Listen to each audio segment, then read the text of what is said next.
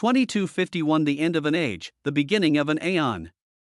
For, beneath the calmness and ancientness he had honed over billions of years, feelings of unwillingness rose as his body and soul broke down while he stared at the unreasonable being that did not think of things from a grander perspective. He could have chosen a different path and worked together.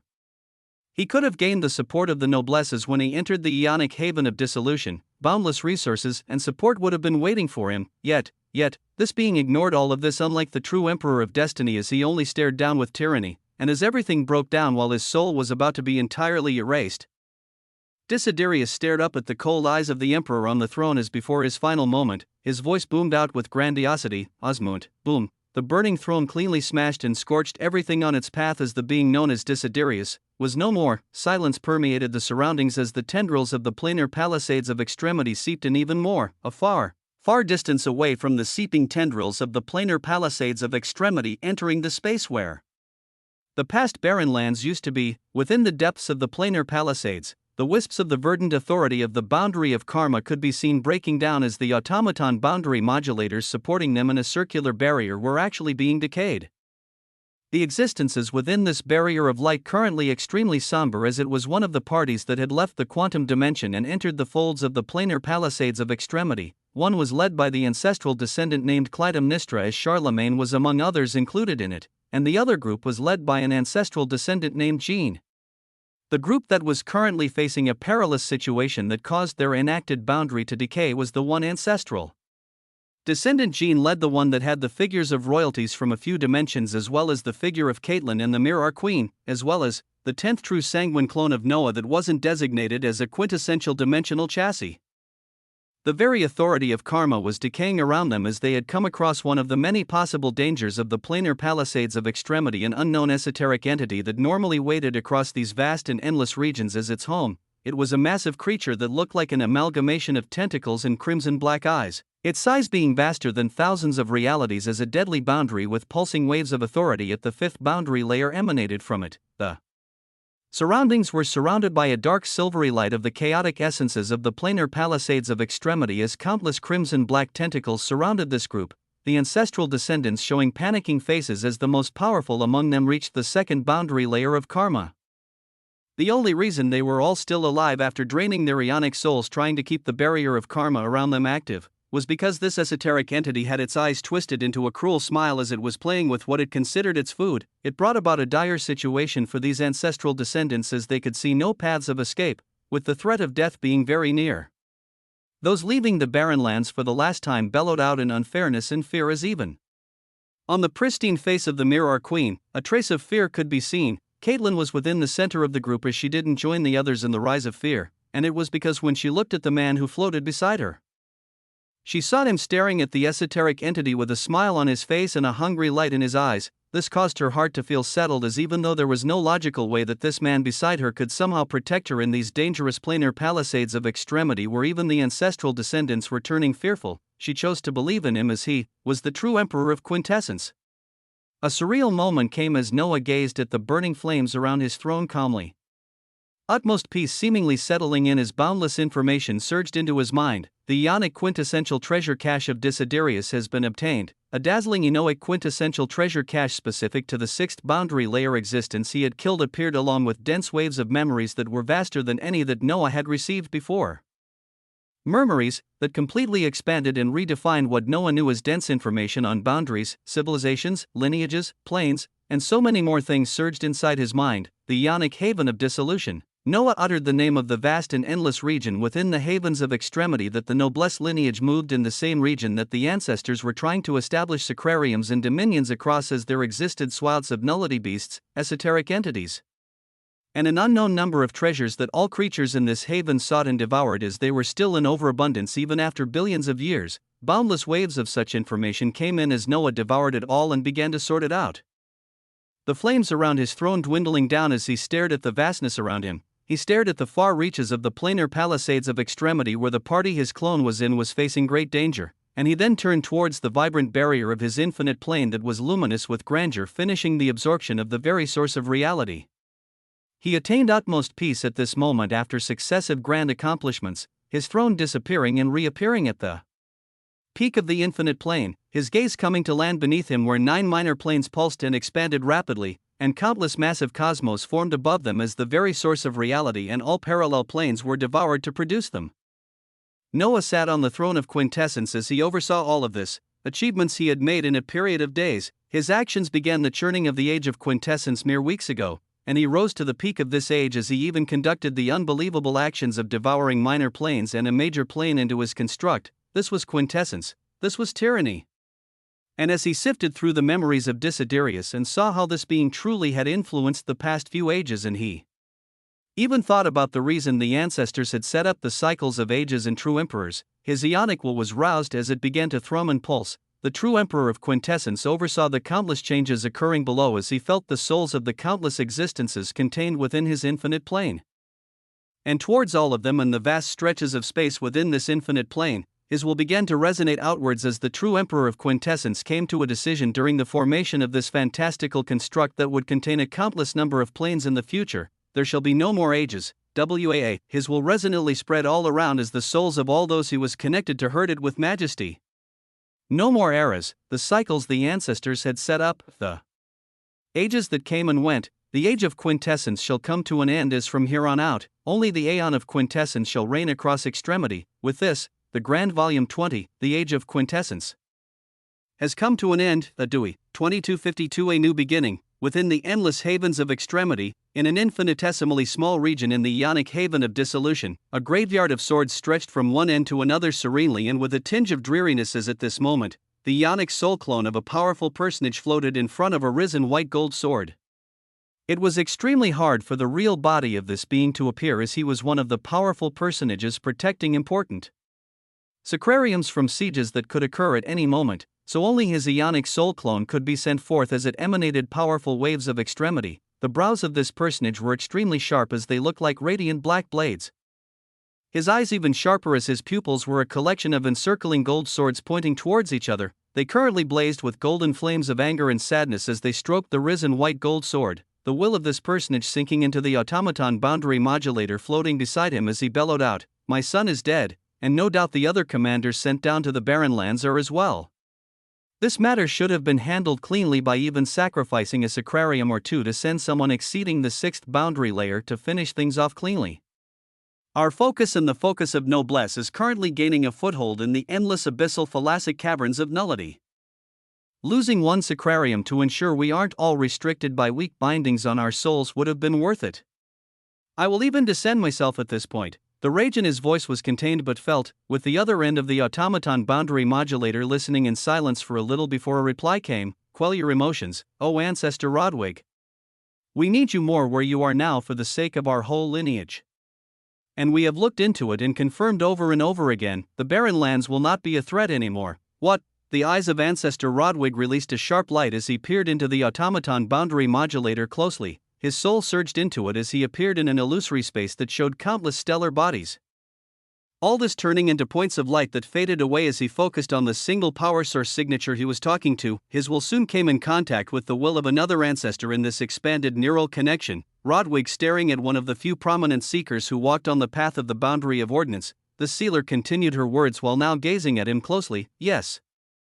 We do not know how things unfolded, but the danger level that was rising with every anchor being pulled faded not too long ago. And around the time of your son's death, all possible dangers of the natural laws ensnaring themselves onto our souls faded as the barren lands should have been entirely destroyed. Your son may have died, but he achieved something grand as your family will be awarded for this." Ancestor Rodwig looked forth in disbelief at such an outcome as it still did not make sense, so he shook his head while questioning, "What could have killed my son? None of this tracks with how things should have played out. This is something we will confirm now by sending a delegation of a few beings to cross the planar palisades of extremity. This is because we have lost the signal of the lesser pylon of ascension in the quantum dimension, which further cements our theory of complete destruction." The words of the ancestral seeker were calm as Ancestor Rodwig took them in. Their home was no longer a threat to them. Their home had truly been allowed to undergo cataclysm as countless of weaker existences within it perished. Rodwig sighed when he thought of his son that perished with them as he nodded. "Then one shall wait for word while continuing to guard the sacrarium of the sword."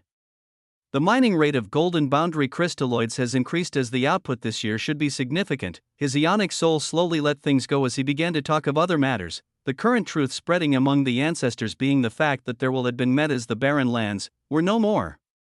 They would never have to worry about the dense natural laws occupying any space in their ionic souls and hindering their path towards extremity as for the sake of the safety of the many. They swallowed the sacrifice of their home plane. The barren lands had undergone cataclysm and been destroyed as the effects of natural laws were no more. This was the truth spreading among a force in the ionic haven of dissolution. But was it truly the case? For this, the infinite plane had to be looked at and what exactly happened whenever it devoured realities and dimensions. When each of the 9 dimensions were devoured and assimilated, they're quite literally destroyed and reborn anew in the infinite plane. So when the entirety of the barren lands was also devoured and recreated, it was a version of an apocalypse as at this moment, the last shred of the source of reality was devoured by the infinite plane. The connections it held to the existences born in it since countless ages ago, were shredded apart and broken down. Something entirely new rose in its place. Lustrous waves of light surrounded everything as Noah remained seated on his throne, having just proclaimed that there would be no more ages or eras, and that the only thing from here on out would be the aeon of quintessence. As he finished these proclamations, more and more prompts cascaded down. The source of mana dynamics has been successfully bound to you fully. The fundamental natural law of mana dynamics is transforming into a boundary of extremity, just before the final shred of the source of reality was fully devoured. Just before the old will of the barren lands completed its aim of turning a natural law into a boundary, Noah fully bound this natural law to himself. Volume 21, The Demon of the 7 Ionic Havens, begins, 2253. A myriad of paths, seated upon his throne, Noah could feel the countless subtle changes occurring as the mana within him was roused. He didn't have a closed system unlike all others, as the amount of mana, essence of reality, and many other resources he could play with, were infinite under him. So, what exactly would change when the concept that governed the basal essence of nature and its transformations became a boundary of extremity? The evolvable crimson innate boundary of mana dynamics has been born. The entirety of the source of reality and parallel paths have been assimilated. The infinite plane is undergoing a quintessential transformation. The feature of ionic haven boundary space has been born. The feature of natural law management has been born. Fantastical prompts rain down. But this wasn't the only thing raining down, as across the reaches of the infinite plane that was filled with the sources of 9 minor planes and a major plane, streaks of multicolored dewdrops began to form from the edges of the boundary of this fantastical construct. As they formed into countless raindrops, the raindrops increased in concentration as within an instant, it seemed like multicolored seas of essence had formed across the farthest reaches of the infinite plane. These seas cascading down over the vibrantly spinning trillions of cosmos and the incandescently shining 9 dimensions, it was a gorgeous scene to see with one's eyes as all beings were swept by these dense seas of essence, their aspects of existence experiencing profound transformation and strengthening. He's still going, at the very top of the Elysium dimension that stood below trillions of spinning cosmos. The figure of Eoan called out as she was accompanied by all the prominent figures in the infinite planes. Her connection with Noah was still one of the closest ones, but she had gradually lost her authority as she couldn't even get near his mind and understand his thoughts currently. She felt a sense of loss and desolation at this, as his power had outstripped her by that much, her golden eyes releasing a brilliant light as she looked at what he had managed to achieve. Beside her, the eye-catching Guinevere of the Avalon dimension grasped the sword of Avalon tightly as she spoke. I may not know too much about him, but he promised to save the Avalon dimension and all other dimensions as he did just that. For this, I shall follow his will. WAA. Her visage was brilliant. She was accompanied by Albus, the longest dream, the seeker of knowledge, and many other past dimensional rulers as they all gazed at the brilliant seas of essence washing over them and even causing their own origins to jump in euphoria. Off to the side, the figures of Adelaide and Barbados could be seen among Noah's close family, little Henry not too far away, as their gazes did not contain exaggerated reverence like what could be seen in the eyes of the newcomers. Look at them be so surprised by the actions of little fish, they'll need to prepare their hearts if they are going to survive the future. Barbados had a devilish smile as her small figure vibrated with her laugh, Adelaide looking at the scene around her with a smile as her wildest dreams continued to be exceeded daily. Beside her, little Henry looked at his father's actions as he placed his hand over his chest, feeling the beat of his heart and the planar lineage of the quintessential Kainos Emperor that coursed through his body. He felt like he couldn't just sit still with such a boon granted to him as he thought about the future. Far, far away from the peak of the Elysium dimension, towards the edges of the infinite plane, the lone figure of Lilith could be seen as her fair hands passed through the dense seas of essence washing over the starry haven around her. Was her path truly the wrong one? This existence had managed to achieve everything she dreamed of, and in an unbelievably short period of time at that. Her origin felt stronger than ever as she even felt the tight bindings on her soul loosen ever so slightly over the past hour. She wondered as she looked at the faraway Apollyon dimension that she called her home and how it was now intricately linked to this unbelievable construct.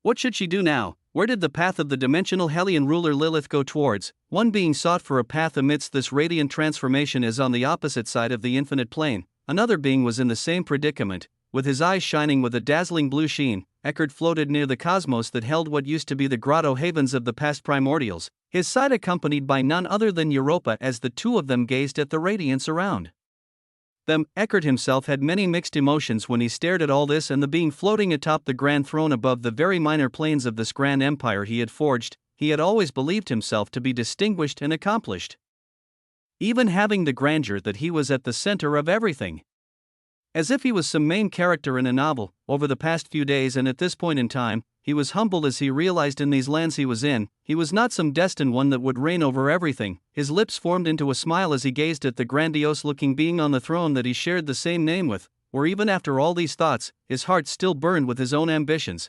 WAA.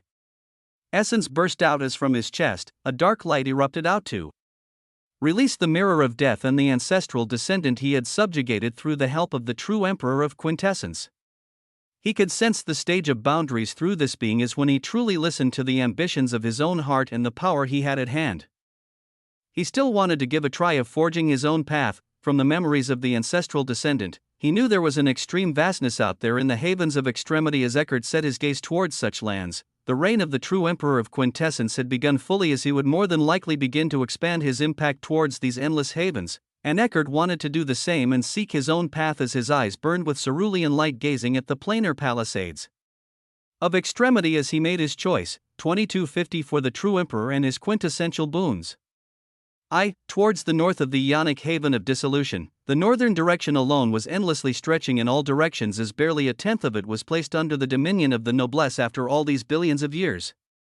Terrifying unknowns moved outside the established dominions as within a region of blue mountain peaks rising up from a starry sea littered with crescent moon cosmos, the visage of one man could be seen atop one of the countless blue mountain peaks. He was adorned in a white robe as his face carried features of utterly unfair handsomeness, his eyes alone being capable of stopping all light in the surroundings when he blinked.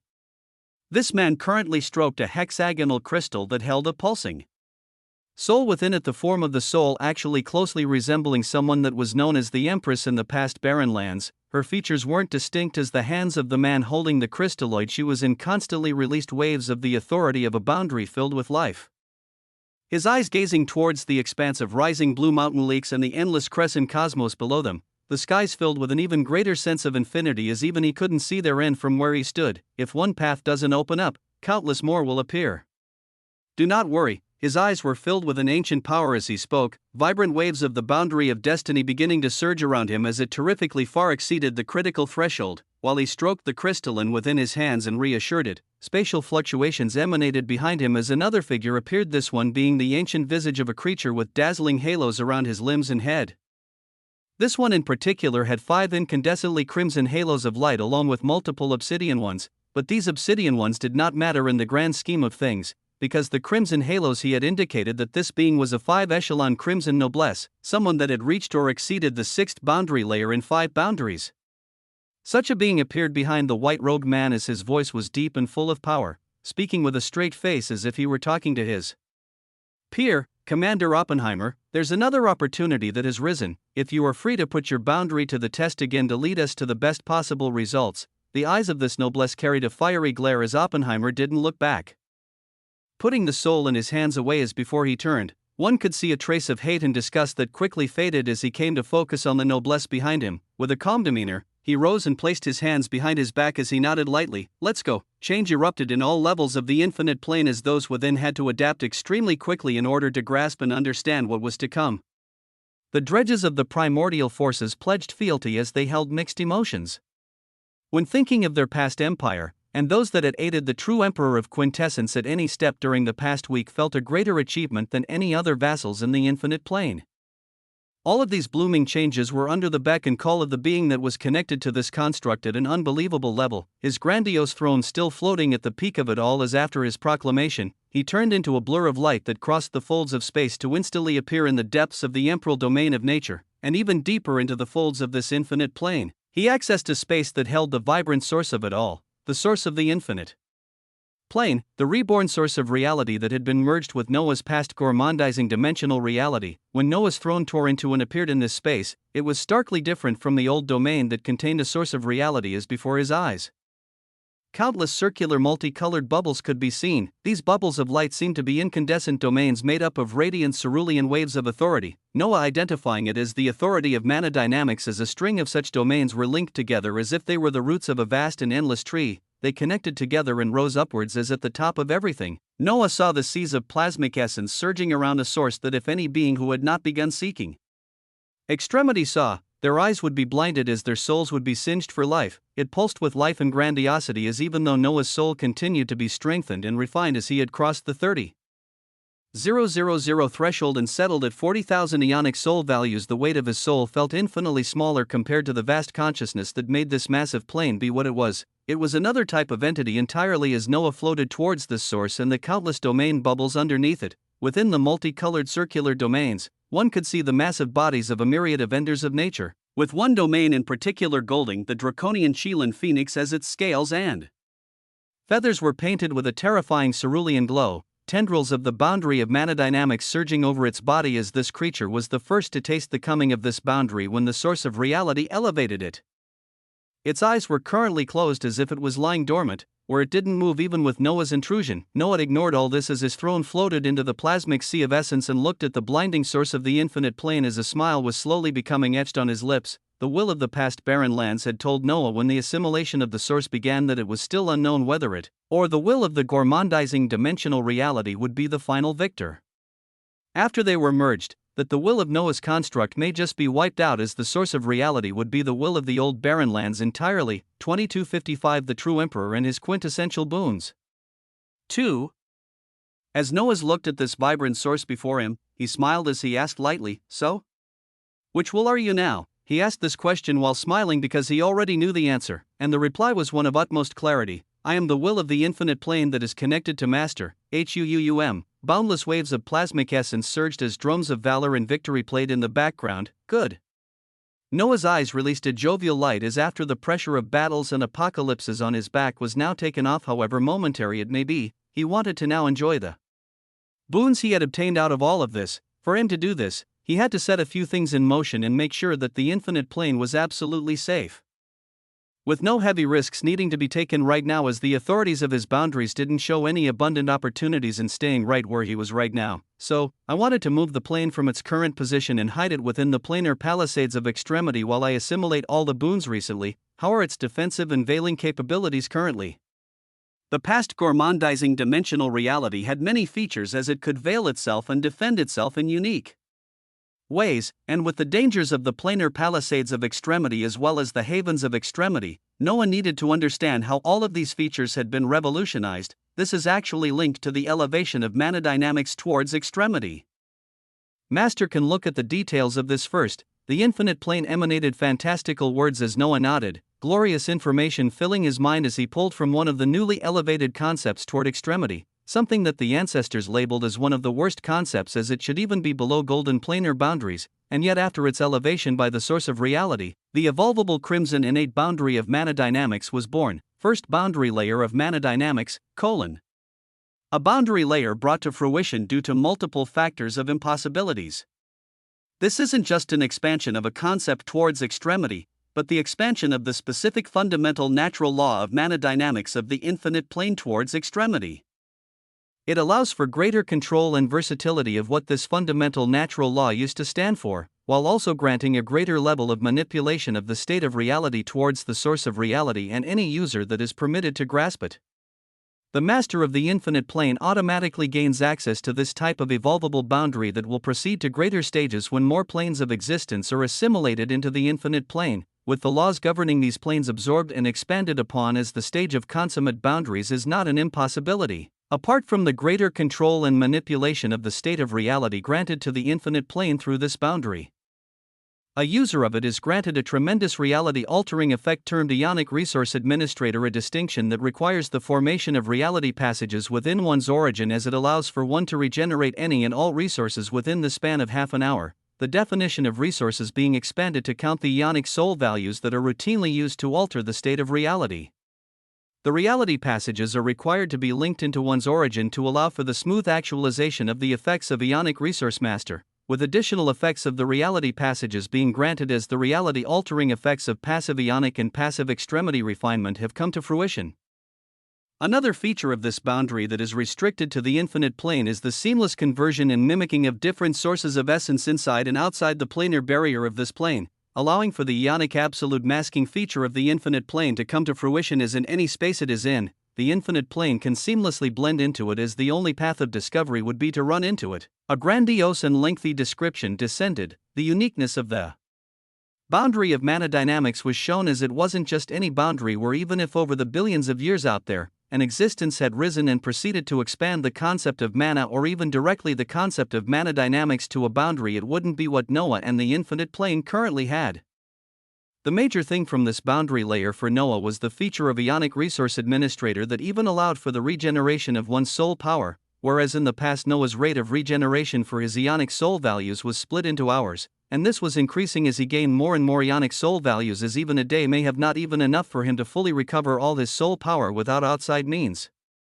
Yet all this was wiped away as Noah would recover to full resources vitality, mana if it wasn't already infinite, and now even Ionic soul values in the span of 30 minutes, the moment that Noah accepted this boundary into his soul after its creation by the infinite plane. He felt his origin come to life as the incandescent reality passages that connected his 9-dimensional realities began to pulse. A cerulean light of grandeur covered them, as on top of their multicolored texture, they looked like celestial mountains one would find on the highest peaks of idyllic planes of existence.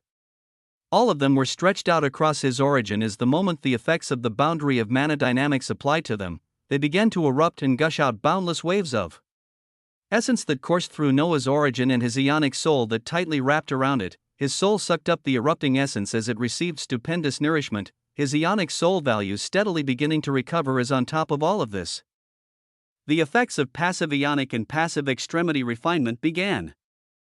2256 The True Emperor and His Quintessential Boons.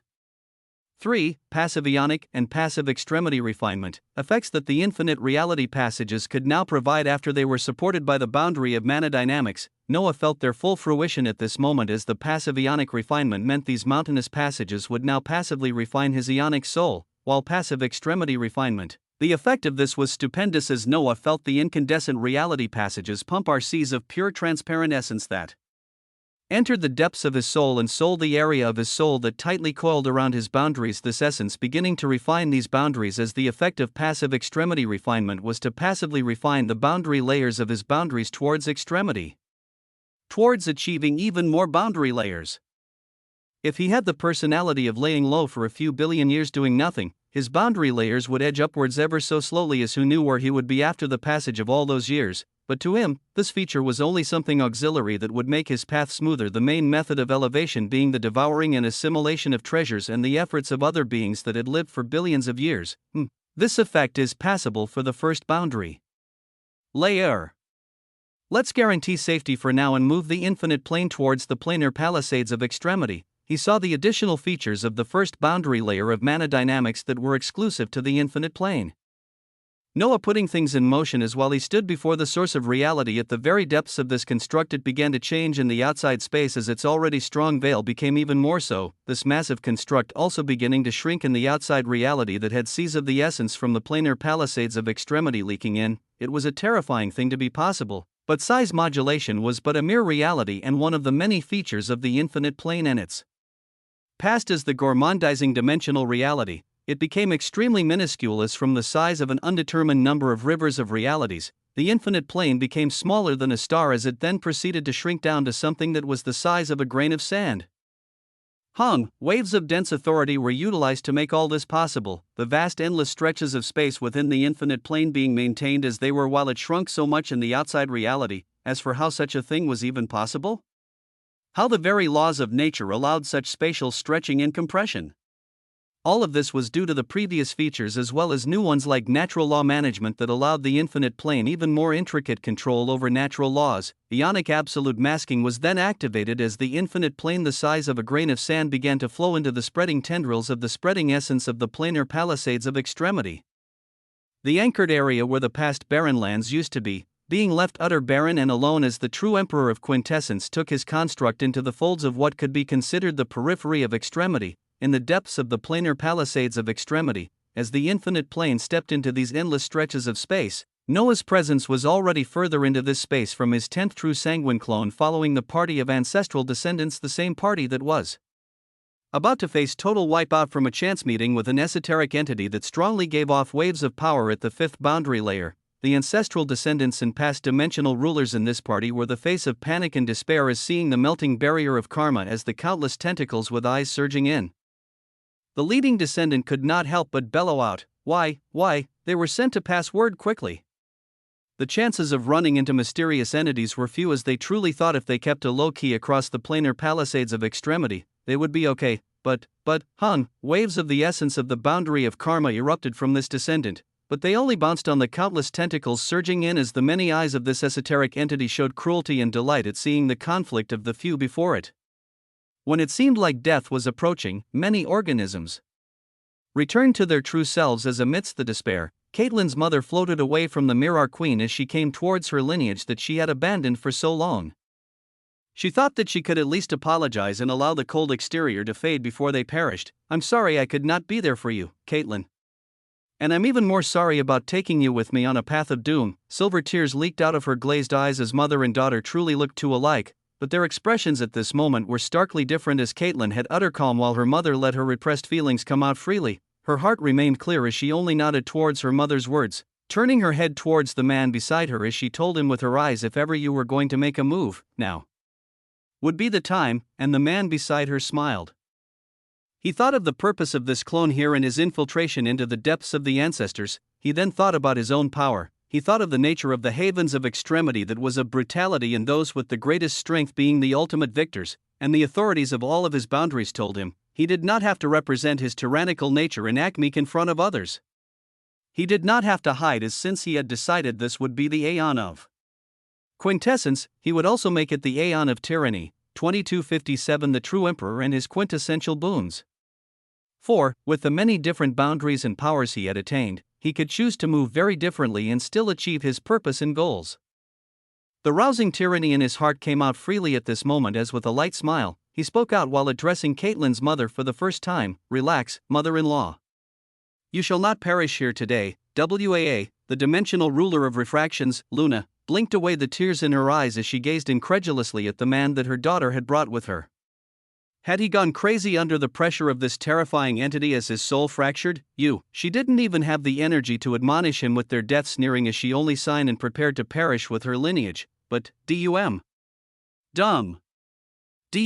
Drums of victory and valor began to play. A rousing symphony descended amidst the despair as all heads turned. The crimson-black tentacles with countless eyes etched within them vibrated and paused briefly as with Noah's visage at the center, a golden light of grandiosity erupted, a light of power and authority that bore down on the souls of all beings as this was merely the spread of the grandeur of Noah's ionic soul. All hearts trembled as all eyes focused on him at this moment, only catching a glimpse as his eyes released blinding rays of light. Epical radiation emission, but, at Noah's level of power, the esoteric entity before him would not amount to much as it only had a 5th boundary layer as its highest. What he was doing right now was straight bullying as he didn't even have to do anything grand. His eyes alone were enough, shirring, countless rays of multicolored light left his eyes as they carried terrifying capabilities, exceeding 20,000 ionic soul damage values in power as when they came in contact with the tentacles of the esoteric entity they utterly eviscerated everything. The eyes of the cruel entity contracted with a terrific light as for the first time since its appearance, it spoke. What? It thought it had caught small fishes to slowly devour, and never did it think that an expert could be hidden among them. It wanted to apologize and please for its life, but the countless rays of light released from the eyes of the terrifying existence moved too fast as they speedily eviscerated its countless tentacles and surged towards its globular main body in an instant, shredding apart the essence of the 5th boundary layer of this being as if it were paper. The poor esoteric entity couldn't even plead for its life when it met a true and genuine esoteric entity as, boom, its ionic soul was entirely destroyed along with its body, the countless rays of light that were just shot out also fading into nothingness as only the blazing eyes where they originated pulsed with grandiosity. 1x ionic quintessential treasure cache of Kyukalax has been obtained.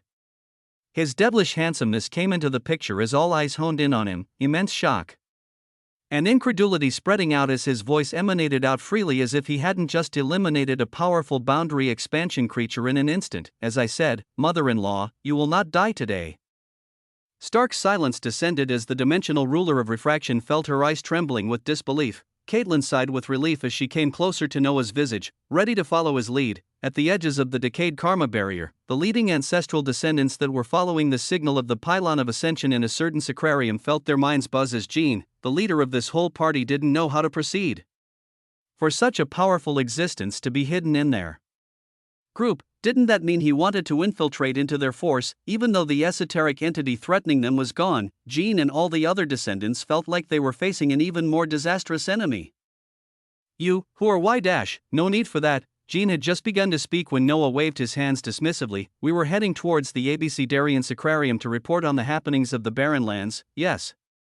Let's keep going. His voice emanated out as it didn't leave behind any possibility of discussion. It felt akin to a command that they would receive from their ancestral descendant commanders. Jean and the others felt stifled in their soul's serene danger, but they couldn't find themselves moving as they didn't want to invite such a monstrous being into one of their important sacrariums. But ultimately, the choice didn't lie with them. Hockey rose out in waves from the visage of the unveiled true emperor of quintessence as this time it was filled with quintessential pathogenicity, neural encroachment, that was gained from the zenith lineage of the imperial undead goo erupted out to cover nearly every single being within this group, the tyrannical emperor blatantly releasing his majesty at this moment as his overly strong ionic soul against the souls of beings who barely reached the second boundary layer. Even an instant was too long as all targeted beings fell under his grasp right away. Let's go, his will came out again as Jean and the other ancestral descendants replied curtly, yes sir. The stopped procession began to move as one again, the eyes of Caitlin's mother, Luna, trembling at the unfolding situation as she saw the verdant gold light of karma emanate from this being freely repairing the destroyed barrier as the automaton boundary modulators came to life once more. Mother-in-law, let me introduce myself again as we go to grander ventures. I am the true emperor of the past age and era of the Barren Lands, Noah Osmont. He took Caitlin into his embrace while his eyes released a devilish smile of tyranny, his eyes set on the sacrarium known as the ABC Darien Sacrarium that all existences ascending with the pylon of ascension arrived in as this clone paved the way forward, in the periphery of the source of reality. Noah's true body replayed the scenes occurring in the depths of the planar palisades of extremity as he smiled. Lightly, waving his right hand as dozens of incandescent treasure caches bloomed within the plasmic sea of this region. The ionic quintessential treasure caches he had attained from the halcyon plane of Lut, the individualized treasure caches from Desiderius, Theseus, and the recently slain esoteric entity known as Kyukalax, open it all. The time had come to collect as his voice commandingly echoed out, the light of Lut blooming to blind everything in the already fantastical seas of light. 2258 The True Emperor and His Quintessential Boons. In a fantastical space at the very depths of a dreadful plane with unknown potential and possibilities, the true emperor of quintessence had his eyes releasing lights of grandiosity as he watched multiple treasure caches open their heart locks and reveal what lay inside them. He planned, schemed, and battled over the past days, all for moments like these where he transformed the aspects of existence of his enemies qualitatively and quantitatively into things he could devour and strengthen himself even further. Moments like these were the reason why his power continued to scale upwards exponentially, where he actually spent longer periods of time going through the ranks of F, E, D, C, B, A, as a hunter in his home world, but he now surged across the firmaments of ascendancy, Grotto Haven stage and into boundary expansion in a matter of days. His pace of progression was always fast, and it was bound to get even faster so long as he continued to focus on the concepts that got him here. So he enjoyed the grandeur of the opening caches as the boons from the crimson treasure caches came first. 100,000 obsidian boundary modulators have been obtained. 100,000 obsidian boundary modulators have been obtained. Dazzling obsidian points of singularity shot out from the caches and came to surround Noah as he looked at them closely with shining eyes. 16 of such prompts repeating as he gained 1.6 million obsidian boundary modulators. In the past, he needed 100 million. golden boundary modulators to achieve an initial boundary layer, and since then, he had established the planar lineage of the quintessential Kainos emperor that allowed him to traverse towards extremity with a 50% increased rate of progression. And any resources required to exceed a boundary layer were absolutely reduced by half, so he would only need 50 million golden boundary modulators to achieve an initial boundary layer. But then, he fully established his realm, the first plane of extremity that quite literally gave the same exact boons as his planar lineage, as it tacked on another 50% increased rate of progression and a reduction of required resources by half, so at this moment, he only ever needed 25 million golden boundary modulators to establish the first boundary layer. So, what effects did the obsidian boundary modulators bring to the table? Obsidian boundary modulator, you would think that a crimson boundary modulator comes from a crimson quintessential treasure cache, right? The obsidian boundary modulator admonishes this thought and tells you such a loot is far too pristine compared to it, and that is why the obsidian boundary modulators originated from the crimson quintessential treasure caches. It allows an existence with at least one ionic soul value to modulate a concept towards becoming an established boundary that is seeking extremity. It depends on the selected concept, but a minimum of 10,000,000 obsidian boundary modulators are required before a concept can be established as a boundary. An obsidian boundary modulator is applicable for planar and innate boundaries, unlike its weaker counterpart that is the golden boundary modulator. The second boundary layer can be achieved with twice as many obsidian boundary modulators compared to the cost of the first layer. And a third layer is possible with 5 times as many obsidian boundary modulators compared to the cost of the first layer. There is no effect for anything past the third boundary layer for that. The obsidian boundary modulator tells you to seek the pristine crimson boundary modulators that can even affect consummate boundaries. Noah read the details closely as his eyes released radiant rays of light, breaking everything down as for him. He would only need 2.5 million obsidian boundary modulators to establish the first boundary layer of any planar or innate boundary due to his lineage and origin. Good, he was satisfied with the results as he didn't even need to ask ruination. Whirl already surging out to wrap around the 1.6 million obsidian boundary modulators twirling around Noah to begin decuplicating them. While this process began, Noah expectantly watched the opening of the ionic quintessential treasure caches that came from the Halcyon plane of loot next. The premise of all of these caches still remaining with the purpose of giving Noah loot that would aid him towards extremity and focused on boundaries, compared to the crimson quintessential treasure caches that granted the obsidian boundary modulators. These treasure caches only had the word ionic attached to them, and yet their results, 10 crimson boundary modulators have been obtained. 10 crimson boundary modulators have been obtained. 10 crimson boundary modulators have been obtained. The plasmic sea around Noah surged with the advent of these treasures as crimson points of singularities bloomed. Depending on what Noah designated what he wanted the most, he could have gotten epic relics, lineages, or any other sorts of loot from the ionic quintessential treasure caches.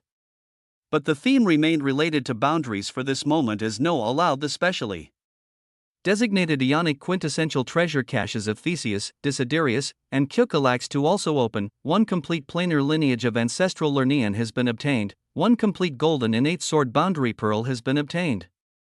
1 complete crimson planar light boundary pearl has been obtained. From Theseus alone, Noah attained 3 fantastical wonders that represented the planar lineage that the ancestors carried, as well as 2 complete boundary pearls. One was the golden innate boundary of the sword, which was one of the weapons the ancestors forged to stand against the noblesse, even though they came short and only produced a golden innate boundary.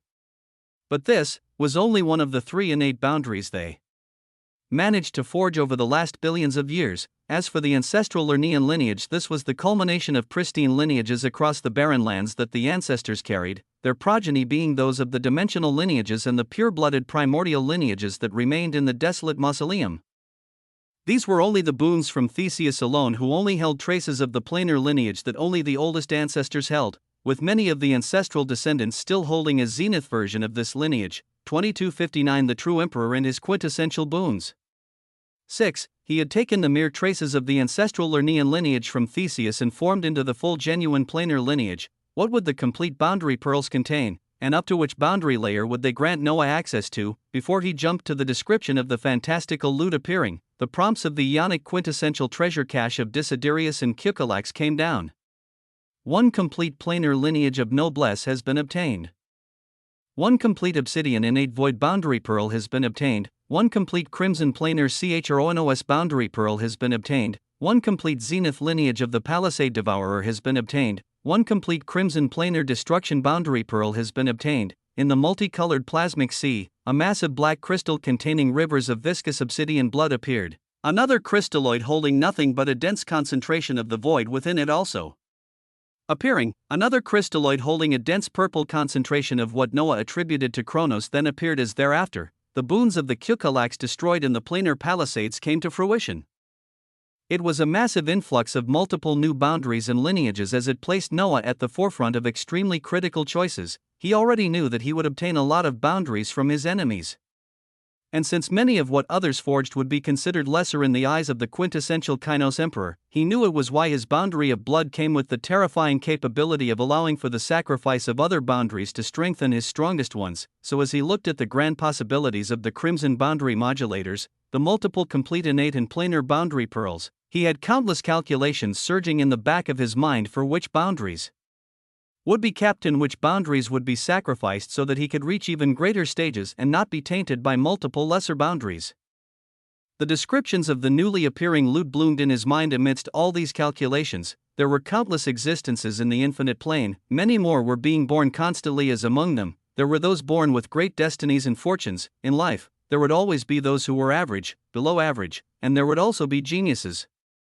Among the many tasks Noah designated to the past gormandizing dimensional reality that were now carried over by the infinite plane, the cultivation of the geniuses of the infinite plane was at the forefront. The definition of geniuses was also recently expanded as it now covered the dimensional rulers who had recently joined. On top of many other geniuses or existences born with dense destiny and fortune within the infinite plane, Noah gave this construct autonomy in the cultivation of such beings, as even if it was close to an impossibility, Noah wanted those who helped him on his path still be able to play critical roles and not just be characters that were left behind after their roles were done. The Palisades of Extremity were vast. The havens of extremity were even vaster. The infinite plane had unimaginable possibilities, as the cultivation of a select few beings into powerhouses was also a path to be taken. It was why at this moment, as Noah worked on optimizing himself and his boundaries, a specific number of existences received prompts from the infinite plane as they were then taken towards a specific location. Among those appearing, Noah's past animus summons were at the forefront as a blue slime bounced on top of the three-legged golden crow. The obsidian panther, Tiamat, and others who shared a closer connection to Noah's soul all appeared. After the transformation and restructuring of the infinite plane, the 9 dazzling dimensions floated underneath as above them, a starry and fantastical space vaster than any single dimension floated, as it was the dimensional emperor domain of nature. Then above this, the countless spinning trillions of cosmos could be seen as the whole structure of the infinite plane looked akin to a vast celestial tree with the 9 dimensions acting as the trunk, the domain of nature containing all the dense concentrations of the natural laws stretching out like countless branches, as trillions of multicolored cosmos were like leaves and fruits hanging around such wonder. The so-called geniuses that received prompts from the infinite plane appeared above the emperor domain of nature, as it was a sea of essence all around them, with the cosmos constantly being moved further away, a vast space just as wide as the emperor domain of nature beneath them forming. The figures of the dimensional rulers appeared in this space one after another. Noah's close family also being seen in the surroundings, as all of his women floated at the forefront in their own cluster. Little Henry was floating beside the visage of Hyperion, as in another direction. The figure of Dr. Hall could be seen alone as he pushed his glasses closer to his eyes, intent on observing everything around him and trying to understand its nature. Even the figures of Eckert and Europa appeared, as even though the latter had decided to forge his own path, he would still see the opportunities present in the infinite plane before he said his goodbyes to the true emperor of quintessence. Apart from them, new figures never seen before also appeared, as they ranged from existences born in the past gormandizing dimensional reality or found in the vaster infinite plane after all realities and dimensions were assimilated. When everyone pertinent had arrived, hung, a radiance shone at the center of the endless space they were only in a corner of, as the will of the infinite plane emanated out. If you are here, it means you have the talent to rise to a level of power that will allow you to play an active role in the future of the infinite plane. A crucial piece to understand in order to step up to such a role is the understanding of extremity. The will of the infinite plane had just begun to emanate out, as for the first time ever, the feature of Ionic Haven boundary space was initiated. 2260 The sacrifice of boundaries. Ionic Haven boundary space One of the newer features of the infinite plane is just what did it entail. The dimensional rulers and those designated as geniuses with the most fortune, destiny, and potential in the surroundings were able to watch it unfold firsthand before their eyes. In the empty space above the dimensional temporal domain of nature, a massive singularity bloomed and exploded as it released boundless wavelengths carrying the essence of boundaries of extremity. Dr. Hall was among those who were more analytical as his eyes trembled when he saw the dense waves of authority, recognizing they weren't the absolute authorities of dimensions or laws of nature as these were something above them. He was even able to notice that each of the spreading tendrils of authority were different in nature as from the explosion of the singularity the waves of authority came to completely encompass them as their origins felt a profound sense of weight and grandiosity. Settle onto them, boundaries of extremity. Feel their authority, understand their possibilities in altering reality, and seek to follow these same concepts you feel around you towards the extreme. Or forge your own concept. This is the only path forward if you wish to play greater roles than what you already have. The voice of the infinite plane emanated out and even came in the form of prompts before their eyes, their souls feeling the heavy sense of authority around them as in the surroundings. The abundant waves of authority of the boundaries of loot, quintessence, blood, mana dynamics, dimensions, death, karma, and fate overflowed. Little Henry felt his lineage pulse inside of him as he was among the very few carrying the lineage of the quintessential Kainos Emperor, and this lineage was intricately linked to many of the boundaries that encompassed everything around them right now. With some particular boundaries innately attached to his bloodline as it was the boundaries of blood and quintessence flowed through his veins, the least he could do was grasp it. Boom. The visage of little Henry that had relegated the growth of his body to now look like someone slightly above the age of 18 exploded with grandiosity as one of the unique features of innate boundaries showed themselves. Why were the noblesse so powerful? They had a boundary linked to their bloodline, so long as their souls were sufficiently strong enough and could handle the expansion of a concept towards extremity, all beings in that lineage would grasp the first boundary layer of the void. Now, the true Emperor of Quintessence had enacted multiple innate boundaries and bound them towards his lineage as none was more intricately connected than the boundary of blood. Little Henry's soul that already underwent rebirth and transformation from the lineage of the quintessential Kainos Emperor naturally erupted with the crimson innate boundary linked to him as those nearby could only stare in utter shock as they stared at what should have been a child who had not even lived a fraction of their lives, achieve something so pristine so easily. Adelaide had a dazzling smile as her body also reacted, albeit slightly weaker, while off to the side, Eckert shook his head incredulously while sighing. B, his son too? B, it was the eruption of the child of destiny that when he fully rode on the path his father was outlining, he was bound to become a powerful combatant. Multicolored radiance spread out above the dimensional temporal domain of nature as the Ionic Haven boundary space underwent establishment, and it was a location that served the purpose of introducing Noah's vassals to the authority of boundaries to see if they could attain the first layer of it themselves if their souls were strong and special enough, while Noah would also experience a faster rate of progression towards extremity when he trained in this space, but while his vassals experienced this transformation, he was also at an impasse of decisions as he gazed at the details of the recently obtained loot that circled around him. Crimson Boundary Modulator, a high-level treasure equivalent to something sought after by young lineages in the havens of extremity. It allows an existence at any stage of power to modulate a concept towards becoming an established boundary that is seeking extremity. It depends on the selected concept, but a minimum of 1,000 Crimson Boundary Modulators are required before a concept can be established as a boundary. It can affect any boundary up to the consummate level, with its effects applicable up to the 6th boundary layer as the required resources for each successive layer increase by a factor of 2. This is something pristine only achievable by this loot as something above it, may only be found naturally across the vaults of extremity. The Golden Boundary Modulator was average and the Obsidian Boundary Modulator was fantastic, but the Crimson Boundary Modulator, it was too domineering as for one, it didn't have a requirement of having a specific ionic soul value to utilize it. Anyone could utilize them as if they had 1,000, the first boundary layer of any boundary up to the consummate level could be attained, and the next layer would require 2,000 Crimson Boundary Modulators, and the layer after that 4,000 as the required cost was only multiplied by 2, knowing how it was much harder to scale upwards the more one went towards extremity. This factor alone made this loot extremely special, as even noblesse and the lineage of the ancestral Lernaean from the past barren lands would wish to have their hands on it. After the dazzling crimson points of singularities spun around Noah and reached 250 from the 25 Ionic quintessential treasure caches, Noah waited for the magic words from Ruination. I can also decuplicate these, master, but they are the extent of what I can do currently. Anything above this and I will not be of use. A smile became etched on Noah's lips as he sat on his throne and nodded, this capability alone being outside of his expectations, as he replied lightly, "Will elevate you towards the grander stages of epic soon enough." A promise was made as Ruination shone brightly, beginning yet another round of decuplications as her master stared down and began utilizing the remaining loot to come out of the distinguished Ionic quintessential treasure caches. 2261 The Sacrifice of Boundaries. 2. After gazing at the crimson boundary modulators, Noah's eyes honed in on the specific loot from Theseus, Desiderius, and Kyriakos, complete golden innate sword boundary pearl, a loot on the scale of impossibility, as it contains within it references from the first to the third boundary layers of the sword. When taken to extremity, a single sword light can encompass and erase entire planes or havens.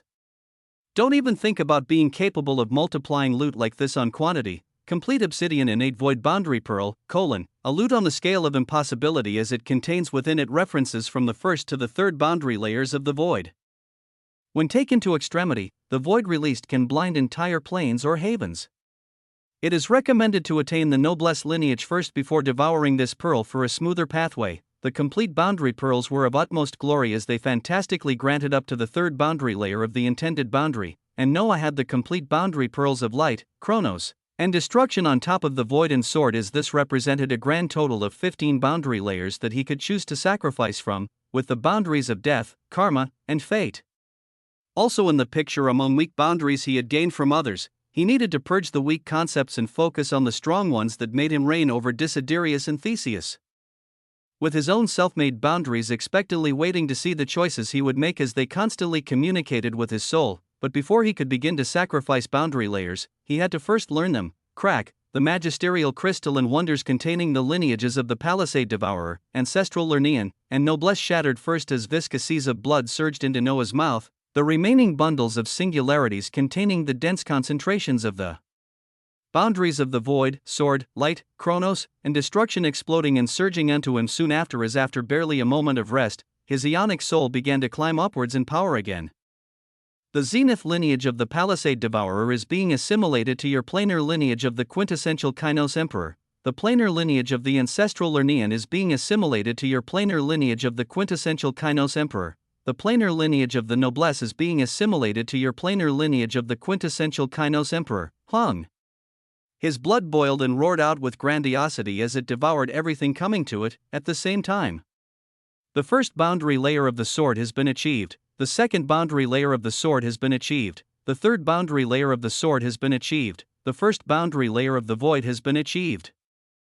Prompt after prompt cascaded down as Noah's Ionic soul burst forth with glory. He was now provided with many options and possibilities, as while the new edicts surged in his soul, he looked over them and decided if their boundary layers were worthy of keeping or if they would be sacrificed and erased entirely. It was one of the many decisions he had to make on which direction he would go towards after his recent achievements.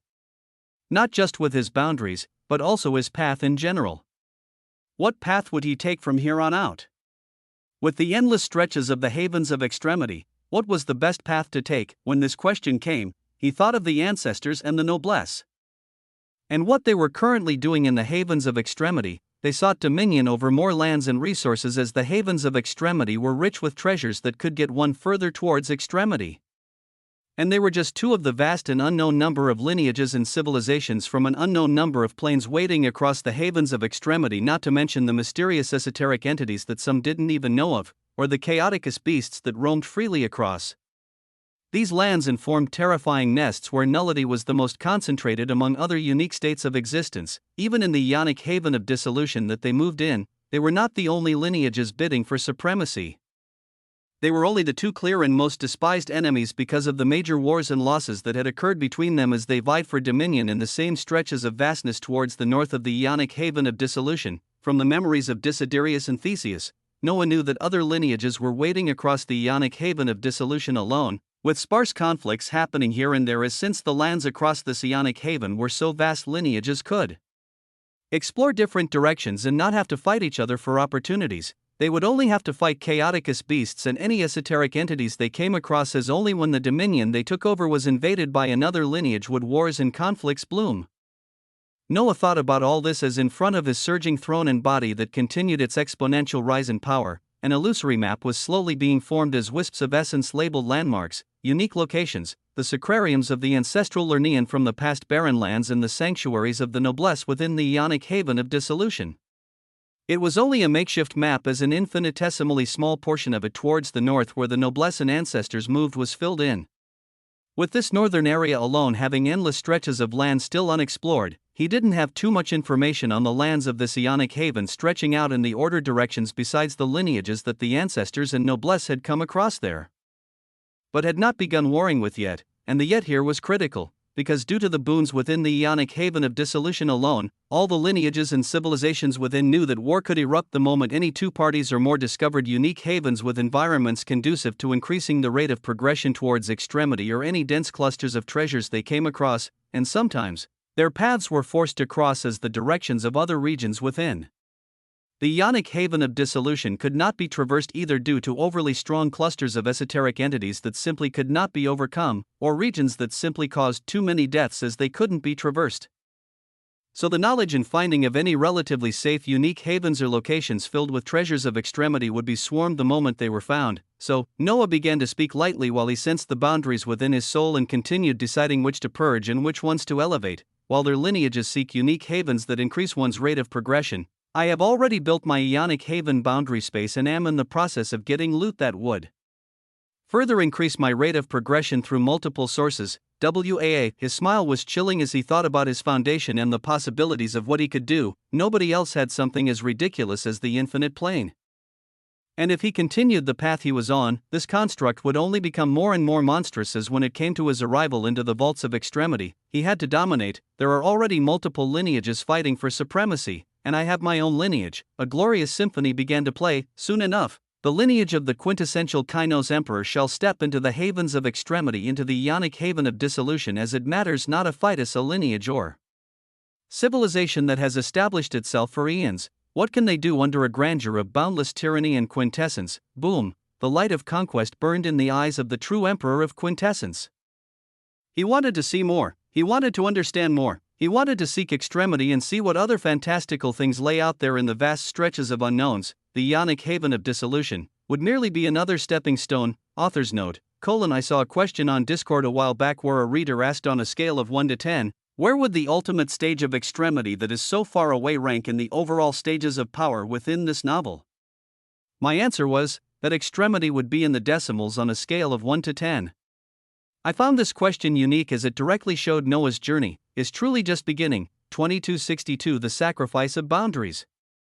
3. The Planar Palisades of Extremity.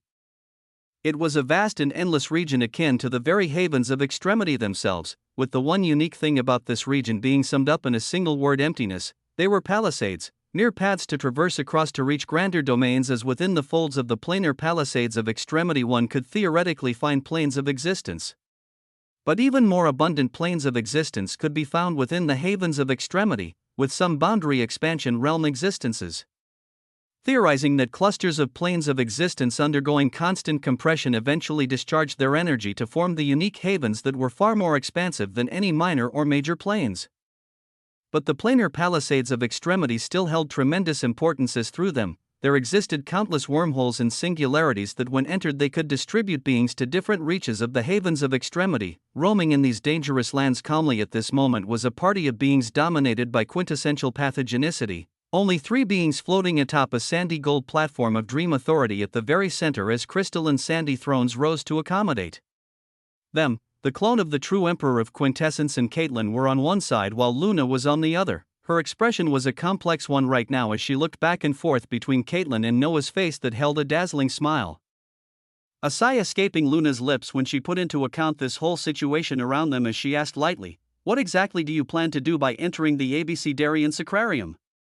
The rest of us know not to deny the will of the ancestors, as even if you achieve the stage of ancestral descendants commanders, they have countless of those defending the borders of sacrariums.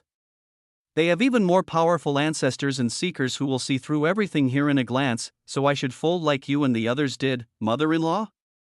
Noah's smile slowly faded when he gazed towards Luna. Condemn all other beings in 9 minor planes and a major plane to death just to follow the will of existences that came before me for their own benefits? What you and many others decided did not impress me, mother-in-law. And I am even more disappointed with the so-called ancestors. WAA, his words carried a trace of admonishment as even against enemies, Noah only made them vassals. But these beings truly condemned their own lineage and entire planes to death. Luna saw the terrifying light in the eyes of the true emperor as she shook her head with a sad smile, looking towards her daughter who didn't provide her any support whatsoever and only continued to stare at the vastness of the planar palisades around them. Luna's voice came out filled with weakness. At the end of the day, the weak have no right to talk back against the strong. Just like when the ancestral descendants came and said for us to follow. We followed. Just like you stand before me now and admonish me for condemning my whole dimension to death and I cannot do anything even while my own daughter sits in front of me. It is strength and power that moves the laws of reality. Great weakness could be felt from her words as Noah smiled brightly at them. Caitlin's mother continuing, you are strong now, but will you be strong when you stand against the ancestors? Against the beings who have exceeded whatever stage of boundaries you have reached? Will you admonish them the same way you're admonishing me? Oh son-in-law, she mustered more strength as she uttered out the words, son-in-law, while gazing straight at Noah fearlessly. And a brilliant smile was etched upon the true emperor of quintessence as his left hand tenderly went below Caitlin's chin to turn her towards him as he spoke to her. See, I told you that I would come to like my mother-in-law in time. Caitlin harumphed as she gazed between the two of them, Noah turning his attention back to Luna as he nodded towards her question. Yes, I plan to stand strong against the ancestors and ask them what made them so weak as to condemn entire planes to an apocalypse just to free up some space on their souls. I plan to look at the true emperor of Genesis who was among those that started all this and ask him when he became so weak and cruel. If it is the strong and powerful that make the laws of reality, then one shall become stronger than all of them to achieve my wishes and teach them how one should truly lead their lineage. WAA. Boundless waves of tyranny emanated out as the barrier of karma covering this whole procession pulsed this party of organisms traversing across the planar palisades of extremity at a fast pace as they're getting close to the coordinates that would shuttle them towards the abecedarian sacrarium within the ionic haven of dissolution of the havens of extremity. A lot further away from this party, an invisible construct the size of a grain of sand also flowed into the planar palisades of extremity as at the depths of it, the main body of the true emperor of quintessence was holding a thoughtful expression as he studied the state of his many boundaries. The most powerful was the boundary of Lut that was elevated to the 6th boundary layer, and Noah needed another 2 boundaries to achieve the 6th boundary layer in order to bind them to his first plane of extremity and fully begin scaling upwards on his realm. The candidates to be taken towards the 6th boundary layer included the boundary of blood, quintessence, dimensions, or even possibly fate as it was the highest after the boundary of Lut as it held 4 boundary layers with the boosts of the first layer of quintessence already accounted for, 2263 the sacrifice of boundaries. For, some of these potential candidates were extremely hard to raise and would require the sacrifice of many more boundary layers just to rise up a single level. While others like fate and karma would be relatively easy to raise due to their planar level, the hardest boundary for Noah to expand currently was quintessence and mana dynamics fighting for first place, with dimensions and blood following as close seconds. He also had to take a closer look at nullity and decide which path to take with it, where some beings in the havens of extremity had to go through the primitivus, prophesir, and terminus stages of nullity before they could truly begin to expand it towards extremity. Though nullity was a state of verisimilitude, a state of being as its expansion towards extremity adhered to a specific criterion, with its boundary layers being the same for all those expanding it.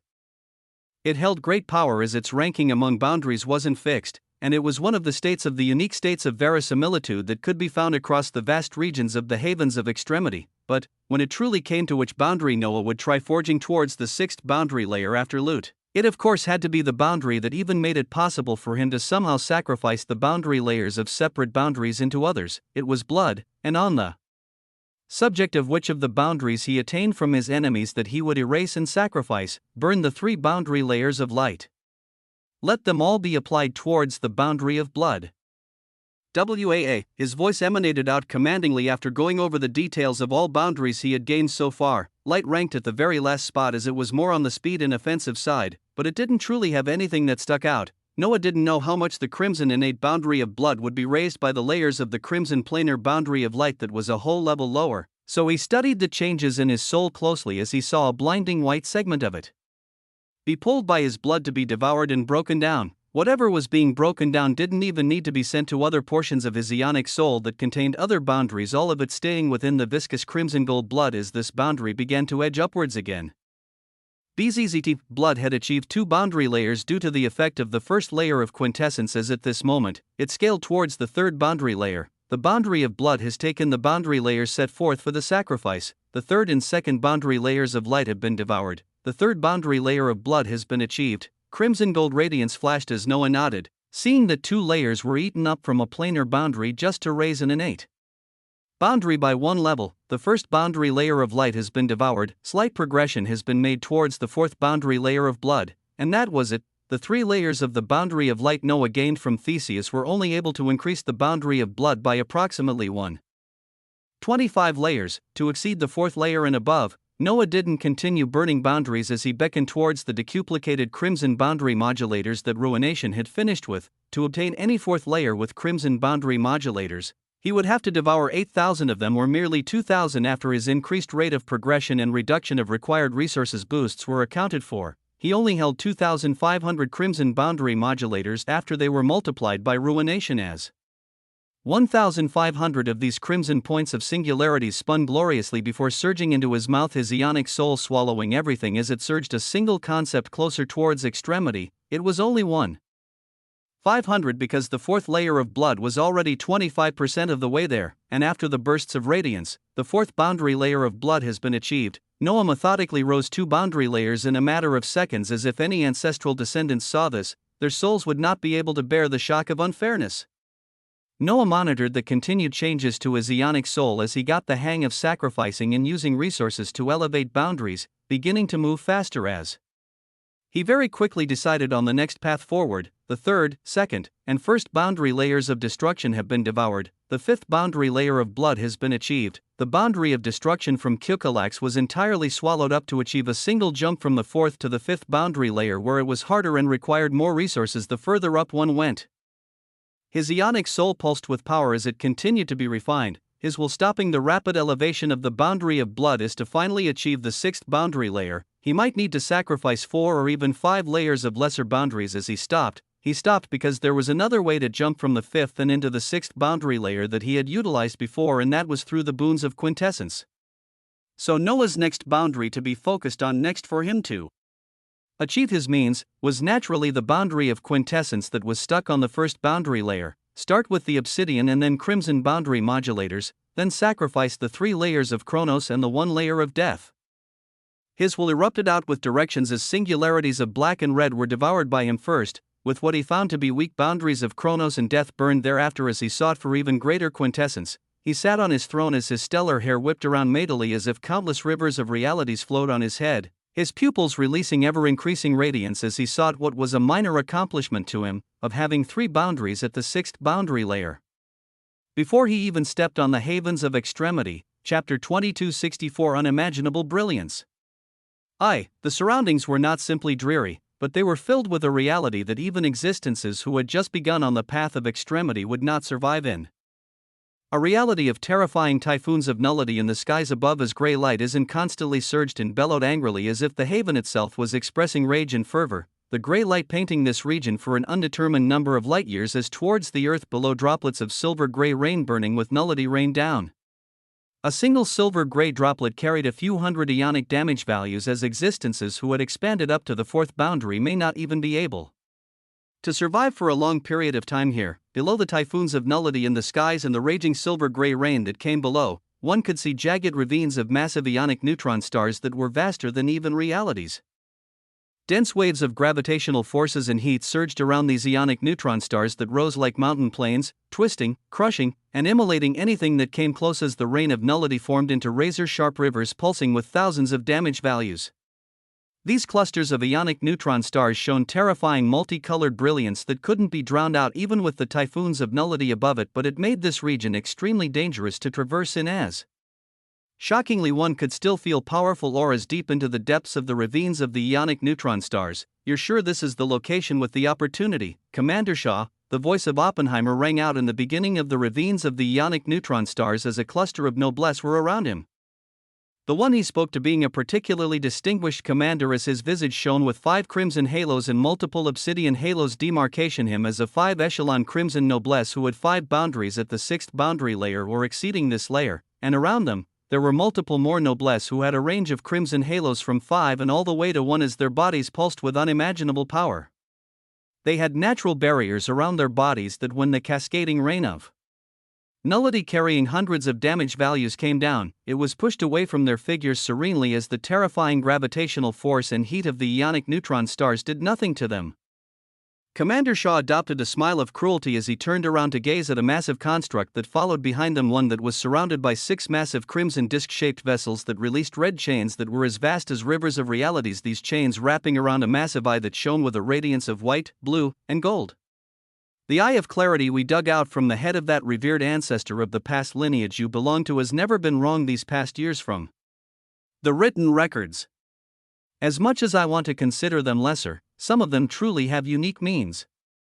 To this day, his sockets continue to bleed gold as he is constantly burned with liquefied molten streams of ruin into his very cells. His eyes have never stopped working as when bound, they can easily see across the veils of reality and lead us towards fantastical treasures. When I tell you the amount of work I had to go through to get the clearance to use just one of his eyes for now, his smile was chilling as he stared at the massive eye that was wrapped around by crimson chains the size of realities, these chains constantly tugging upon this eye as it released a beam of cerulean light that pointed toward a certain direction in the depths of the ravines of the ionic neutron stars. Oppenheimer remained emotionless as he didn't gaze back at the massive eye of the one he knew to be the true Emperor of Genesis.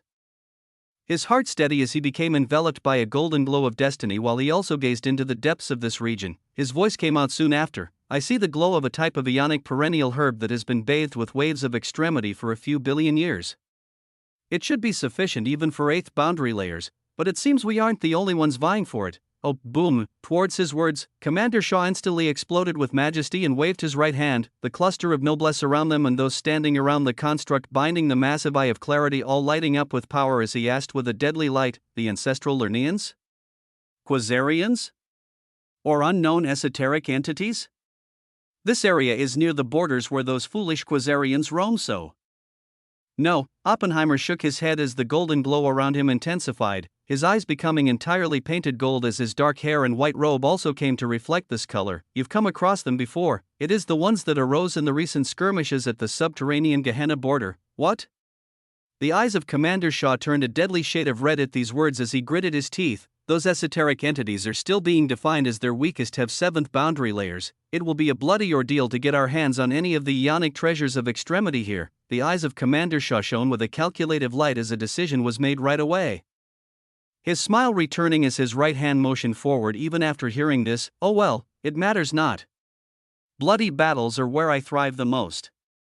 And since we have you here, show us the best path to follow so we can butcher those hiding in the dark and take hold of even more ionic treasures of extremity. Pulsing waves of power boomed out as the gaze of Oppenheimer remained steady, nodding at Shaw's words as his golden brilliance only intensified. This party made up majorly of noblesse surging to the region of ionic neutron stars filled with torrential gravitational forces and naturally formed rivers of nullity that could shred apart weak commanders. This was the level of danger involved when seeking just some of the treasures across the vastness of the havens of extremity.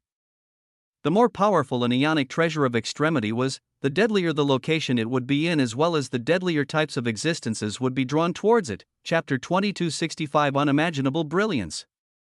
2. While others risked their very livelihoods and souls seeking ionic treasures of extremity, one particular being was going about it very differently, in the recently established ionic haven boundary space, at its deepest reaches that nobody else had access to. The prana-dimensional chassis and the dream-dimensional chassis of the true Emperor of Quintessence were watching the glow of multicolored stellar soil bathed with the essence of the boundaries of extremity he had. This soil spread out across an incandescent river of reality as its base. The two clones were holding onto golden seeds and roots that also emanated waves of boundaries as Noah's lands for his side profession as a farmer had truly taken quintessential leaps forward, where he went from planting spiritual herbs on a floating island to planting on stellar bodies in cosmos. And he now had radiant sand bathed with the light of extremity on the backbone of a river of reality, among the many expanded features of the infinite plane. The expansion of the type of plants and spiritual herbs Noah could raise within it also took place, but it now entered the realm of extremity as he wasn't planting primordial apples or strawberries of ruination anymore. Lai had now gained access to ionic ginseng of quintessence, ionic infinite cherry of mana, billion-year perennial bloodroot, and more. All of these were similar to the types of spiritual herbs he could access and plant before as the prana and dream dimensional chassis held their seeds while gazing at their details. Ionic ginseng of quintessences, a type of ionic treasure of extremity that is extremely hard to cultivate, requiring the right land and conditions as there has to be dense concentrations of extremity just for it to bud and grow. It would normally take a few thousand years to completely reach maturity, as this type of herb will draw on the essence of extremity itself passively. But with the proper conditions in the infinite plane and the designation of a proper time dilation, it can reach maturity within a few weeks, if not less, in the case that you spend most hours of the day releasing the essence of quintessence into it. A fully matured ionic ginseng of quintessence is capable of spurring the boundary layers of quintessence forward slightly upon devouring, with it being viable up until the 8th boundary layer. A maximum of 100 ionic ginsengs of quintessence can be cultivated at any one point of time, as after you proficiently cultivate 100 to maturity, this limitation can be raised. The newly unlocked spiritual herbs shone with a fantastical light of brilliance as they were actually distinguished as ionic treasures of extremity, things that many beings waited across the havens of extremity to seek. The descriptions of ionic infinite cherry of mana and billion-year perennial bloodroot, among others, were similar to the ionic ginseng of quintessence, where their cultivation could bring them to maturity within weeks or less if Noah had his clones bathing them with their specific essence daily, and each of them were currently useful up until the 8th boundary layer, as these were things others would fight and kill for. The prana and dream dimensional clones moved in conjunction as they stared at the vast stretches of farmland glittering with a stellar light that stretched over the horizon, the dense waves of essence of the ionic haven boundary space bathing everything with a magisterial brilliance.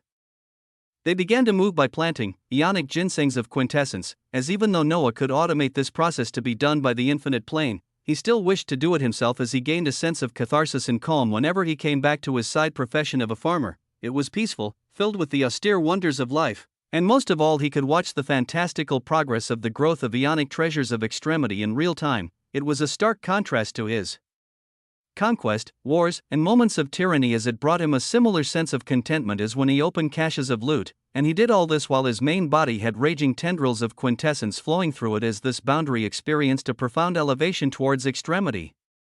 With all of Noah's remaining obsidian and crimson boundary modulators being eaten up first as the result of this, the 3rd boundary layer of quintessence has been achieved. His ionic soul felt serene waves of power wash over him, as it didn't stop there. After the resources were utilized, the layers of the boundaries of death and Chronos were burned by his blood as all their accomplishments went towards quintessence. What Noah needed were pristine and supreme boundaries born from quintessence to act as the pillars and foundations of his first plane of extremity. The concepts of death and Chronos expanded upon by others of lesser ionic souls truly didn't impress him, or even his inclination towards the concept of Chronos was put aside as he planned for enacting a boundary relating to the workings of time at a later time, or simply wait to see what the fundamental natural laws relating to the spacetime continuum would grant when they were expanded towards extremity. After all, he knew best how wondrous the manipulation of time was with the time dilation feature of the infinite plane. A portion of his soul burned as death and Chronos were sacrificed, and when only a single layer of Chronos remained, the 4th boundary layer of quintessence has been achieved. He was getting close. He could feel it as just from the details of the recently expanded 2nd, 3rd, and 4th boundary layers, he already saw the shocking reality-altering features of quintessence, and all he had to do currently was to reach the 5th boundary layer of quintessence, as just the details of the 2nd boundary layer already granted Noah a pathway to make another boundary reach the threshold of the 6th layer. The 2nd boundary layer of quintessence, when something truly is quintessential, why should its effects only be applicable to the other boundaries you hold? The 2nd boundary layer of quintessence exceeds all expectations and says that at a time of your choosing, you can now apply the effect of directly increasing the layers of quintessence by one additional boundary layer. Yes, glory and unparalleled brilliance were close at hand, as just a few more boundary layers had to be burnt for Noah to bind 3 boundaries at the 6th boundary layer stage to his first plane of extremity, as his power would take many more steps forward 2266 Unimaginable brilliance. 3. Glory was only a short distance away as Noah wanted to grasp it. At the fourth boundary layer, quintessence devoured the remaining shred of Chronos' hereafter. It hungrily gazed at the other boundaries within Noah's soul and waited for directions. The void and the sword were innate boundaries as Noah didn't need to devour them at this moment, where the last remaining planar boundaries on him were karma and fate. These two, along with destiny and fortune, had an intricate connection with him as they were concepts he favored greatly. He even theorized and calculated many times over the past minutes how they would all tie in when providence was expanded to a boundary as well. So while he didn't want to entirely erase them, he could still take from some of their layers and re-expand them at a later date when the ionic treasures of extremity from his ionic forge of extremity, the first plane of extremity, and the ionic treasures he was cultivating in the ionic haven boundary space matured. Quintessence waited no further as from the three true boundary layers of fate before the augmentation of quintessence, it ate up the third and second boundaries to only leave the first boundary behind. WAA multicolored radiance overflowed around Noah's body near the source of reality as this was still not enough, so the second layers of karma was also eaten to only leave behind single boundary layers for both karma and fate as only after this. The fifth boundary layer of quintessence has been achieved, the prompt he had been waiting for arrived. Who, on his true throne of quintessence, Noah opened his eyes and breathed out as a stellar river of light emanated from his mouth, his pupils spinning like points of singularities as countless possibilities swam in his mind, but he focused on a select few. He focused on a single path that was chosen after great deliberation and input from the concepts that aided him as his voice echoed out. Apply the effects of the second boundary layer of quintessence, BZZZT. What were the effects of this boundary layer again? They were to allow for the augmentation of an additional boundary layer onto quintessence as well, and not just Noah's other boundaries as when Noah chose this time to activate it. The sixth boundary layer of quintessence has been achieved, a critical threshold in quintessence has been crossed, unimaginable brilliance began to paint his soul. Quintessence, it was what defined the age he rose up in as he was even known as the true emperor of quintessence. Quintessence also flowed across every part of him, his body, origin, soul, boundaries. Everything that made Noah Osmond who he was, it overflowed with quintessence. His soul became bathed by this brilliance. As his ionic soul value rose to even greater heights, the details of the next layers of quintessence flowing through his mind amidst all this, the third boundary layer of quintessences, yet another restriction is lifted and expanded even further as instead of only being capable of designating a single boundary with the designation of quintessential, you can now do so for two more boundaries, directly increasing their rate of progression towards extremity and increasing their boundary layers by another additional layer. The third boundary layer of quintessence was the answer Noah was looking for in order to bring his boundary of blood from the fifth and into the sixth boundary layer, and in this moment of elevation, Noah's eyes shone madly as his will emanated out. Designate blood as a quintessential boundary. Boom, the sixth boundary layer of blood has been achieved, a critical threshold in blood has been crossed. At a rate that was truly unfair to all other beings out there seeking extremity, Noah truly brought a third boundary under him to the critical threshold of the sixth boundary layer.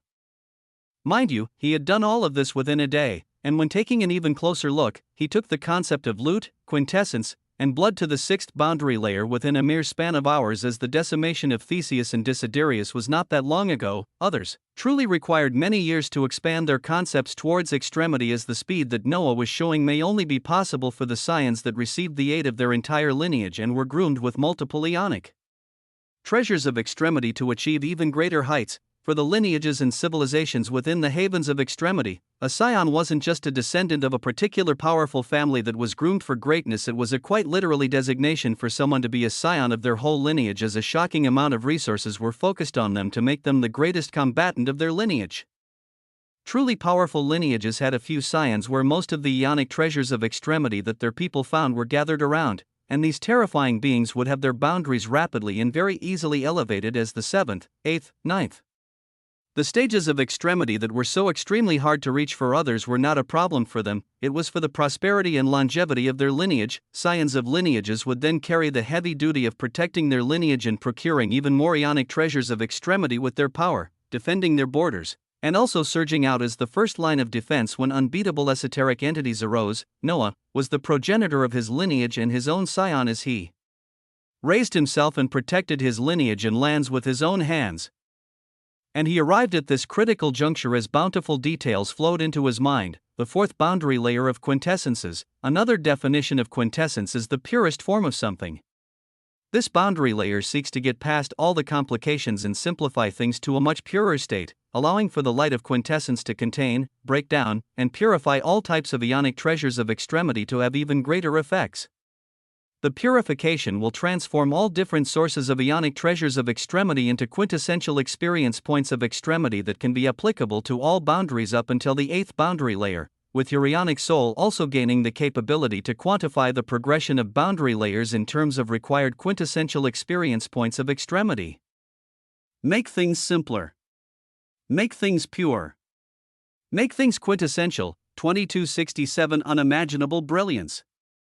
For, a ridiculous feature was opened up for the fourth boundary layer of quintessence as its goal was to make things simpler and in their purest form. It quantified the progression of boundary layers into quintessential experience points of extremity, and Noah could break down and transform ionic treasures of extremity into these quintessential experience points of extremity that would have even greater effects. It was all due to the definition of purity and quintessence. Amidst the raging swirls of essence around him, Noah stared deep into his quintessential ionic soul on what this quantification actually entailed. The boundary of quintessences, sixth boundary layer. 0/10,000,000 quintessential experience points of extremity to reach the seventh boundary layer, the boundary of bloods, sixth boundary layer. 0/10,000,000 quintessential experience points of THC boundary of lutes, sixth boundary layer. 0/10,000,000 quintessential. The tears and difficulty of raising his top three boundaries were all the same as when the information on quantification entered his mind. Noah saw that expanding a concept to the first layer would need 10 quintessential experience points of extremity, and then 100 would be required for the second layer, 1000 for the third layer, and so on. This was the basis for crimson innate boundaries as if they were obsidian or golden innate boundaries. The number would be lower. It would be even more so for planar boundaries. Of course, any rank of the consummate boundaries would need an even greater number of quintessential experience points of extremity to raise. As for now, Noah was content with the quantification. All he had to do was obtain ionic treasures of extremity, purify them into an even greater form of the quintessential experience points of extremity, and then designate them to specific boundaries. This was only the boon of the fourth layer of quintessence. His gaze hungrily went further down to the details of the remaining layers, while his main body sifted through the details of his elevation as he prepared to initiate grandness in his first plane of extremity. The workings of the infinite plane continued as something else critical was achieved. The lesser pylon of ascension has been devoured and assimilated, giving way to the feature of infinite pylon of ascensions. The hourglass-shaped relic that the ancestors had placed in the past quantum dimension and used it for easy traversal across the planar palisades of extremity was broken down and reforged as it was born anew as the infinite pylon of ascension, inside the infinite plane, above the Elysium dimensional reality and below the dimensional emperal domain of nature. A celestial golden light pulsed from the dimension below as above it. A massive pylon that looked like an hourglass curved into the lemniscate shape of infinity could be seen. Its exterior seemingly made from pure pulsing blue light as it gave off waves of oddness and extremity. The authority of mana dynamics surged around it as Noah's Elysium dimensional chassis left its cluster of books in the soul library to appear in this location. He stared at the vibrant infinite pylon of ascension as details flowed from it freely. Infinite pylon of ascensions, a construct that has lost its ranking across epoch as it was transformed into something else entirely under an even more complex undefined construct. It allows for the traversal across the planar palisades of extremity on set linear pathways towards different coordinates in the havens of extremity with an extremely fast speed. New coordinates can be set to allow instantaneous spatial travel across the spacetime continuum. Current coordinates available for travel, Abecedarian Sacrarium of the Ancestral Lerneans, a means for travel, a tool that Noah could use to rapidly and seamlessly traverse across the planar palisades of extremity as if he had the spatial coordinates of any points in the havens of extremity. He could also traverse towards them at rapid speeds. It was something Katya and the other ancestral descendants sorely needed, as even the procession with his clone would have long since arrived at their designated location, with Noah's thoughts going towards the counterpart of the past lesser pylon of ascension that was within the Abecedarian Sacrarium. Were its capabilities the same as what he had forged? A light of purple and blue formed a stellar bridge across the palisades of extremity, this bridge constantly lighting up the way forward as a legion of ancestral Lernians traversed across it at rapid speeds. After the Seekers stipulated that the barren lands had truly fallen, a party was sent forth to confirm what had really happened and why they had such great casualties where even the son of Sacrarium of the Sword had fallen. This wasn't to mention the life signatures of past true emperors that had descended, also having their life medallions or other means of tracking their livelihoods extinguished, wanting no mistakes. The legion sent this time around was under a renowned commander known as Aguilera, a being that boasted multiple boundaries at the 6th boundary layer, as this was the most they could spare at this moment without reshuffling and breaking down the defensive borders and sacrariums they had to defend, and fantastically enough, the automaton boundary modulators of Commander Aguilera's legion who were following the old pathway of the lesser pylon of ascension were able to resonate and connect with the automaton boundary modulators of the second group of descendants that contained beings like Charlemagne who had entered the planar palisades of extremity to report the current situation. At this moment, Commander Aguilera stood on a massive discoid bone vessel that radiated obsidian spikes all around. His legion and the residual forces of Katia and the royalty from the quantum dimension that had escaped stationed around the same vessel that was nearing the position where the old barren lands should be. A true emperor that nobody has foreseen has risen? The noblesse are involved. The gaze of Commander Aguilera was cautious, as even though he boasted great power, he still took this matter seriously as his body swirled with dense waves of boundaries. His hands constantly moved across space as Charlemagne and the ancestral descendants beside him nodded with cold faces, their eyes actually showing traces of worry and hesitation as they didn't wish to go back to the barren lands that gave them a sense of suffocation. But Commander Aguilera was sent for a reason. He was sent to bring closure and results to the ancestors, as his power as a seeker was actually the most terrifying. As he spoke, his eyes released tendrils of liquefied golden light as his expression turned sour, and soon after, the reason was revealed as the bony vessel they were on reached the coordinates where the barren lands should have been, but all they saw, nothing. Aguilera had a sour expression as he gazed over and saw tendrils of the planar palisades of extremity seamlessly closing in on a location where the barren lands should have been, the theory of destruction getting cracked slowly in logic as they should have at least been able to see the fractured remains of the major and minor planes. But there was only an expanse of the planar palisades of extremity as this, left behind many questions answered. It caused even brighter tendrils of golden liquefied light to erupt from Commander Aguilera's eyes as he turned around to look into the depths of the palisades around them, his voice echoing out commandingly. We shall treat this so-called true emperor of quintessence as an esoteric entity with unknown means and power. I will personally apply for him to be a candidate of scrutiny in the Ionic Annals of Extremity, WAA. The golden eyes shone with caution and wariness as the streams of golden hair of Commander Aguilera weaved majestically in space, 2,268 boundaries as anchors. Commander Aguilera let his will be known that he would apply for this being to be a candidate that would potentially be discerned by the strongest seer in their ancestral Lernian lineage, the one who had risen to such a stupendous point that they had gained access to the Ionic Annals of Extremity, which ate up too much of one's soul, as the name of the true emperor of quintessence could only be a candidate for using such a tool. Though it still makes no sense, even as he made his will known, he still couldn't help but keep up his caution and wariness, as just like the Seekers said, he couldn't feel any of the bindings of natural laws. The only conclusion to be drawn here was that truly the barren lands were destroyed, the effects of natural laws were forever gone, but Commander Aguilera could not find even a shred of this plane or its broken pieces, as logic told him it wasn't destroyed. And the movement of a plane of existence within the planar palisades of extremity or the havens of extremity without destroying one was an arduous ordeal, as only those that had far exceeded the 6th boundary layer had such a capability. This enemy couldn't possibly be such a being, right? There were too many unknowns that they had to grasp and understand. Commander Aguilera maintained his caution as he looked around carefully before motioning towards the path they just came from. Let's go. The report must be delivered to the Abecedarian Sacrarium as soon as possible. Hung of brightness radiated as the moment the situation was confirmed. Commander Aguilera led his legion back the way they came. Abecedarian, the regal voice of the true emperor of quintessence, could be heard in the silver-black space of the planar palisades of extremity. Golden sand still formed a platform beneath him and even extended outwards to the point that all the ancestral descendants and royalty from the quantum dimension and mirror dimensions he had infected with quintessential pathogenicity were also standing on it as it brought them ever closer to the Abecedarian Sacrarium. This time, They could see the cluster of wormholes and singularities from afar as these dilated points of space were the types of areas one passed through to arrive at a certain location in the havens of extremity. There wasn't something like a barrier or boundary of the havens of extremity where the palisades of extremity ended and the havens began.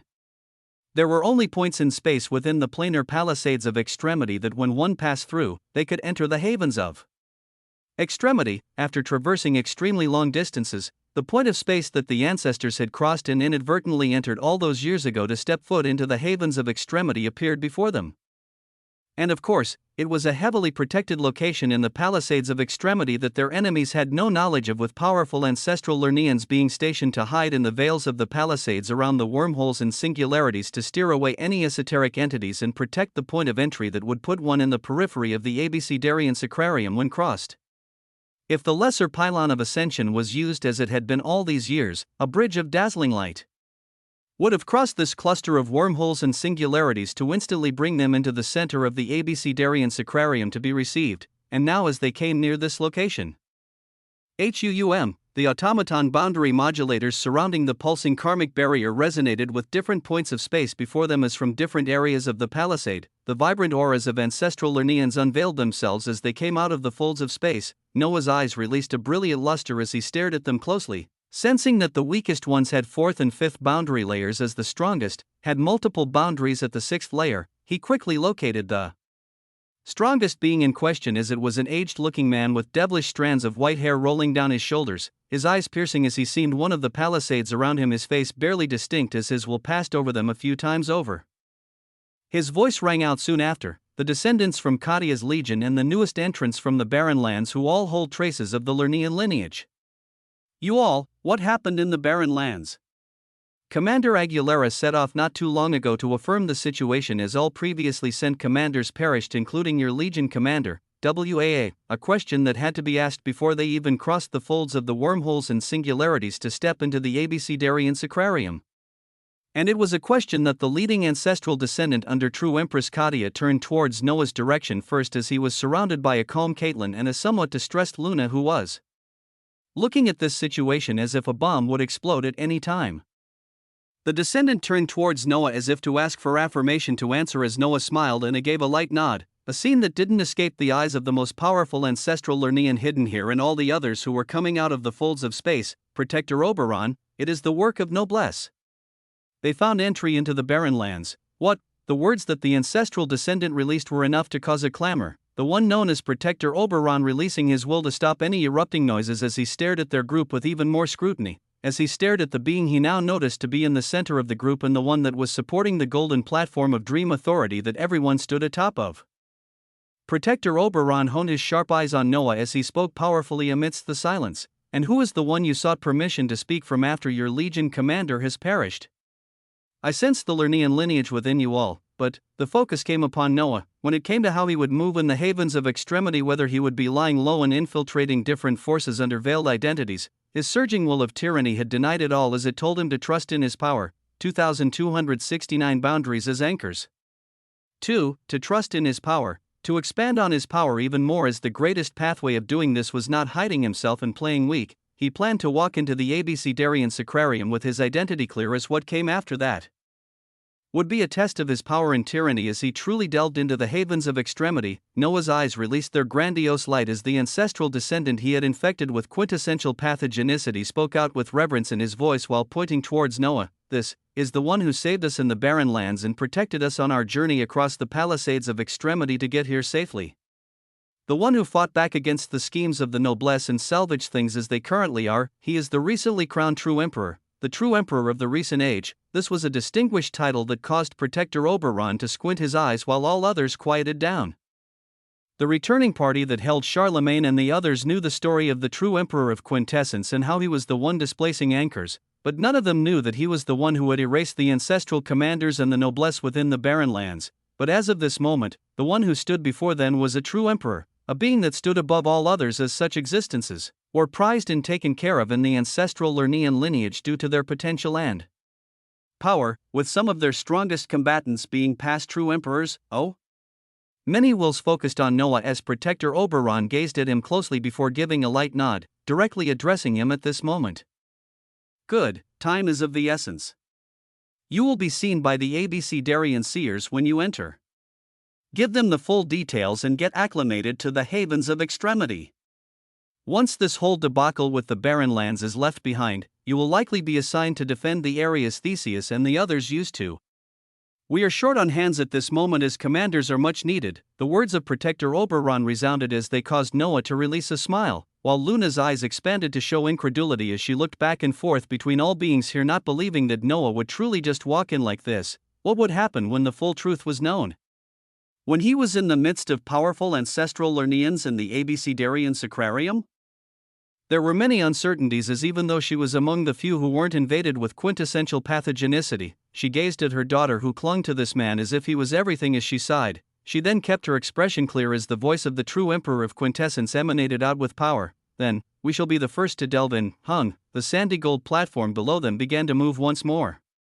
Below the visage of Protector Oberon, who seemed half fused with the planar palisades of extremity, tendrils of wormholes and singularities could be seen as they released a terrifying gravitational pressure. At the very center of all this was immense darkness that seemed infinite. This was one of the points that acted as a passage into the havens of extremity.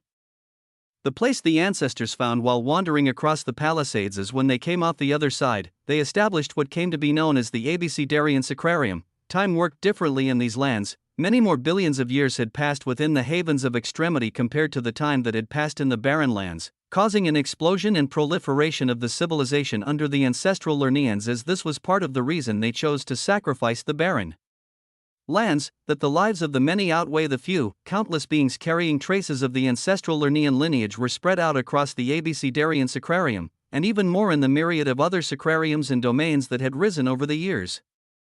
Noah stared at the expanse of infinite darkness as he plunged into it with his head held high, knowing that he was about to forever change himself, and also enact grand changes into the ancestral Lernaean lineage, the Ionic haven of dissolution that they, the noblesse, and other civilizations thrived in, and whatever other Ionic havens that were out there in the vaults of extremity. His conditions were met as he was about to plunge into the cluster of wormholes and singularities leading to the Abecedarian Sacrarium, where he had attained 3 boundary at the 6th boundary layer, and he was about to anchor them to his first plane of extremity. The boons of the 5th boundary layer of quintessence were simple ones. The 5th boundary layer of quintessence, passive, quintessence gazes with disdain at the meager augmentations that the boundaries of blood and loot provide to you. Since quintessence flows through you and your boundaries, it shall passively refine and strengthen your Ionic soul and current boundaries every second, with its augmentation currently standing at a quintessential value of 1000% to all Ionic parameter values. Other boundaries can only gaze upon quintessence and despair at how much higher it stands above them. What needed to be said, quintessence truly stood by its name as it came out with an augmentation that heavily exceeded both blood and loot combined, not to mention that his soul and every single boundary he held would be taken a step closer towards extremity every single passing second as the essence of quintessence passed through them. Noah could feel it in every single cell, in every part of his soul, the constant and ever-present advancement as if he was a machine. Quintessence coursed through every single vessel as he would constantly advance forward at an unprecedented pace that would truly match the quality of this boundary, and this was only the 5th boundary layer. There was the threshold of the 6th boundary layer that's similar to loot. It would have the deployment of a planar domain. Then there were the future layers exceeding this that Noah couldn't wait to see what they held. As he familiarized himself with the details of the last layer quintessence and the layers of blood, Noah gazed at his first plane of extremity that was his origin as he knew. It was time to anchor the 3 boundaries that had met the requirements into his origin. The first volume of the novel is now out on Amazon/Kindle.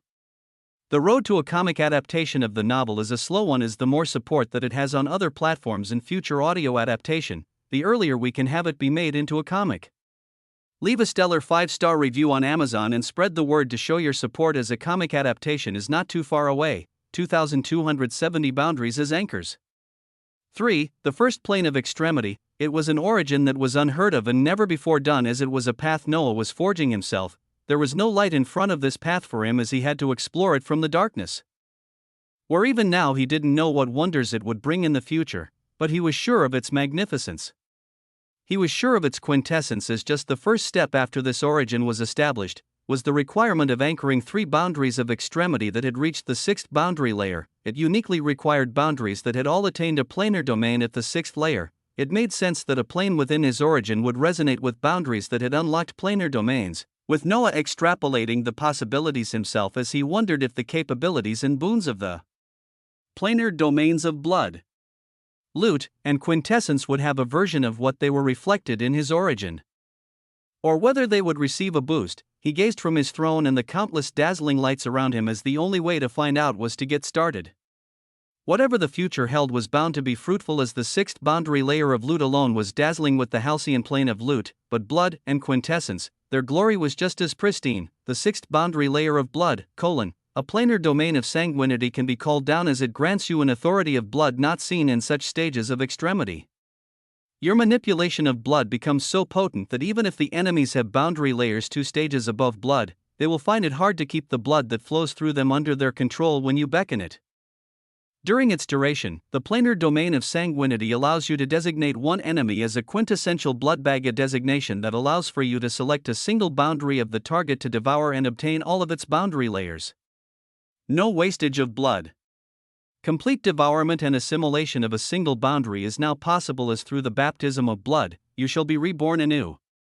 Activation of this domain currently costs 1/10 of your ionic soul values, as it can remain active for 1 minute. The sixth boundary layer of quintessences, a planar domain unlike no other, can now be unleashed as it aims to stand above other boundaries and suppress anything beneath its grandeur.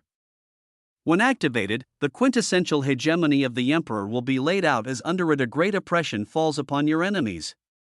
Its quality of quintessence works even against enemies that have reached the 7th and 8th boundary layers, with its deployment instantly locking the usage and effects of the highest 2 boundary layers of all enemies within the domain. If utilized in conjunction with other boundaries under you, the quintessential hegemony of the Emperor will enhance their effects to unquantifiable levels, as your enemies can only despair. Activating it will currently eat up 95% of your ionic soul values, as it can remain active for 2 minutes. The former boundary of blood had great versatility and even allowed Noah to attain more stupendous boons, with it being capable of isolating a single target for Noah to obtain the greatest rewards. If he met an enemy who had reached the 7th boundary layer and he successfully erased them with the planar domain of sanguinity, everything about them would be ground down, as he would attain all 7 boundary layers of the selected boundary on this being. This was starkly different from the halcyon plane of loot that granted the complete boundary pearls that only had 3 layers in addition to other loot. Then there was the quintessential hegemony of the Emperor. The 6th boundary layer of quintessence that would take nearly all of Noah's soul to cast, but the moment he did so, even 7th and 8th boundary layer existences would be faced with a terrifying future, of course, if he met enemies with a large number of boundaries at the 7th or 8th layers. These beings would have a lot of reality-altering effects and strengthening, as with their overly strong ionic souls, the effects of the quintessential hegemony of the Emperor may be reduced if not resisted. This was something to watch out for and learn about in the future, as for now, Noah gazed at all these wondrous details as he recalled the prompt that had come not too long ago. The prompt that came during the establishment of the first plane of extremity, once 3 conceptual boundaries seeking extremity and have achieved the 6th boundary layer are designated as the sources of extremity and bound to your ionic soul. Your first plane of extremity will be capable of advancing. As he sat on his throne surrounded by plasmic seas of essence and the source of reality behind him, he closed his eyes once more and placed his hand on his chest. Thump! He felt the beat of his ionic heart of mana and the pulsing of the origin that seemed one with his ionic quintessential kainos extremity foundation. He felt the countless processes all over his body as his quintessential ionic soul bound all of them, and his thoughts came out freely as waves of multicolored light began to surge around him. Designate the boundaries of loot, blood, and quintessence as the first 3 sources of extremity. Thump! A multicolored circular wave of light released from his body with every beat of his heart. An aura that seemed ancient, primordial, and extremely old released from him, and yet at the same time, it felt new, it felt grand, it felt quintessential. 3 beams of pure light and authority surged within his origin that was like a tower of dimensional realities, one a pure halcyon gold, another a pure crimson light, and the last was a mixture of colors as they all lit up his first plane of extremity with maddening grandeur. The 3 points of light surged and clamped around the dimensional layers tightly as a fantastical aura of immense brilliance leaked out. 2271 into the havens of extremity, all the way from the bottom of the dream dimensional reality, multicolored tendrils of liquefied authority were already wrapped around the tall stanchions in quintessential ionic reality passages as they surged up towards the Elysium dimensional reality. The tendrils of liquefied authority centralized to form a budding singularity at the very peak of this dimension, as they represented a forming ionic treasure of extremity through extremity treasure generation. As at this moment of advancement, these tendrils of liquefied light ballooned up with utmost grandiosity. Your first plane of extremity is being stabilized by three sources of extremity that have reached a sufficient level. The path forward is showing itself. A process of expansion and reinforcement has begun. The dense surge of the sources of extremity has accelerated the process of extremity treasure generations. Time remaining until complete generation: 1 day. Time remaining until complete generation: 24 hours. Time remaining until complete generation: 4 hours. An utterly dense explosion of essences erupted out as waves of loot, blood, and quintessence covered everything. From the 9 different dimensional layers, tendrils of light began to sprout amidst the trillions of Kainos royal cosmos as they held the pulsing authority of these three boundaries. The first plane of extremity is being stabilized by the authority of loot, blood, and quintessence. A critical threshold of stability has been crossed to allow for further growth of your origin. He felt all the blinding explosions of light. He felt his aspects of existence cry out as if his origin was a droplet of water before. It rapidly began to grow and proliferate to turn into a vast lake, a stellar celestial plane that could support him on his path. And at such a time, boundless flows of information continued to come. Your first plane of extremity will begin undergoing a process of expansion and reinforcement until it becomes stable enough to be designated as a major plane under the definition of quintessence. When such designation is reached, one of the requirements to forge a second plane of extremity will be achieved. The process of expansion and reinforcement of the first plane of extremity will be done naturally by the sources of boundaries of loot, blood, and quintessence bound to it, and its rate of advancement can be increased by devouring natural treasures at the level of an exceeding crimson dimensional reality panaceas. The level of strength and augmentation your first plane of extremity provides, along with the rate of extremity treasure generation among other boons of your origin, will all be affected by the bound sources of extremity. Current progression of the first plane of extremity towards becoming a major plane. 5%. His origin began to expand and be reinforced. It felt like layers and layers of light stemming from the essences of loot, blood, and quintessence were constantly stretching his dimensional layers, producing more Kainos royal cosmos, and also strengthening and reinforcing every surface of this plane. The sources of extremity itself would be building his realm. Who else could do this? Which other being could build such a system of progression, hung above the Elysium dimensional layer of his origin? The countless tendrils of light had been maddeningly infusing into the singularity as in no time. Time remaining until complete generation: 3 seconds, like the budding of a flower. Like the rays of the sun first emanating out, the singularity released a dazzling multicolored light as from it. Stellar leaflets shining with rivers of reality bloomed. It seemed like the budding of a herb lost through space and time, its leaflets innumerable as they continued to sprout and nearly cover the top of the Elysium dimension. It radiated rays of stellar multicolored light as it truly was, as vast as a dimensional layer, the air of a pristine treasure emanating from it as it announced itself. The Ionic treasure of extremity, the Ionic perennial Sheflira, has been born. Noah gazed within himself as he had no words. His origin had just begun to advance once more, as its boons were not even fully quantified. And yet merely its auxiliary effect had caused for an Ionic treasure of extremity that should have come 7 days later, to arrive instantly. What others put their lives in danger for and waded across the havens of extremity to seek, he attained so easily as his hungry eyes sought for clarity on its details. Clarity. It stood for comprehensibility, clearness, and understanding. Noah felt like he was gaining ever-increasing clarity as his clone dove into the center of endless darkness amidst wormholes and singularities. His sight and will covered by intense darkness as he was shuttled across space and time, as he was shuttled from different states of existence and onto others. Caitlin came closer to him as she grasped onto his well-built hand tightly, Luna calming her heart as from the endless darkness all of them were crossing. They soon began to see grains of light pass. They began like sparse grains of sand that soon turned into a stellar sea of dust, rapidly bouncing off of the karmic boundary as they quickly tuned into lines of light soon after. From endless darkness, they entered immense waves of light within an extremely short period of time, as just when it reached utmost intensity, the fabric of reality around them shifted as their traversal came to an end. The blinding light died down, their vision became clear as their surroundings became open to them. And the first thing they noticed was the dense feeling of suffocation and pressure that weighed down onto their very souls, this feeling being especially more potent on those weaker who had not even touched boundaries, as the environment they arrived in carried an entirely different air. It was an air of extremity, Noah's eyes shone brightly along with his will surging out as the feeling of suffocation was non-existent for him.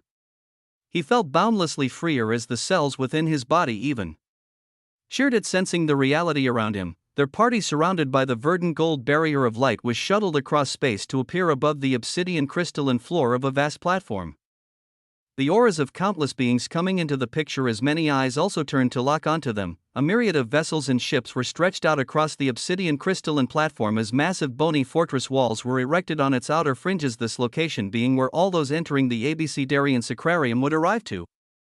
There was a massive rift of blackness behind them leading back to the planar palisades of extremity as ahead of them, when they overlooked the auras of countless ancestral Lerneans stationed on the bony fortress walls swirling with automaton boundary modulators, ships, and vessels. They could see an endless sky, but it wasn't truly a sky.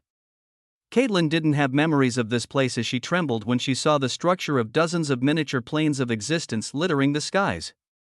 Around them, rivers of multicolored light passing through them as they all converged towards a central plane of existence that was more massive than any here. It shone with a blinding light as standing there and being ridiculously vast was the Abecedarian Sacrarium that held countless numbers of ancestral Lerneans. 2272 The Abecedarian Sacrarium.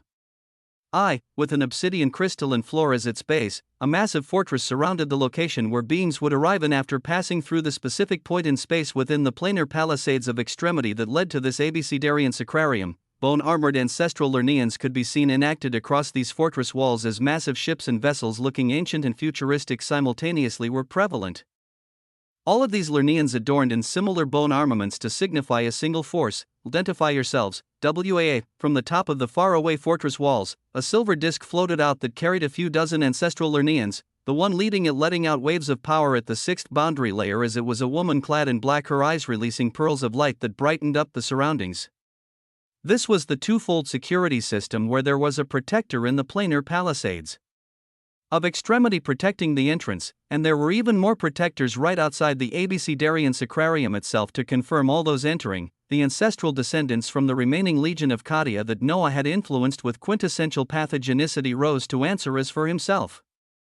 He gazed at the skies above the fortress walls and the fantastical Abecedarian Sacrarium in the far distance. He linked everything with his memories as he saw the dozens of miniature planes of existence that were even lower than minor planes, their existence unique as planes like this could be found clustered in different locations within the havens of extremity and planar palisades. A location with stable planes of existence was one of the safer zones for a civilization to thrive in, and the ancestral Lerneans had great fortune and destiny to come across what they designated as the Abecedarian Sacrarium in the past. It was a region of a cluster of plains that held a myriad of ionic treasures of extremity, something that granted the ancestors a foothold in the vaults of extremity and propelled their power to a state where they could at least resist against those already here. It was magnificent. It was a glorious scene to see as multicolored rivers of essence passed across dozens of plains to converge towards the Abecedarian Sacrarium, forming into a singularity at the very center as these dense waves of essence then flowed down onto this location and caused a dense concentration of life and wonder.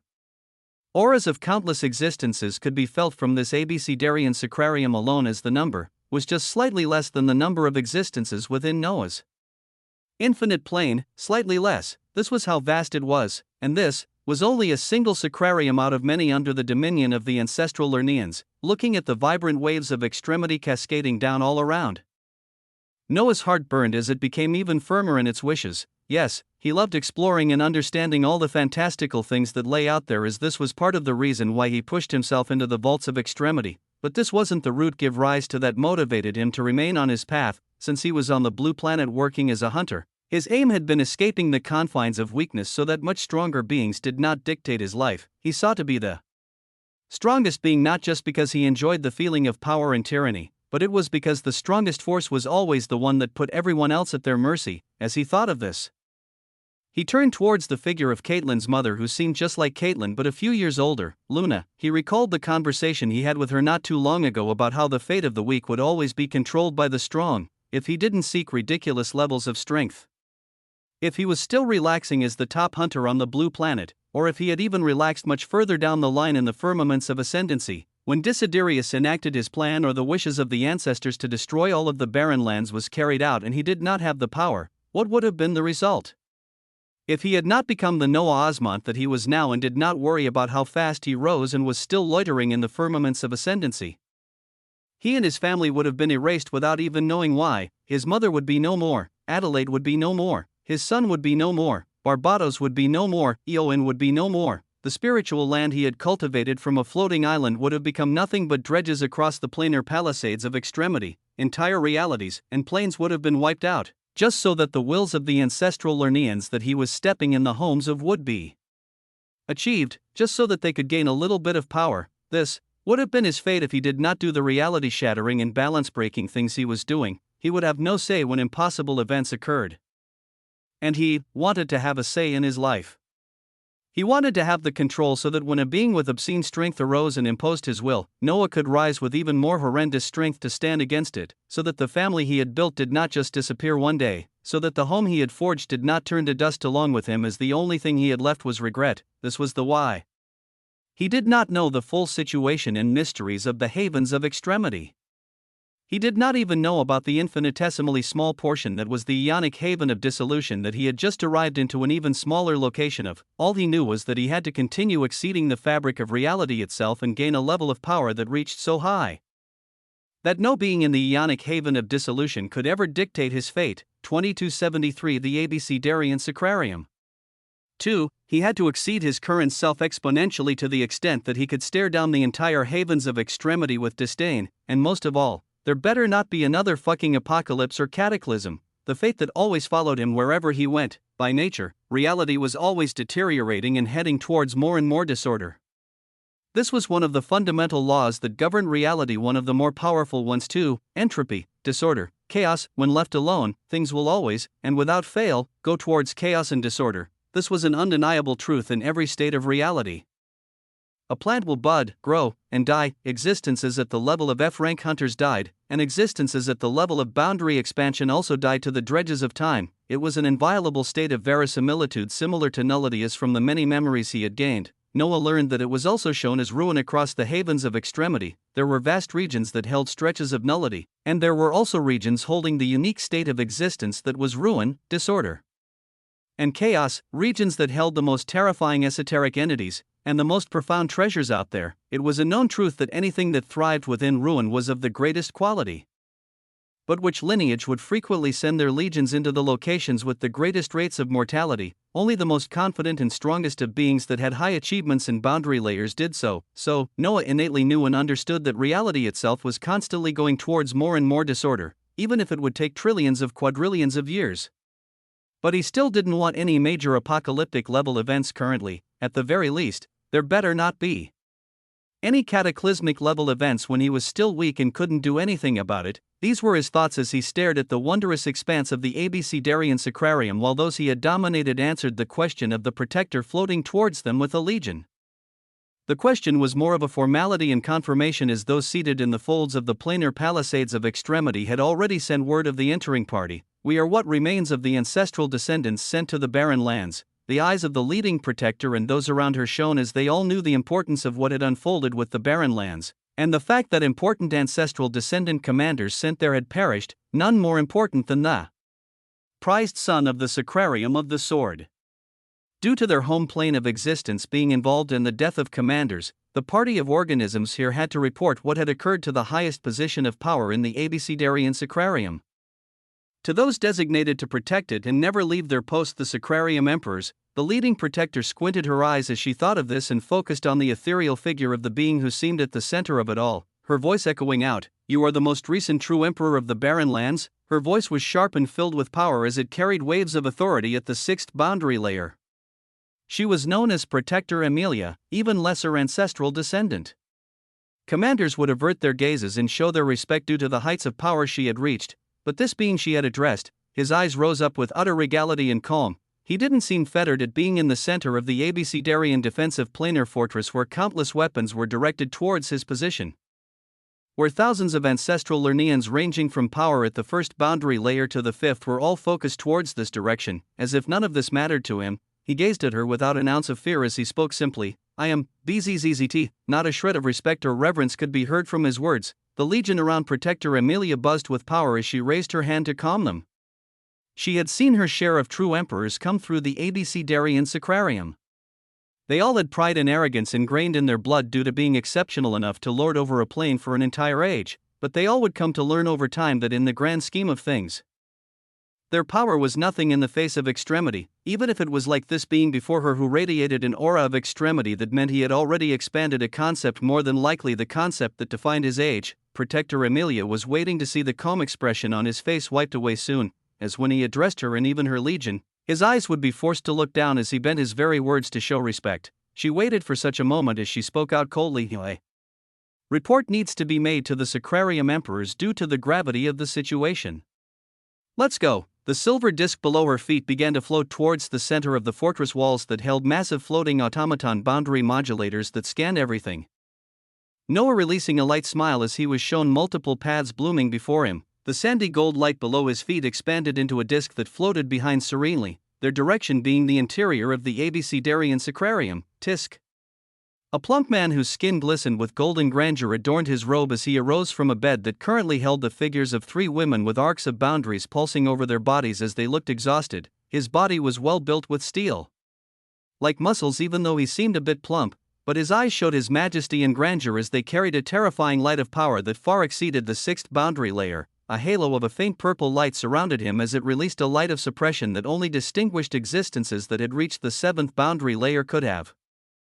And yet, it also felt extremely overbearing, as it wasn't just at this stage, it was in a unique position of power that seemed just a single step away from the pristine 8th boundary layer, a single step, and yet he had not been able to cross the step for the past million years. Streaks of purple and black hair reached his shoulders as he floated away from the bed that shone with stellar luster and was floating in space, taking one last look at the exhausted women on it as he became annoyed at being pulled away from them. A mere recently risen true emperor requires my attention?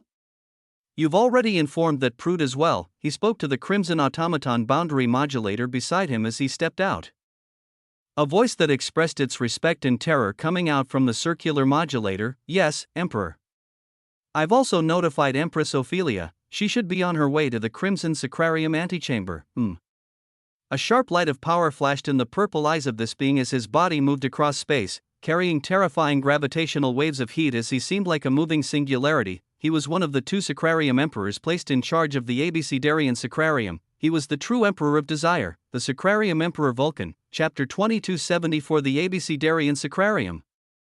3. Caitlin had a stifling feeling of oppression and wonder in her heart as she floated past the grand structure of the massive bony fortress that hid dense waves of nullity within their core, these countless massive bones showing some of the terrors that had to be fought in these lands as to collect their bones and form an entire fortress. It was shocking to see as their party followed the force of Protector Amelia towards a slim opening of the fortress wall, one that had massive automaton boundary modulators on both sides scanning everything entering and leaving with vibrant beams of light. The stifling feeling of oppression she felt in her heart and soul instantly eased at this moment as she felt Noah's hand hold onto hers, the essence of a pristine golden boundary protectively wrapping around her. Are you okay? You'll continue feeling that sense of oppression until you begin to expand a concept towards extremity. It is a hard ordeal for others, but not an impossibility for us. His words entered directly into her mind as her silver hair shone a brighter sheen. Her heart settling as a light smile came upon her face that was normally serious. She gave a light nod as Noah continued. I haven't tested it since my advancement, but the effects of dual cultivation can probably initiate a concept's expansion towards extremity. We just need to make some free time. Caitlin turned towards Noah in disbelief as he spoke in her mind so freely about such a subject while they entered what may very well be an enemy's den, but her heart blazed as she found herself actually expectant to see if his words were true. Off to the side, Luna was taken out of her amazement during her observation of the lands around them as her perception truly caught her daughter and this true emperor of quintessence gazing and sending each other mental messages as if what was happening around them wasn't much. When they came across the thin slit of an opening on the massive fortress walls that made their figures seem like grains of sand, the light of the massive automaton boundary modulators covered them as they sought any traces of enemy lineages or signatures of esoteric entities, among other features of recording the life force and image of all those who passed here. Bountiful auras of boundary expansion realm experts could be felt stationed all along the walls of this region as they would be ready to act at any moment, and behind the slight opening they crossed, one of the stellar multicolored rivers could be seen stretching from here and flowing towards the massive structure of the plain that was the Abecedarian Sacrarium. Protector Amelia led them forward smoothly as even Noah had his eyes leave Caitlin to gaze around them, his gaze landing on a massive structure of an hourglass-shaped relic that was the more powerful form of the past lesser pylon of ascension. It pulsed with a grandiose light as multiple powerful auras surrounded it, with there being too many things to observe about merely the entrance of the Abecedarian Sacrarium, much less what could be found within it, just the outer fringes of this vast location showed a bountiful number of ancestral Lerneans that were mostly at the level of one echelon golden existences, those more powerful becoming fewer and fewer as they acted as the protectors that were stretched out across the domain of the Abecedarian Sacrarium. When one followed the multicolored stellar river thereon, they could truly enter the Abecedarian Sacrarium as they could begin to see fantastical uniquely formed realities, or even massive cosmos the size of realities, or even other stellar bodies like quasars, black holes, or points of singularities, from afar. They could also see the beginning structures of massive stellar citadels holding dense forms of life and architecture, but they weren't taking this path. Here, Protector Amelia and her forces led them to the left side of the stellar river they were on, where radiant oval portals could be seen at the center of structures built like grand pantheons, each of them having different names as they led to different destinations. They're mostly dim at this moment, and only when Protector Amelia neared the pantheon containing a crimson portal that had the words, Crimson Sacrarium Antechamber, the portal within began to brighten up as the automaton boundary modulator near her released a unique signal of authority. These portals were what were utilized to cover the endlessly vast distances of the Abecedarian Sacrarium as if they waded across it normally and saw all the wonders within it. It may take them days to investigate everything. Those ascending utilizing the lesser pylon of ascension would be able to investigate the wonders of this sacrarium and familiarize themselves normally, but due to certain circumstances, their party had to go report to the most powerful forces within the sacrarium right away. They wouldn't be able to see its wondrous scenery and environments as they would enter this portal before them and be taken to a certain coordinate towards the very center of the Abecedarian Sacrarium, the Crimson Sacrarium Antechamber. Protector Amelia's figure disappeared into the portal as Noah's party was enveloped by the same crimson light soon after. Their figures teleported across a vast number of light years as when their surroundings cleared up. Their eyes shone as they found themselves in an even more vibrant environment. Flat rings of discoid cosmos were stretched out below their feet, to their right and left, and above them as they seemed to be in a stellar hall that led towards a glorious haven. At the end of this hall, the discoid rings of cosmos expanded outwards as under everyone's eyes two stellar mountains floated in space, each of them constantly trying to outshine the others as these mountains held rivers of light connected to them that stretched out endlessly to the unknown. These two stellar mountains were lined up with thrones all throughout, with at least half of these thrones currently filled with auras as on the right side, the animated waves of power of boundary expansion experts, all with the figures and appearances of men, could be seen, while on the left side, serene waves of power showing white-robed women situated on half of the thrones on the other mountain could be seen, and at the very peak of these two mountains, there were the most incandescent thrones that currently held two fearsome auras that seemed to weigh down on the whole mountain. It was the grandeur of the auras of the two Sacrarium emperors tasked with the workings and defenses of the Abecedarian Sacrarium. Chapter 2275, the Abecedarian Sacrarium. For, having stepped out of one of his many abodes, Sacrarium Emperor Vulcan warped across the spacetime continuum until he entered one of the hidden channels that led into the Crimson Sacrarium Antechamber, one of the halls meant to be a place for discussion among the upper echelons of the ancestral Lerneans in the Abecedarian Sacrarium. He had his throne at the very peak of the epic three naturally formed extremity mountain as the thrones of the forces he controlled were stretched out below him, while the other mountain, that little prude came here even earlier than me? What schemes is she up to now? His eyes were sharp as an authoritative light of a terrifying boundary shone within them, this boundary capable of attacking, defending, and even doing the work of providence, destiny, fate, fortune, and karma all at once. This was the stage one could reach on the path towards extremity as Sacrarium Emperor Vulcan gazed at the woman who had stayed out of his grasp these past billions of years no matter how much he tried. On the second mountain, her figure was hazy while situated on her throne, but Vulcan could still see the white gold robe draping over her that hid her stunning figure. A head full of stellar dark hair could barely be seen as before Sacrarium Emperor Vulcan could feast his eyes for too long. Waves of spatial light erupted from the portal at the end of the hall, formed from flat discoid cosmos as the figures that were their reason to gather here appeared. And Sacrarium Emperor Vulcan squinted his eyes as he felt his boundaries begin to buzz. As for the reason why they were buzzing, he had yet to ascertain. Protector Amelia appeared first from the opening along with her legion Sacrarium Emperor Vulcan not hiding his smile when he gazed at her as many memories flitted across his mind, but then, his boundary pulsed once more as it released an indecipherable sensation, his eyes being drawn to the party behind Protector Amelia. The ancestral descendants and the Grotto Haven weaklings weren't anything to his eyes as they were swiftly breezed over. But his eyes were drawn towards the visage of a calm man whose body gave off a stellar sheen. He was draped with a black white emperor's robe that barely hid his robust muscles underneath, Vulcan's eyes locking onto him carefully as he sensed the vibrant auras of boundaries, and not just one. Others may not be able to see this, but someone like him who was so close to touching upon the pristine 8th boundary layer, he could distinguish something like this, a recently risen true emperor who has expanded multiple boundaries. His eyes shone with utmost sharpness as before he could delve into this thought process, he saw the two exquisite figures nearest to this being, and his eyes lit up with power as he came to focus on two dazzling silver-haired women whose beauty exceeded many others by a large margin. Not just that, but they were so pristinely alike as they seemed like clones of each other, twins? Mother and daughter? Vulcan's eyes released a greedy light as he licked his lips, catching the subtle differences in maturity in the eyes of these two beings. Someone of his nature found himself lighting up with desire. Good, I'll have new toys to play with bzzt. In the midst of his thoughts, he felt his gaze sway as it was forcefully pulled towards the eyes of the existence draped in an emperor's robe. He had a small smile on his face that had all but faded, replaced with a sharp light that swept past the incandescent thrones atop one of the stellar mountains of the crimson Sacrarium antechamber and seemingly locked in on the throne of the Sacrarium Emperor Vulcan. His gaze crossed across the sparkling space of the antechamber to actually lock onto Vulcan. And a smile was the only thing that rose on Vulcan's face at such a scene. Was he perceptive enough to notice his gaze? Were those two women under his protection? Then today will be a prime time to teach a lesson on power.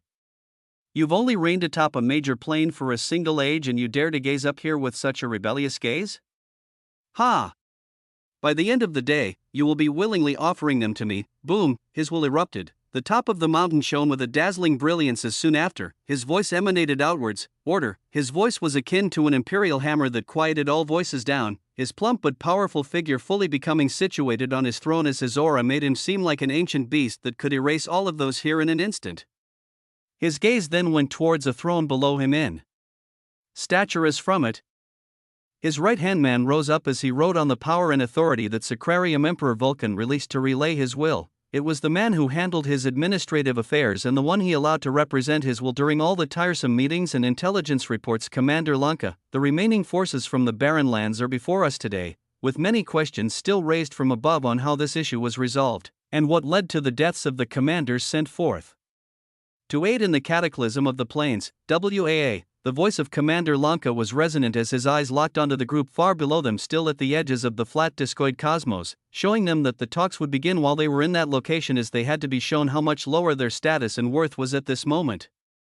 Let us begin with a thorough review of your automaton boundary modulators, then you all can fill in the gaps. His voice came out commandingly as all the beings present here today, whether it was on the thrones on the side of Sacrarium Emperor Vulcan or on the side of Sacrarium Empress Ophelia, they're all here just as a formality, to learn of what happened within the Barren Lands, as thereafter they would pass the intel forward and return to their businesses. They did not expect anything to come of this, as after word spread that the Barren Lands truly were destroyed, they stopped worrying about any parts of their souls being bound by the restrictions of natural laws. As for the deaths of commanders, apart from Theseus, who was renowned as a soon-to-be Crimson Sword commander from the Sacrarium of the Sword and had powerful Sacrarium emperors in his direct lineage, the rest of them could just be considered casualties, and in the Ionic haven of dissolution, there were many casualties over the years. Commander Lanka had spoken, but the beings his focus was on had not made a move as they remained utterly still, all of them turning to gaze towards the true emperor in the center of their group as they sought for permission. The ancestral descendants,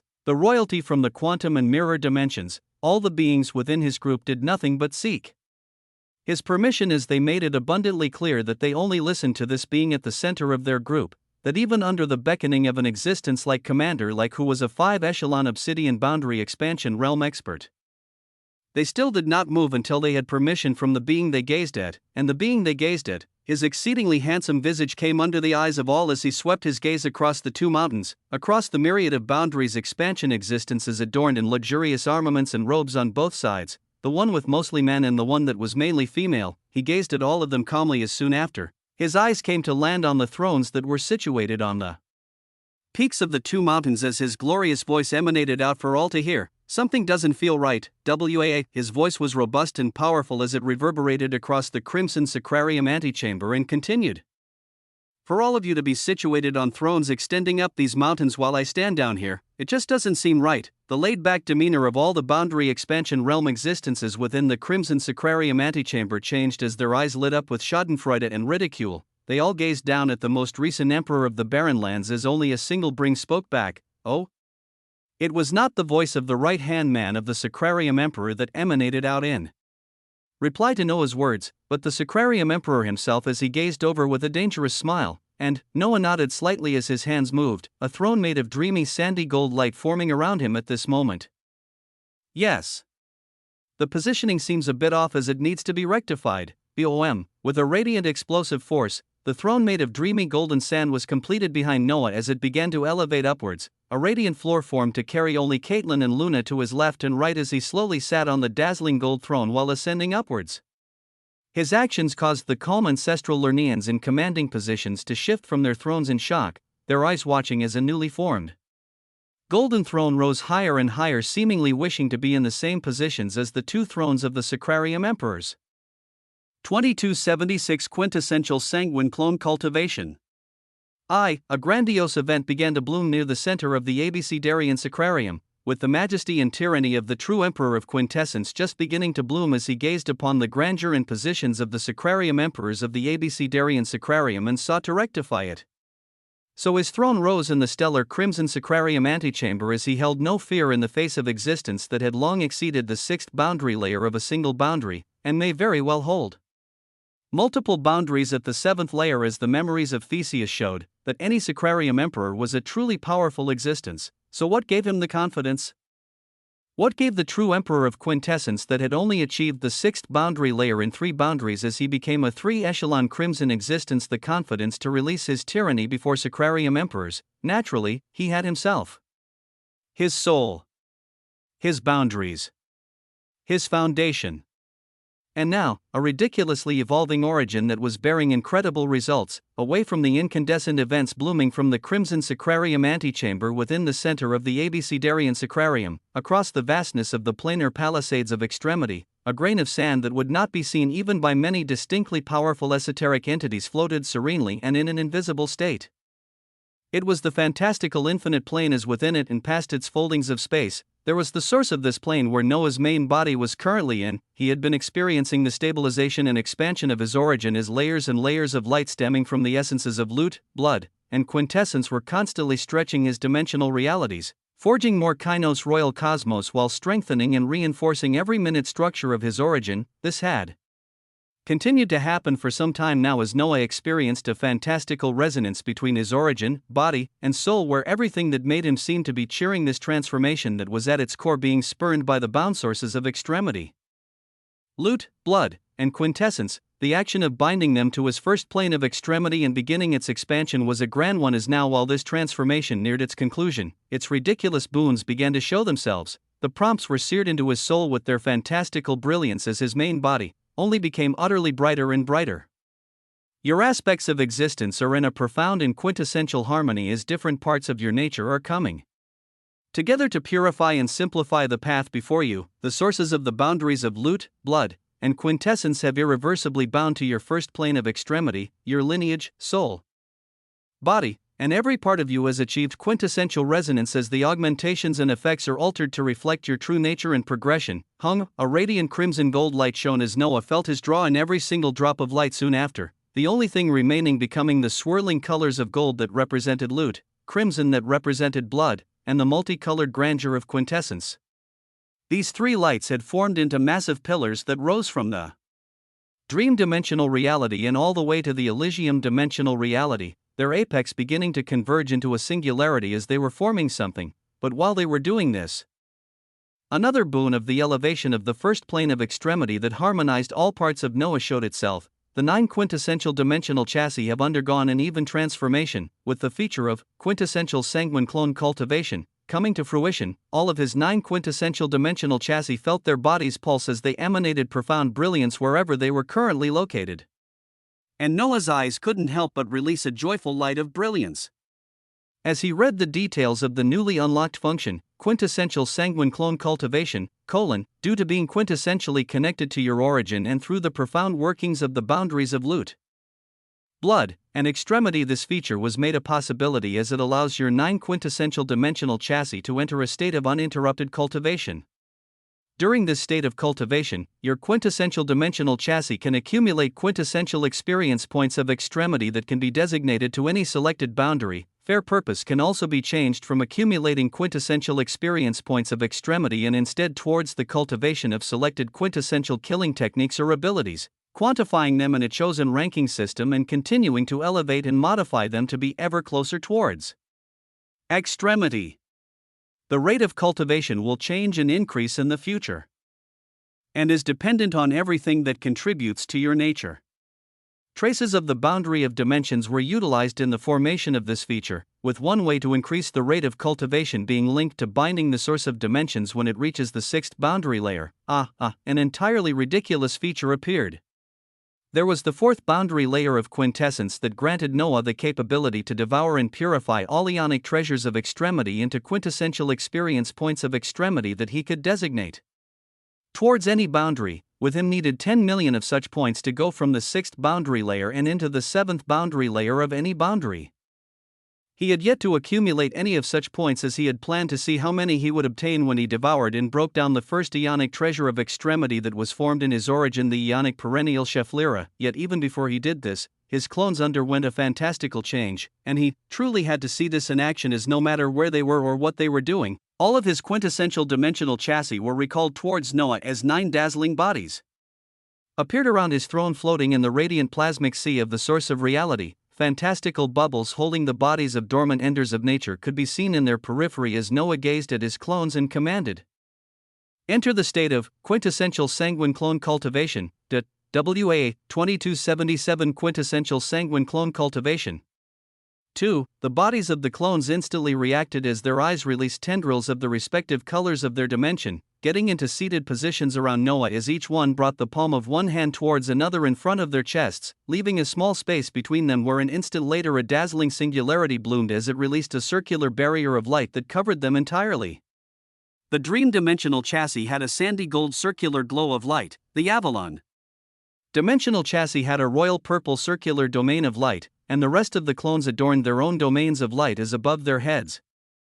Noah began to notice more details rise up. Dream dimensional chassis, currently in a state of cultivation. Accumulated quintessential experience points of extremity 10. This was the number right after a single second passed since Noah initiated the ridiculous new feature. After another second passed, Noah stared at a clone that had a dazzling verdant glow. Prana dimensional chassis, currently in a state of cultivation. Accumulated quintessential experience points of extremity 20 quintessential experience points of extremity in 2 seconds, 10 points per second. 600 experience points in a minute, and 36,000 quintessential experience points of extremity in an hour. Within a day, a single clone could attain 864,000 quintessential experience points, and he could have 9 clones doing this simultaneously. Even Noah was left utterly speechless. 7.7 million quintessential experience points of extremity in a day, which meant that within less than a day and a half, he would have attained sufficient enough points to bring one of his 3 top boundaries to the 7th layer. What glorious possibilities, what fantastical grandiosity! His will gazed at the 9 clones around him in a seated state of cultivation as swirling tendrils of extremity surrounded them, the singularities pulsing at the center of their palms constantly expanding and contracting as they drew in the swirling waves of extremity to produce unimaginable results. The authority of quintessence, loot, and blood surged around them along with traces of other boundaries under Noah, one of the more potent ones being the boundary of dimensions, which was a critical piece in the rapid growth of his dimensional layers. There were many pieces that came together to make things flow in a stellar direction as the 9 quintessential dimensional chassis unlocking the feature of quintessential sanguine clone cultivation was only the first. Before this, tendrils of the authorities of loot, blood, and quintessence had coursed across Noah's first plane of extremity as they converged on 3 points of singularities where they were forming something that at this moment its humanoid visage became entirely clear. Additional tools to aid in the elevation of your origin and progression towards extremity are coming to fruition. The quintessential extremity clone of loot has been brought to fruition. The quintessential extremity clone of blood has been brought to fruition. the quintessential extremity clone of quintessence has been brought to fruition. From the converging points of singularities, glorious bodies releasing terrifying waves of majesty materialized as one shone with a halcyon glow that made him look unreachable and unattainable to any other existences, his eyes and hair sparkling with utmost gold as he seemed brighter than many suns. The second one had a devilish crimson glow as his red hair and eyes nearly painted everything red, a sea of blood seemingly raging within his pupils as the blood of weaker beings would churn just in its presence. The last body had a stellar multicolored glow with strands of hair that looked like rivers of reality, the whole visage dripping with brilliance as when it opened its eyes even the grandeur of the quintessential extremity clones of loot and blood dimmed a little. After all, they both had quintessential in their name. They both had quintessence coursing through them, and it reigned over the boundary of quintessence. Noah's heart pulsed with grandeur as he calmed it to gaze at the three new clones that bloomed within his origin, their figures becoming streaks of light that stepped out to appear within the source of reality as they came to stare at Noah. Their bodies were still freshly forged as everything was laid bare, the stellar glow on their skin, the identical faces, radiant abdominal musculature that would put any bodybuilder to shame, and below the waist, fantastical achievements that would cause any man to be proud presented themselves. He gazed at the brilliance before him and only saw and felt that he was gazing at himself, his ionic soul being rapidly elevated this entire time as his consciousness was fully and seamlessly expanded to these additional clones, and their glorious descriptions bloomed before his eyes soon after. Quintessential extremity clones, extensions of yourself geared towards the elevation of your origin and a specific boundary. They can only come to fruition when you have bound a source of extremity that has reached the sixth boundary layer.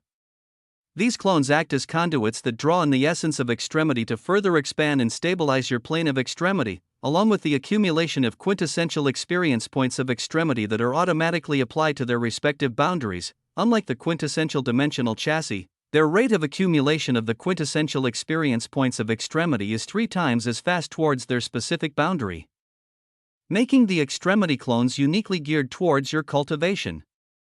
Other uses for the extremity clones include battle, where they can express even greater power of their respective boundary, though any true death of an extremity clone would require a whole month of reformation.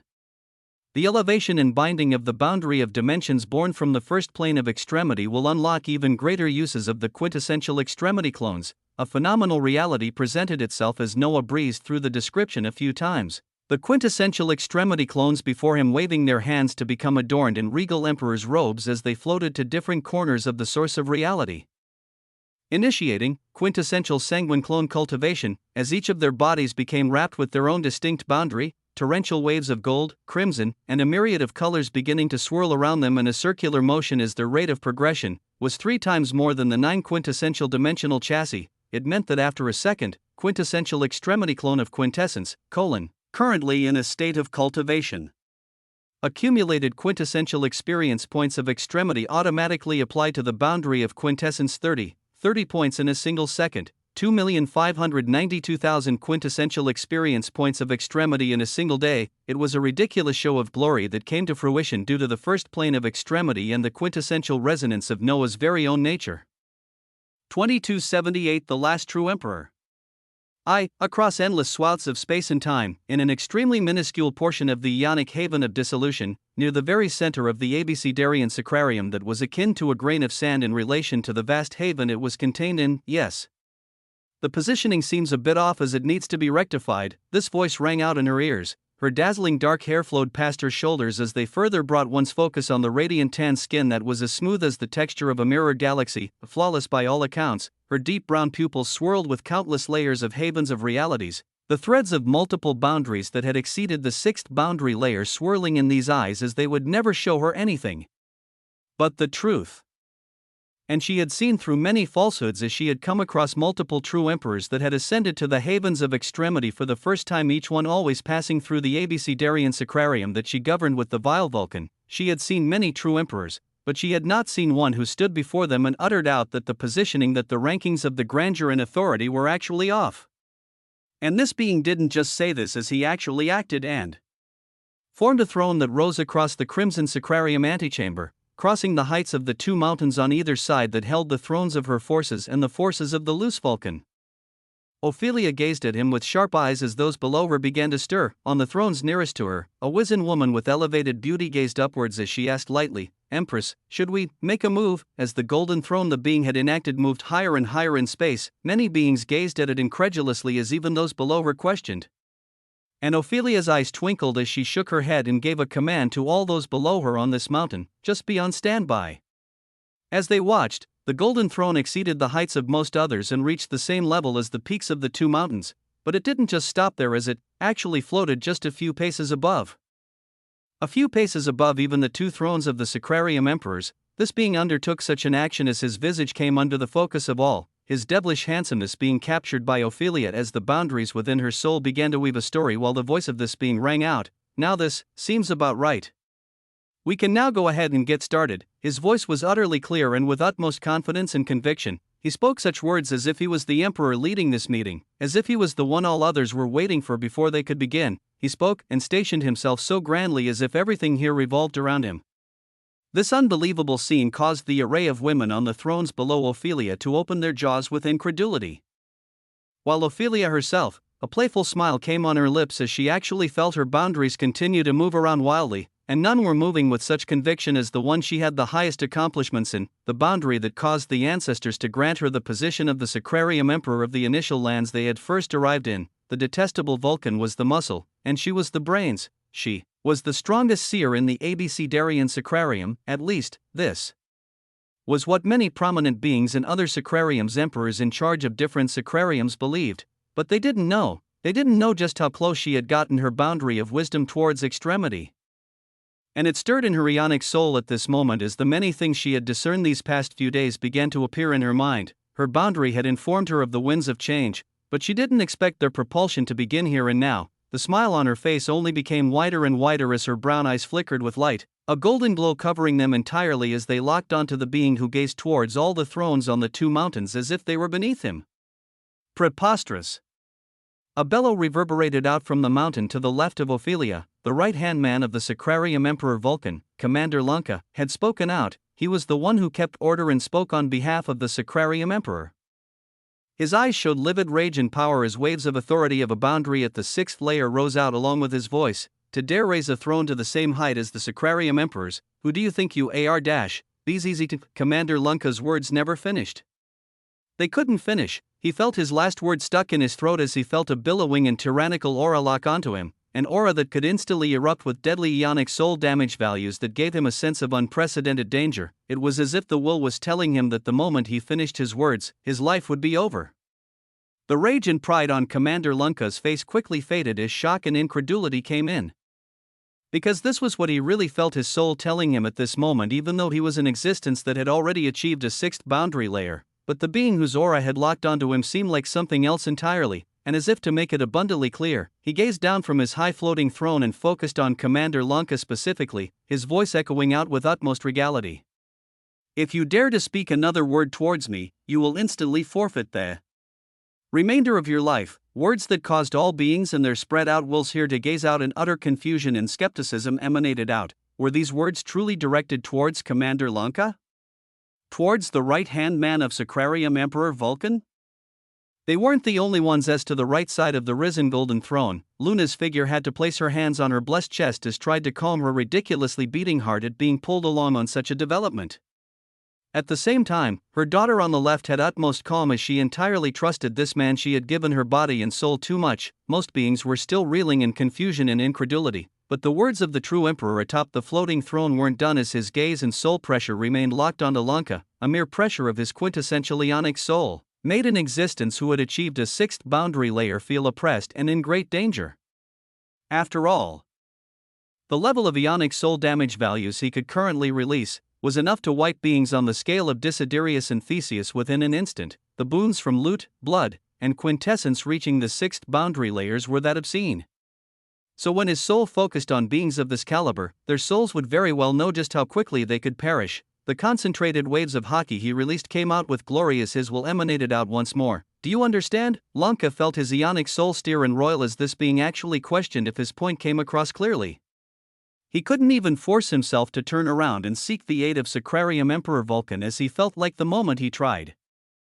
The feeling of unprecedented danger would only increase. None of what was happening made sense as Commander Lanka gulped down a ball of spit, his mouth opening as he prepared to say he understood when all of a sudden, the unprecedented feeling of danger in his soul intensified a million times more as it felt the aura of death come extremely close. Commander Lanka stopped his mouth and voice, his face turned even more gray and ashen. He was about to reply to this being that he understood. He then remembered the words this being had just said. He had said that if Lanka spoke another word towards him, he would forfeit his life, yet Lanka just realized this terrifying existence had posed a question that would require him to answer. And the moment he answered a single word, this being would have made a move. He was actually looking to kill. This thought only added to the confusion and distress in Commander Lanka's soul as instead of speaking any words, he only found himself nodding his head up and down. He truly didn't dare to speak. Those looking at this exchange didn't know what to say or think as Lanka truly didn't even dare to speak another word. He recoiled into his throne as he still felt the sense of danger. Those watching this finding this situation unfathomable as their eyes were drawn towards the emperor atop the throne. Just who was this being? What exactly had he even done for him to begin acting like this as he even oppressed someone as high as Commander Lanka? 2279 The Last True Emperor. In this confusing and incredulous moment of silence, a booming voice finally came out. How interesting, you're backing to begin acting like this after you just enter the havens of extremity is the fact that you've managed to expand the boundary of your age to the 6th layer. A voice full of power and regality that even caused the surroundings to tremble. It was the grandeur of Sacrarium Emperor Vulcan emanating out as his magnificent figure lazily gazed from his purple throne. His words caused others to stare in wonder and revise their opinions on this being that was acting incredulously at this moment, the secret that this being had achieved a crimson echelon being revealed. Many true emperors had passed through the Abecedarian Sacrarium during their ascension, but none had already achieved the 6th boundary layer when they did so. Was that why this existence before them acted with such a level of confidence? And most of all, why were the Sacrarium emperors still humoring him at this moment and letting him do what he pleased? The prominent ancestral Lernians currently present in the Crimson Sacrarium antechamber watched closely as their automaton boundary modulators were actively recording the scenes playing wanting to see how all this would unfold as in their hearts, they waited to see this being put into his place. They wanted him to be shown how far the distance was between him and those who had been living in the havens of extremity all these years. One of the few beings who didn't have any thoughts as he shrunk back in his throne was the visage of Commander Lanka, who still felt a great sense of danger as even the ringing voice of Sacrarium Emperor Vulcan did not soothe him, and towards the words of Emperor Vulcan, the emperor from the risen golden throne gazed towards the thrones at the peak of these two mountains as he spoke clearly. I am the last true emperor to come from the barren lands, the true emperor of quintessence. The reason you all are here right now to be graced with my presence is because there are questions deserving of answers. His words were calm and level-headed, yet they caused a mysterious phenomenon to play out around him as the essence of extremity buzzed. The words contained utmost power and regality as the being stated that he was actually here to question the Sacrarium emperors. The situation was so unbelievable as many eyes continued to pass from the thrones of the Sacrarium emperors and to this newly declared true emperor of quintessence, and they continued to see nobody make any major move as they could only watch.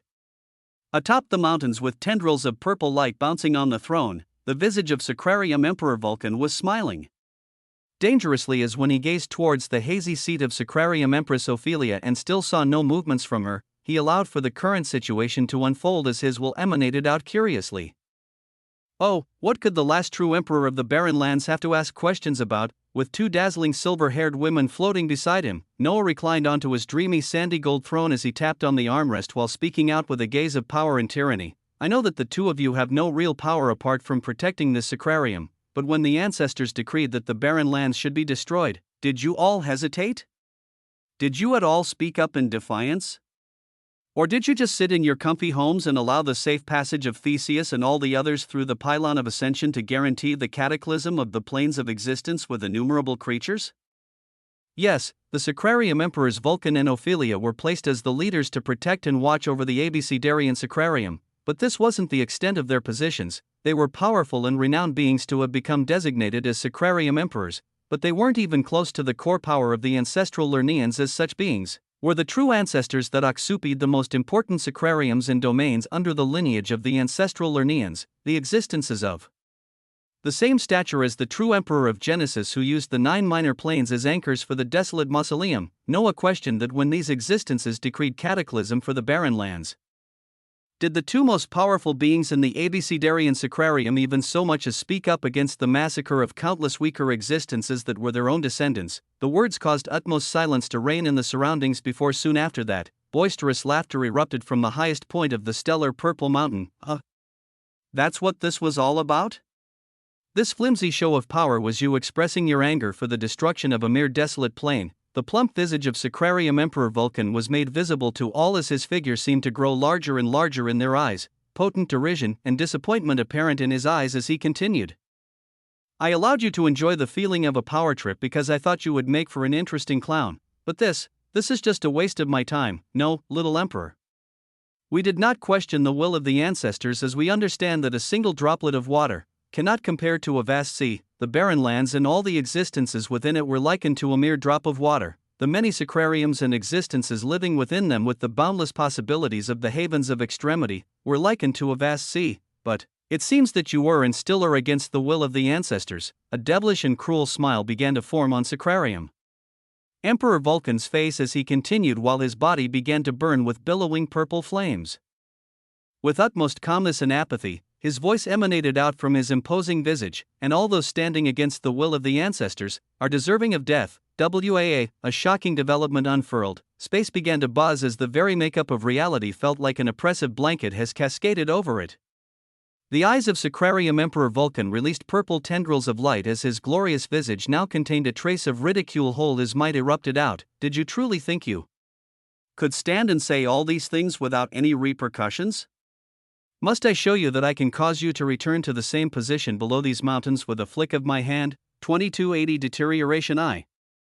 Must I show you that I can cause you to return to the same position below these mountains with a flick of my hand? The voice was booming as it covered every portion of space, the situation heating up to an extremely volatile moment as all eyes were ready for a show. On the second mountain with thrones that were blessed with the figures of a dazzling array of women, Empress Ophelia, are we keeping our stance as is?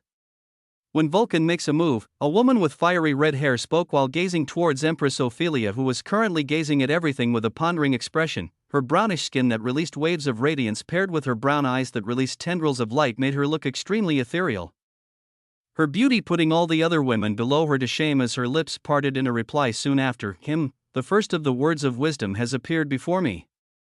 Do you want to know what it says? Her pondering expression held a hint of a smile as her voice cascaded down to cover her whole mountain, making her intentions clear to all her people as dozens of boundary expansion realm women with exceptional beauty gazed up towards her expectantly. Many of them were beings that Empress Ophelia had saved in many suffering situations, their trust in her being something higher than even that they would have had with their parents as they trusted her with their lives, and what they trusted the most were the words of wisdom that stemmed from her boundary, words that never led Empress Ophelia wrong so long as she followed them. Seeing the many gazes coming towards her and the blooming volatile situation outside, she smiled lightly as her gorgeous eyes blinked to reveal a set of golden words forming into a single sentence that now became clear to all. It is inadvisable to make the true emperor of quintessence your enemy.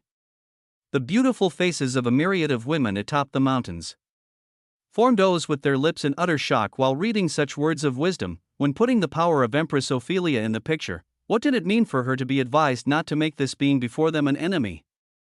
Many dazzling eyes blinked while turning back towards the being floating high in space, their souls even more expectant to see what would happen next. At the same time, Empress Ophelia continued to receive more and more words of wisdom that caused her to constantly shift her expression from pondering to a smile, and then to a troubled expression. One thing was clear amidst all this confusion though, something unpredictable was about to occur, with a dense cluster of chaos being brought into the picture by none other than the last true emperor to come out of the barren lands. As a shocking confrontation bloomed in the Abecedarian Sacrarium, a critical situation also unfolded in a faraway location within the Ionic haven of dissolution.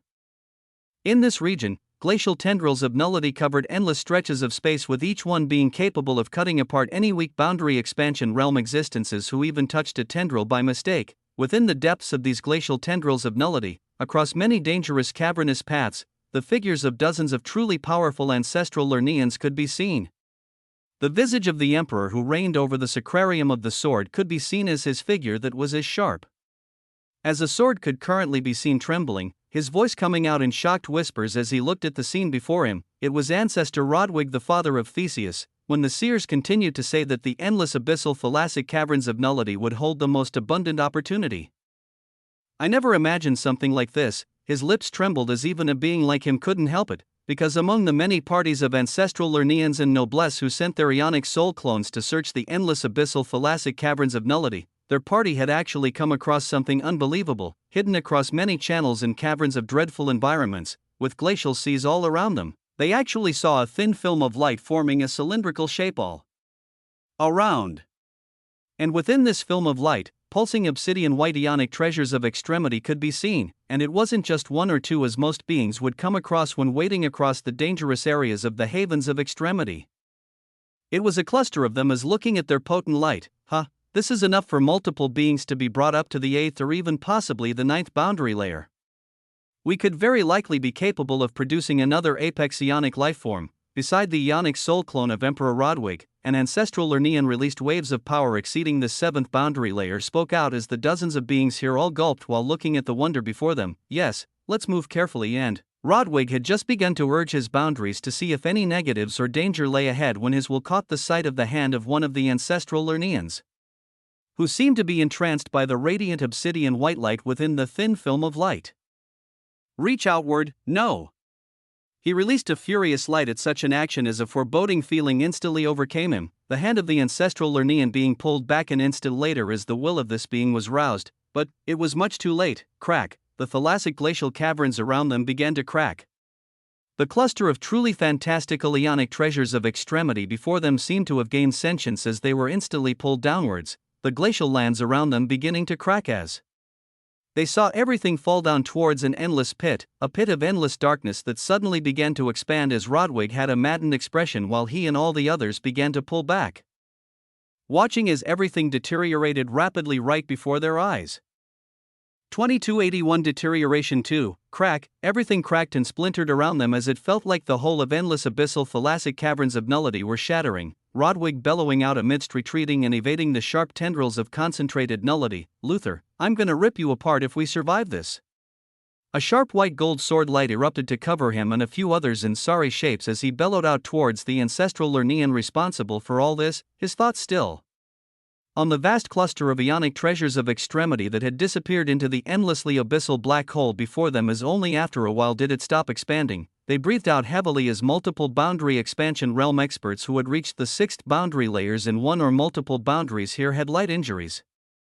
Everyone else otherwise okay as their expressions were ugly to look at. It was as if a man was teased with the thing he wanted the most in the world right before his eyes, and it was then taken away right after. The faces of all ancestral Lernians here turned towards the short and stout man known as Luther, whose face was currently ashen, his voice stuttering out as he pointed towards the endless abyss that had expanded before them. They were merely at the outer ring of this cylindrical abyss as, look within, release your wills deeper into this abyss. He released his words rapidly as if all beings here were about to jump him, their eyes soon drawn into the endlessly dark abyss before them as when their wills went into it. Their hearts nearly stopped. The distance was currently immeasurable, but far down this abyss, extremely far down at that, they could see the dazzling rays of light of ionic treasures of extremity, not just one, but clusters of them multiple times more glorious in stature and size than even the single cluster they were looking at before this. The hearts of all the powerful ancestral Lernians here who stepped from powerful positions in this lineage trembled. They were all either leaders of sacrariums or holding important positions as commanders and had sent their ionic soul clones here, where nothing fazed them normally. Most of them had reached the 7th boundary layer as the most powerful among them, like ancestor Rodwig, exceeded it. Yet right now, they all panted heavily while staring into the abyss that was shining with scintillating lights that in the next instant began releasing beams of radiant fervor upwards. No, the color drained from their faces as they saw the radiant lights being released from the abyss increase in volume and fervor, crashing on the glacial cavernous space above them and breaking outwards into the cold sky as they acted like a massive beacon, a beacon of treasured light that let it be known to all those here, and in the endless abyssal thalassic caverns of nullity, the ancestral Lernians weren't the only lineage here. Ancestor Rodwig's face became extremely serious as his will instantly surged into the automaton boundary modulator by his side. His eyes locked onto the treasured light surging upwards from the abyss as he spoke out, Code Crimson. Alert all movable forces that have achieved at least the sixth boundary layer and can survive in the endless abyssal thalassic caverns of nullity. Alert the elder ancestors of what is happening. Clusters of ionic treasures of extremity have appeared in an unexplored environment with waves of essence that only those who can form a planar domain can withstand. We are not the only ones to discover it. Converge any and all available forces to these coordinates. His words rang out rapidly as he also streamed the scenes of what occurred into the automaton boundary modulator, his gaze sharp as he then turned towards the visage of Emperor Luther. As the one who had initiated all this, why don't you send your clone down first, Luther? Keep your automaton boundary modulators actively streaming everything and let us see how far down this abyss extends, and what may lie within it. Even though they could all feel the shocking lights of ionic treasures of extremity, they couldn't see the ends of this endless abyss before them or what lay within it as their ionic souls warned them of danger. But they also couldn't wait for the parties of noblesse and any other lineages that may be in the area, as they had to at least get a lead on the information of just what had appeared before them. The gaze of Luther was unresigned as he sighed. Seeing that the words of Ancestor Rodwig were more of a command and not a suggestion as his figure came closer to the edge of the cylindrical abyss before them, an ionic soul clone was extremely important, and it was something that those becoming more proficient with their souls at the sixth boundary layer could do, as it was more than 50% of their ionic soul values. Losing it was akin to losing half of their life, as nobody wished for it, but, for the glory of all Lernians, Luther bellowed out with power as with tendrils of his boundary covering him, he jumped and plunged into the endless abyss before him, as he was the first to go in and see just what fantastical thing they had discovered in the endless abyssal thalassic caverns of nullity. The drop seemed to be infinitely vast, as within moments, the figure of Emperor Luther was covered by darkness and faded away entirely from their eyes. The wills of all beings here connected to a specific resonance on their automaton boundary modulators as they monitored the situation of Luther, and as his descent continued unabated for a while. All right, the rest of us will slowly follow. Zachary, you and Desmond are proficient in veiling yourselves. Remain hidden and observe whenever parties of other lineages appear. Ancestor Rodwig gave more commands as his body blazed with a sharp gold and white sword light, being among the next group of beings to descend and see just what mysteries lay within the endless abyss before them. The level of rewards were too great, and the danger level was unknown, as one thing was clear: with the appearance of such dazzling treasure lights ascending upwards in the endless abyssal thalassic caverns of nullity that many lineages frequently explored, a bloody conflict unlike anything that had occurred in the past billions of years was about to bloom. As for who would benefit from all of it in the end, such a thing was currently unknown. 2282 Deterioration 3, space buzzed, and coiled like a spring as if it could burst and release waves of essence at any moment. The one responsible for this was none other than Sacrarium Emperor Vulcan, as tendrils of stellar purple light emanated from his eyes. His plump figure showed off astounding majesty at this moment, as he just told the last true emperor of the barren lands that had brought his golden throne to a height even slightly above his throne and the throne of the prudish Ophelia. He had just told this being that he could bring him right back down with a flick of his hand, and what he enjoyed the most played out before his eyes. Everything fell under the gaze of his will as he saw the stellar eyes of the true emperor of Quintessence lock onto his as they showed utmost confidence and power. He loved this the most. To see the eyes of beings who thought themselves to be special or important shine with such confidence and pride. As he would soon break this confidence and make such beings be mere husks of who they used to be. It had happened too many times before. A few 100,000 years ago, a descendant of a Sacrarium emperor was making trips across the dominions of the ancestral Lernians as she arrived in the Abecedarian Sacrarium and thought she could play high and mighty due to this being considered the beginner Sacrarium under the Lernians. She thought she could rely on the power of her father, who was another Sacrarium emperor, as nobody could touch her, and Vulcan had put this being in her place. As to her shock and dismay, he forcefully toyed with her before throwing her out of the Abecedarian Sacrarium. Watching gleefully as she contacted her father, as even when this being came, only a battle erupted as the other party couldn't suppress him, and the arrogance and pride ingrained in the bones of that woman shattered as she saw her father turn back with an ashen gaze of utmost fury, pulling back all their forces as no justice was achieved. Her eyes were only a husk of what they used to be as she left, the visage of Vulcan watching it with relish as it fed his desire. Some billions of years ago, multiple true emperors had also passed through the Abecedarian Sacrarium as beings like Hideyoshi bowed their heads before him. True Empress Katia could do nothing but swallow her karmic pride and enter his abode when he blandly told her it was his way of sowing karma.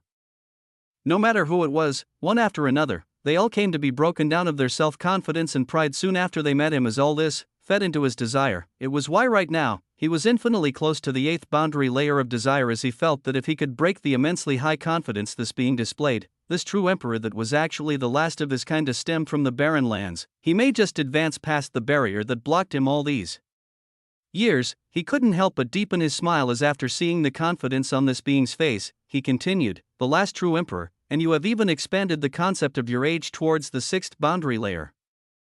It is unprecedented, as you are one of a kind, so you must think that you hold some grand fate or fortune." WAA, the crackling waves of power in the surroundings vibrated madly and coiled and compressed even more as Vulcan raised his hand. Those in the surrounding felt their hearts and will be devoid of any thoughts but what was occurring before them now, as the majesty of Sacrarium Emperor Vulcan only intensified. "Let me show you that you aren't someone special. Let me show you that in the expanse of extremity, you are nothing. One will first strip you down from your position, and then the things you hold most dear." His gaze turned towards the two women beside Noah as a light of desire flashed cruelly. "I will toy with them before your very eyes and show you that a single wave of my hand can take you from the high position you've put yourself in and drag you to the very depths below." His voice reached a crescendo as his right hand waved down, and it carried with it a billowing sense of awe and pressure, as even those sitting on the thrones below him felt their souls tighten. Their wills trembled and vibrated under the pressure, as how would any being who had only achieved the 6th boundary layer even face this? They expected to see the color drain out of the face of the true emperor of quintessence as this pressure surged his way, but their pupils dilated as they saw this being recline back with even greater majesty on his throne. His face dripped of utmost glory and coldness as towards Vulcan and the billowing waves of power he released, this being spoke out with utmost clarity, "An ad like you will not even be able to move me an inch." A horrific storm of purple light thundered down as the true emperor of quintessence stared at it calmly. Could he truly withstand an existence that had reached the very peak of the 7th boundary layer? Someone that had been refined in the havens of extremity all these years? Were it other beings, it would be an impossibility. The rankings of boundaries were set in stone, as the closer a boundary was towards extremity, the more powerful it was. If an existence took a crimson planar boundary to the 8th boundary layer stood against an existence who took a golden innate boundary that was higher in rarity and tier to the 7th boundary layer, their strength would somewhat be balanced due to the difference of the planar ranking and innate ranking, but the one closer to extremity would still show greater power. But then, there was Noah, multiple crimson innate boundaries at the 6th boundary layer. Their boosts and augmentations were utterly obscene, as a single example was the 5th boundary layer of quintessence that granted 1000% to all ionic parameter values. Other beings did not have this. At most, their augmentations stopped at 100% to all ionic parameter values, so even though Noah's boundaries were only at the 6th boundary layers, the type of boosts they granted due to their high tier and, of course, due to their quality of quintessence, granted Noah augmentations equivalent to those at the 7th boundary layer, if not possibly those at the 8th layer as well. This was what his soul told him, his quintessential ionic soul. It was also a type of soul no other beings had, as its ionic soul value that was now surging past 80,000. Could not be denied. This was the reason for his confidence, and now, the time came to put theory into practice, as when the billowing tendrils of power from Sacrarium Emperor Vulcan descended, Noah's figure domineeringly settled on his throne as the radiant luster of crimson, gold, and a myriad of colors bloomed. The magnificence of quintessence bloomed in the havens of extremity for the first time. 2283 Deterioration 4, a glimmer of crimson that caused her blood to churn, a glimmer of gold that caused wisdom to buzz, a radiance of multiple colors that caused one's soul to feel reverence. Such fantastical waves of light erupted around the enthroned true emperor of quintessence as when the torrential force released from Sacrarium Emperor Vulcan descended to forcefully press his throne back down. BZZZT. Ophelia felt her soul buzz as her lips parted in surprise and wonder, seeing the torrential waves Vulcan released be stopped by the radiance of colors around the true emperor of quintessence, as if all these waves of power had entered the domain of an endlessly vast sea. The scene caused many eyes to constrict as ancestral Lerneans shifted on their seats, watching as the throne of the incredulous being before them truly didn't shift even an inch, as even the two women beside him didn't feel the terror of the soul pressure Vulcan exploded out with. As I said, brilliance overflowed as the exceedingly handsome visage was captured in everyone's eyes. "An ad like you would not be able to move me even an inch." WAA. Unprecedented silence descended on the surroundings at such a development. As an instant after, the true emperor of quintessence tapped on his throne leisurely as he continued, "Tap, I convened you all here to question you on the cataclysm of the barren lands. And yet a mere Sacrarium emperor like you did not know his place and actually sought to oppress me. For that, a lesson would have been enough. Tap, a glorious symphony began to build with every tap of his finger as it felt like a pulse that all beings here felt in their souls, his eyes turning utterly cold at this moment as he continued. But more than that, your vile eyes actually gazed at the women around me with desire. For that, the only fate decreed for you is death. Space twisted and turned as another tap came from the true Emperor of Quintessence, this tap feeling like a thundering hammer that had passed down a judgment as this newly risen Emperor, the last true Emperor, actually decreed death to a standing Sacrarium Emperor. Could a being even do that? Was that something that any existence even dared to do when knowing the endless forces that ancestral Lerneans held? The eyes of all boundary expansion realm experts here watched on with unbelievable incredulity as they wanted to scoff at this being's words and claims, but their ionic souls found it hard to do so as they finally realized why Commander Lanka was suppressed the way he was. A terrifying soul pressure had begun to be released from the true Emperor of Quintessence, as if it was stifling, his cold eyes carrying a trace of controlled anger as the pressure he released was no less than what Sacrarium Emperor Vulcan released, and when seeing such a scene, the eyes of Sacrarium Emperor Vulcan turned into crescent slits of a smile as he felt utmost joy. He could feel his desire raging against the surprising power this being showed, and the denouncing of his gaze over the women around him, it only caused his desire to grow more and more. He could feel that the moment he put this being down, he would achieve a crucial point in his desires and proceed to a state only the most distinguished Sacrarium Emperors had achieved. So, he was about to release his desire. He was about to, when he instantly heard a mental message from the one he also hadn't attained all these years. It was the words of none other than Ophelia, as one of the Sacrarium Emperors appointed for the Abecedarian Sacrarium. I will fulfill my duty today only to the extent of giving you words of wisdom. And that is, to leave the Abecedarian Sacrarium with haste while seeking the support of the elder ancestors. Vulcan sneered and bubbled with a fit of rising anger as he heard Ophelia's words. She didn't advise him to stop instigating the true Emperor of Quintessence or that he may have a hard time. She actually told him to start running right away while seeking the support of the elder ancestors. As if her wisdom told her that all other avenues were closed off, that if he remained here any longer, he wouldn't even be able to run. Such words caused anger to rise in Vulcan's heart as his desire became radiant and utterly blinding. It became so blinding that he could see anything else, but to achieve this desire, common sense rushed out the window, logic and self-preservation left entirely, with even a trace of forethought that would maybe entertain the words of one of the strongest hidden seers entirely disappearing as Sacrarium Emperor Vulcan released his desire, hung, the light of a planar domain flashed, and waves of desire flourished. On the second mountain, Empress Ophelia's radiant brown skin glimmered with even more incandescence as a heart-stopping smile was arched on her lips. Her words that may have seemed like a warning further blinded Vulcan with rage and desire as she followed the words of wisdom that appeared before her. Wisdom that was reacting so strongly towards this being she was meeting for the first time that it was incomparable to when she even met elder ancestors, incomparable to when she even met the apex ionic lifeforms of the ancestral Lerneans that were their pillars of support. Beings like the true Emperor of Genesis. Beings like Empress Minerva. Now, why was her wisdom reacting so strongly to this being? She knew that she wouldn't even have to wonder for long as facing the blooming planar domain of the boundary of desire, this existence did not even stand from his throne while the billowing visage of Vulcan had risen up to become the center of the planar domain of desire. It caused the hearts of others to flutter as this existence made it clear he would not even be bothered to stand. With a glorious gaze of magnanimity and power, he only spoke tyrannically, quintessential hegemony of the Emperor. All thought stopped as multicolored radiance overflowed from a tyrant atop a golden throne. 2284 I don't give a damn. What was the difference between an existence that had only reached the sixth boundary layer and an existence that had exceeded this, at the sixth boundary layer? One gradually became more proficient in their ionic soul as they could weave it into fantastical possibilities. The closer one went towards extremity, the more control that one held over their ionic soul as when one laid out their planar domain, the results were unimaginable. An example of this could now be seen with the torrential waves of power released from the Sacrarium Emperor Vulcan. He had called out his planar domain as it was established in an instant, and it was a glorious one as royal purple pillars of light that were weaved from the very rivers of reality formed one after another as they occupied the space before the two massive stellar mountains. Each pillar seemed to contain hundreds of rivers of realities as the moment they were established, they released clouds of purple light that emanated immense desire, and within an instant, the domain of this powerful being was laid out all around as they even wrapped around the floating golden throne of the true Emperor of Quintessence. purple clouds of desire proliferated as all nearby space turned into a mystical cloudy plain. The pillars of reality seemed extremely real, as even when Vulcan released this domain, these massive pillars of light would still be here.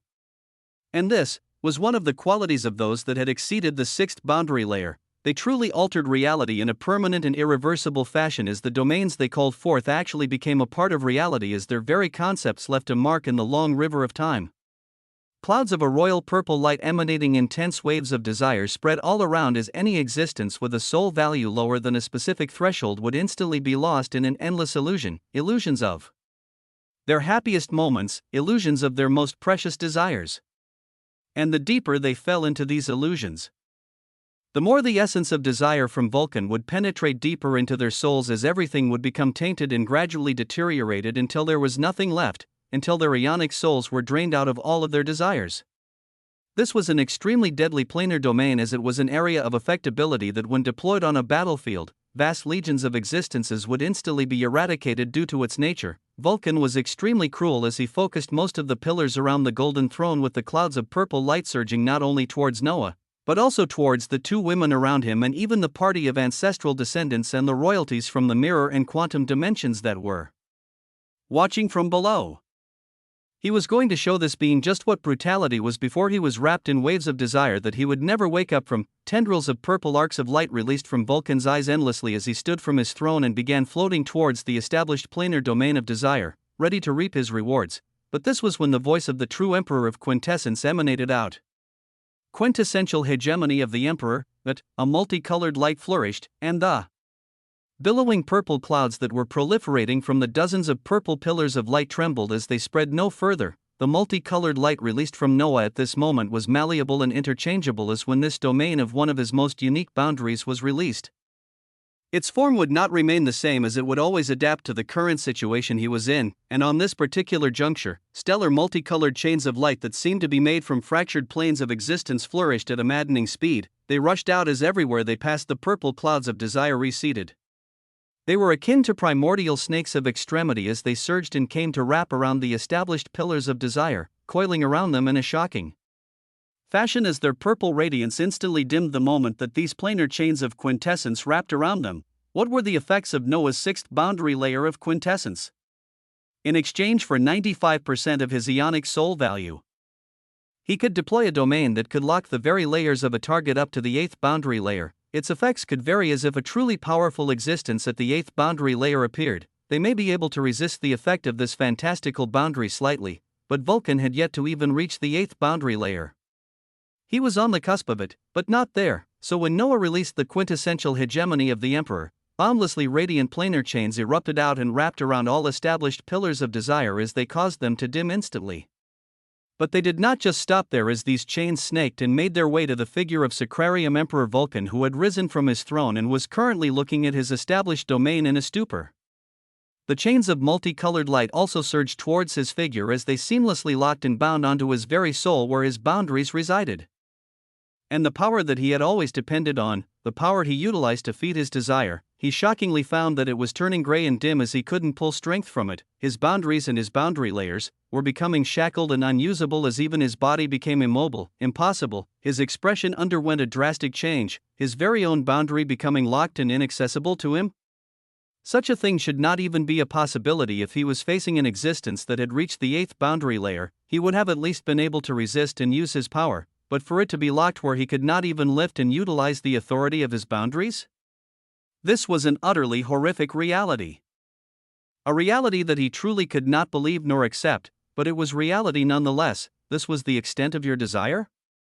Something that I can so easily bind and shackle, with the eyes of many boundary expansion realm existences gazing on in utter incredulity and shock. The true Emperor of Quintessence reclined on his golden throne while speaking out as his eyes released boundless waves of tyranny. 2285 I don't give a damn too, an impossibility.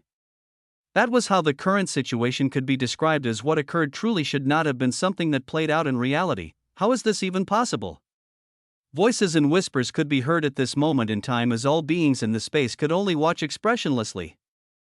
Their eyes were drawn into and focused on a single being that reclined on his golden throne as his figure released tendrils of multicolored radiance that made his very skin like it was forged from a celestial haven they had yet to come across. his eyes released the light of tyranny and grandiosity and that they hadn't seen the most confident of emperors have in the havens of extremity, and in the next moment, he became an even more mysterious and unfathomable figure in their eyes as his right hand rose from his armrest on the throne and pointed towards the immobile figure of the plump Vulcan, and the only thing that he did was beckon with his index finger as an instant after. The frozen figure of Vulcan tore across the space filled with dim purple pillars and multicolored planar chains of extremity that wrapped around them as he approached the throne of this existence extremely quickly. When Vulcan had waved his hand to press down on the visage of this existence, he had failed to even move him an inch, but at this moment as this being merely beckoned with a single finger, the frozen figure of Vulcan was grabbed by a horrific gravitational force that pulled him from his current position in space as he was forcefully pulled right before the throne of the true Emperor of Quintessence, and he came face to face with a being he truly didn't understand. The being looked at him with utter coldness and apathy as his voice emanated out, "You had a good run, the billions of years you lived, the many accomplishments you had, and any future aspirations. I'm going to bring them all to an end shortly." His words caused Vulcan's eyes to shake violently as they formed tendrils of crimson blood, his boundaries bound as now. His very blood was being controlled as this was how he was pulled towards Noah with a mere beckoning of a finger. His eyes screamed in denial of the current reality as every part of him trembled to break free of his shackles, but his eyes could only see the true Emperor before him as he continued while gazing at him coldly. "I want you to take a moment to allow that to sink in. No need to be in shock or deny the current reality. I want you to realize that you are about to die after all these years to a being you met for barely a few minutes. That as much as you have sat on your high throne and made others grovel at your feet to make them realize they are not special over all these, I want you to realize that same feeling. Bzzzt." His words caused the hearts of Vulcan's followers to tremble as Vulcan himself, his whole body screamed denial. He would not accept it. He could not accept it. He was so close to the eighth boundary layer of desire as if he could just overcome this. His ionic soul manifested around him as he trembled with fervor, trying to break out of his boundaries as he was barely able to use his soul to send a mental message to the second being that was in charge of this sacrarium with him, Ophelia. "Aid me against this demon, against this esoteric entity. There is no way that he truly is the last true emperor of the barren lands." All avenues were to be explored as he sent a call for help. They were both sacrarium emperors tasked with protecting the Abecedarian sacrarium. Nothing could happen to him that would allow Ophelia to get off scot-free if she truly wouldn't act against a common enemy. The elder ancestors would not let her off. And Vulcan's struggle only became more forceful as from the mountain Ophelia was on.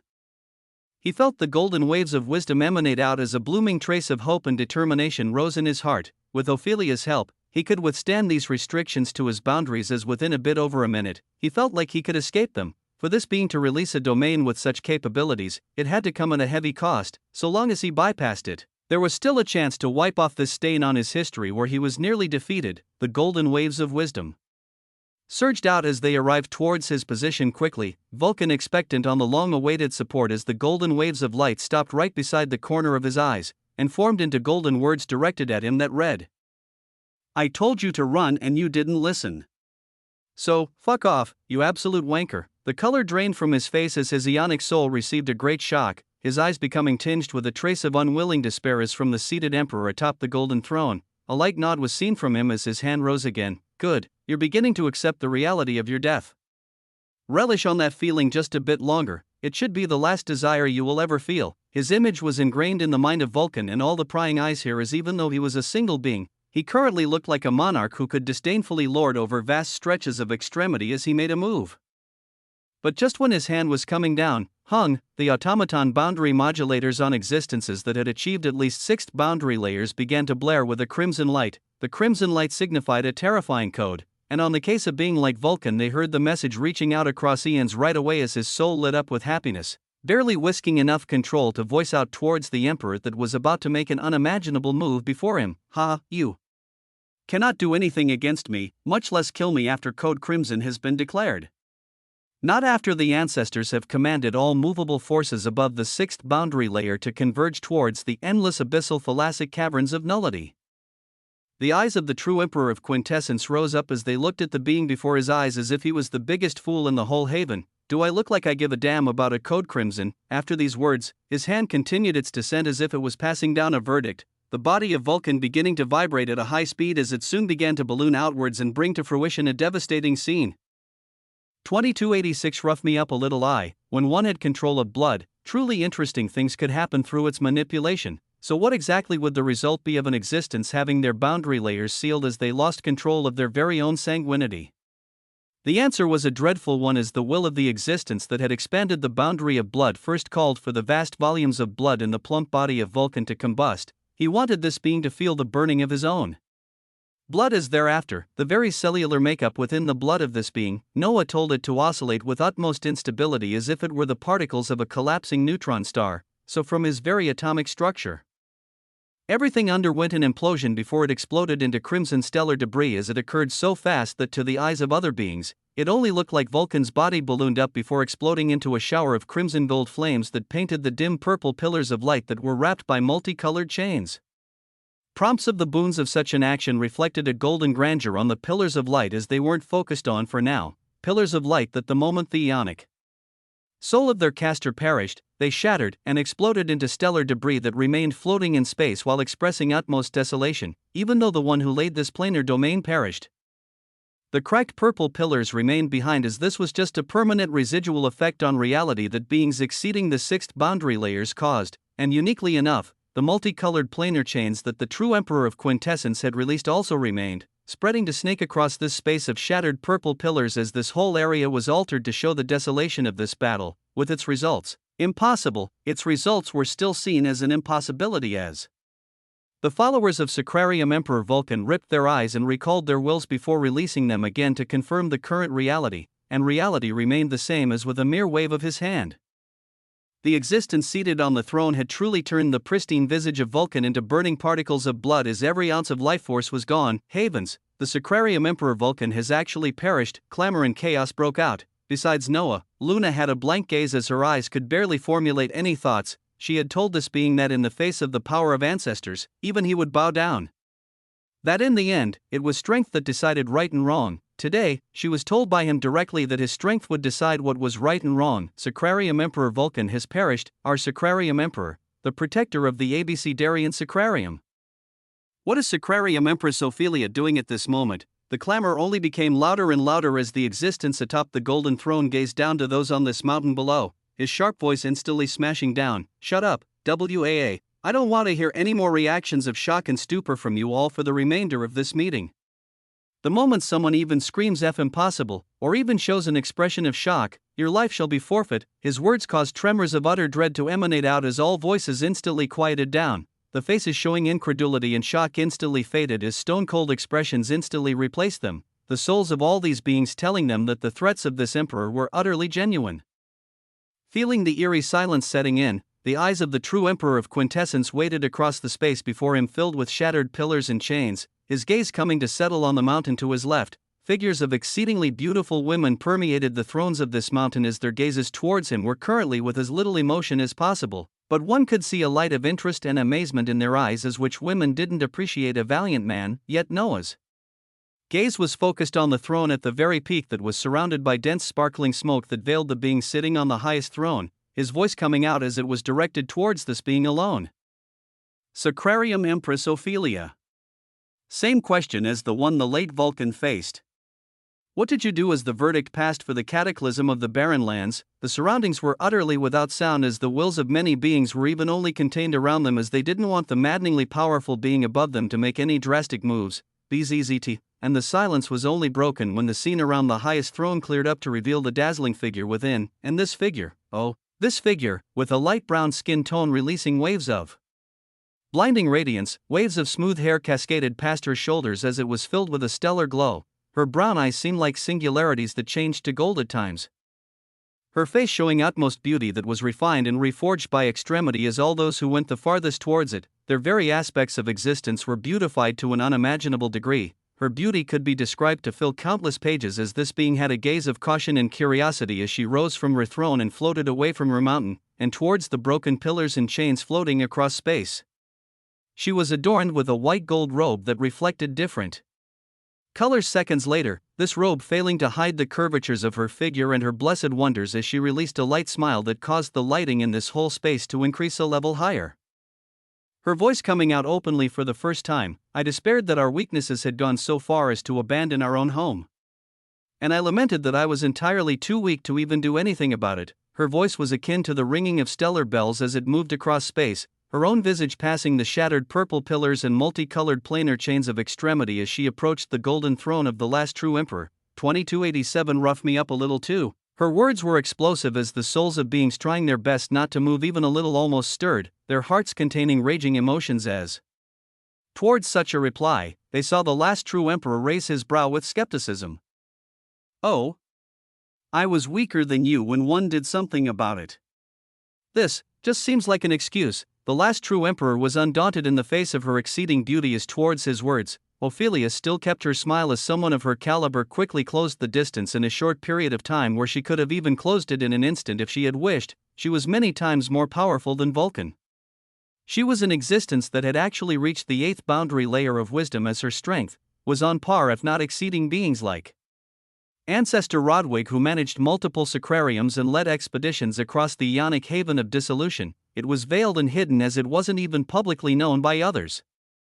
With seers like her being the most dangerous beings as they could keep their information hidden seamlessly from others, yet her expression was one of calmness as her light smile remained, her figure appearing inches away from the throne of the true Emperor of Quintessence as she nodded towards Luna and Caitlin, whose eyes suddenly turned sharp at this moment. Her gaze came to land on the Emperor before her, who still reclined on the throne as he scrutinized her figure, her voice coming out in mental soul waves in reply to his words of calling weakness an excuse. Yes. Even in my lamentations, I still did not step out of line after Il made my opinions against this move known because I simply had no power to stop it, as my wisdom told me to bide my time. That an opportunity would come in the future for me to get a chance of changing the weakness within the ancestral Lernians that led to them condemning their own home to cataclysm.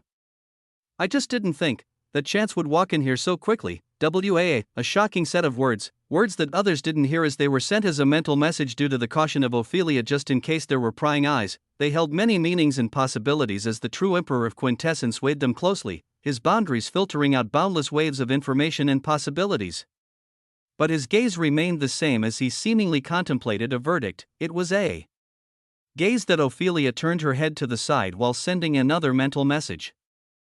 You would still treat a beauty like me with such a cold gaze after my confession? Words like this were enough to madden any weak man, especially when paired with her ridiculous levels of beauty, as Noah's brows only raised up as he asked with genuine curiosity, "A beauty like you? Do I look like someone who would be short of beautiful women around me?" Ophelia was taken aback with his words as she turned towards Caitlin, whose eyes had become increasingly sharper even though she couldn't hear any of the mental messages sent forth. A smile of curiosity was the only thing on Ophelia's face as she actually floated ever closer to the golden throne that Noah sat on. "No. I suppose you do not." She approached dangerously close as if it were an enemy. This distance was a deadly one, yet her next mental message would have utterly broken down the men sitting atop the mountains behind her as it flowed into the consciousness of the last true emperor. This one is Ophelia Ranald Erickson. I pay respects to the true Emperor of Quintessence. She reached out her hand to hold onto and lift the right hand of the true Emperor on the armrest, her visage actually bending to give this hand a kiss of recognition and respect as the Sacrarium Empress Ophelia actually paid obeisance to the last true Emperor. It was such a devastating scene to see as some beings felt their souls stir as they faced an unprecedented trial in all their lives, not making any exclamations or expressions of shock even amidst all this. Their status was very different. One was secretly an existence that had reached the 8th boundary layer, the other only had the 6th boundary layer as his highest achievement, and yet, the red lips of the stunning Ophelia graced the right hand of the true Emperor of Quintessence as an instant later, the golden light of wisdom bloomed from her lips to course over the skin of the true Emperor of Quintessence. BZZT. Do you want to die? Noah's eyes turned piercingly cold as the multicolored chains in the surroundings blazed with radiance while coming to life once again. His 6th boundary layer of quintessence granted a domain that could be laid for a duration of 2 minutes. This time was not up. A deadly suppression could erupt at any moment as in response to Noah's words, Ophelia's lips parted from his hand as she straightened up while showing a fearless expression. I had to be sure. She locked her eyes with his as they held no shred of fear, even though she had released an ability that required her to be in close contact with her target, one that scanned the target as any intricacies of destiny, providence, and a myriad of other connections would become that much clearer. But she did this against the will of the true Emperor of Quintessence. I had to be sure as my life is on the line, and I needed just a little more wisdom about you in order to understand just how I would move from here on out. For doing it like that, I apologize. But I do wish to ask first, are the barren lands truly destroyed? Even the minor planes attached to it? Or when you say you acted against the will of the ancestors, you were able to save at least pieces of it? Her radiant face showed faint traces of worries and expectations as Noah kept his cold stare before continuing their mental conversation. Since I made a move to save it, then of course, the planes of existence of the barren lands were saved. Utmost glory and brilliance erupted out as exceeding nobility released from the emperor atop the golden throne. Tomorrow's working chapter. Titles: Rough Me Up a Little 3, The Abyss I, a Dewey. 2288 Rough Me Up a Little 3. The surroundings brightened up as a dazzling smile of relief erupted from Ophelia. She didn't ask how, nor did she even question if the words were true or not. She simply felt a massive weight of guilt and weakness lifted off her shoulders as she felt complicit when she watched Theseus and the others carried by the light of the pylon of ascension not too long ago, beings that she could have crushed with her mere fingers as due to being bound by duty and loyalty to the will of the ancestors. She did not do so, how is it any different now? Why did she stand before the true emperor of quintessence that had gone against the will of the ancestors? With a smile? This was an answer that only she knew as she refocused on the dignified and cold figure of the emperor before her as a voice of nobility and grace emerged from her. Your anger towards the decree of the ancestors that would have killed you and countless others is justified. It is how you will proceed with this anger that will decide whether you can effect great change and just how extensive the rivers of blood are going to be. At your current stage, you will not be able to demand any answers from those truly responsible, not if you meet them right at this exact moment. This would also cause for the chance I have been waiting for to uproot the weakness within our lineage to face a setback. However momentary it is, her voice and eyes were utterly magnetic as every word coming out of her lips dripped out like honey, and yet she showed a profound understanding of extremity as her soul buzzed with power. Wisdom tells me you will pull yourself into endless trouble depending on how you move next. The death of a Sacrarium emperor is not a small thing as word should have been passed around the upper echelons by now, and you and I can still decide what the story for this will be. Oh, yes. You don't seem to be someone who will veil their brilliance in tyranny, and that's okay. The one thing that ancestral Lernians favor more than anything are the truly strong among them. And I do not see harm in you seeking your retribution this way. Manipulating the minds of all beings in this space who have seen the progression of events will be easy, and altering the recorded scenes of automaton boundary modulators will be even easier with my clearance. The only thing left would be me, and how even though my counterpart who protected this sacrarium had perished, how I am entirely fine. Due to that, I will just need you to rough me up a little bit so that this story blooms without any cracks or leaks when the yonic clone of an elder ancestor arrives in the next minute. Ophelia asked with a straight face and a serious gaze as silence descended between the two's mental conversation. Noah stared at this dazzling woman with scrutiny as a myriad of paths appeared before his eyes. Their conversation brought to mind the structuring of the ancestral Lernians in the Ionic haven of dissolution as Noah thought about Ophelia in the grand scheme of it all. His intuition told him this being had far surpassed the TTH boundary layer as she should have stepped on the eighth. The memories of Vulcan that were swirling in his mind and being broken down across the billions of years also. Showing him a clearer picture, she was a mystery even to Vulcan as she was appointed as a Sacrarium emperor tens of billions of years ago after a previous one was relocated, the reasoning being his inability to work together with Vulcan. Vulcan had been unable to even get within inches of Ophelia over all those years as he could never fulfill his desires that were directed at her, with his view and the view of pertinent ancestral Lernians at large viewing Ophelia as one of the powerful Sacrarium emperors with high potential for advancement, someone who could possibly attain a seat as an elder ancestor.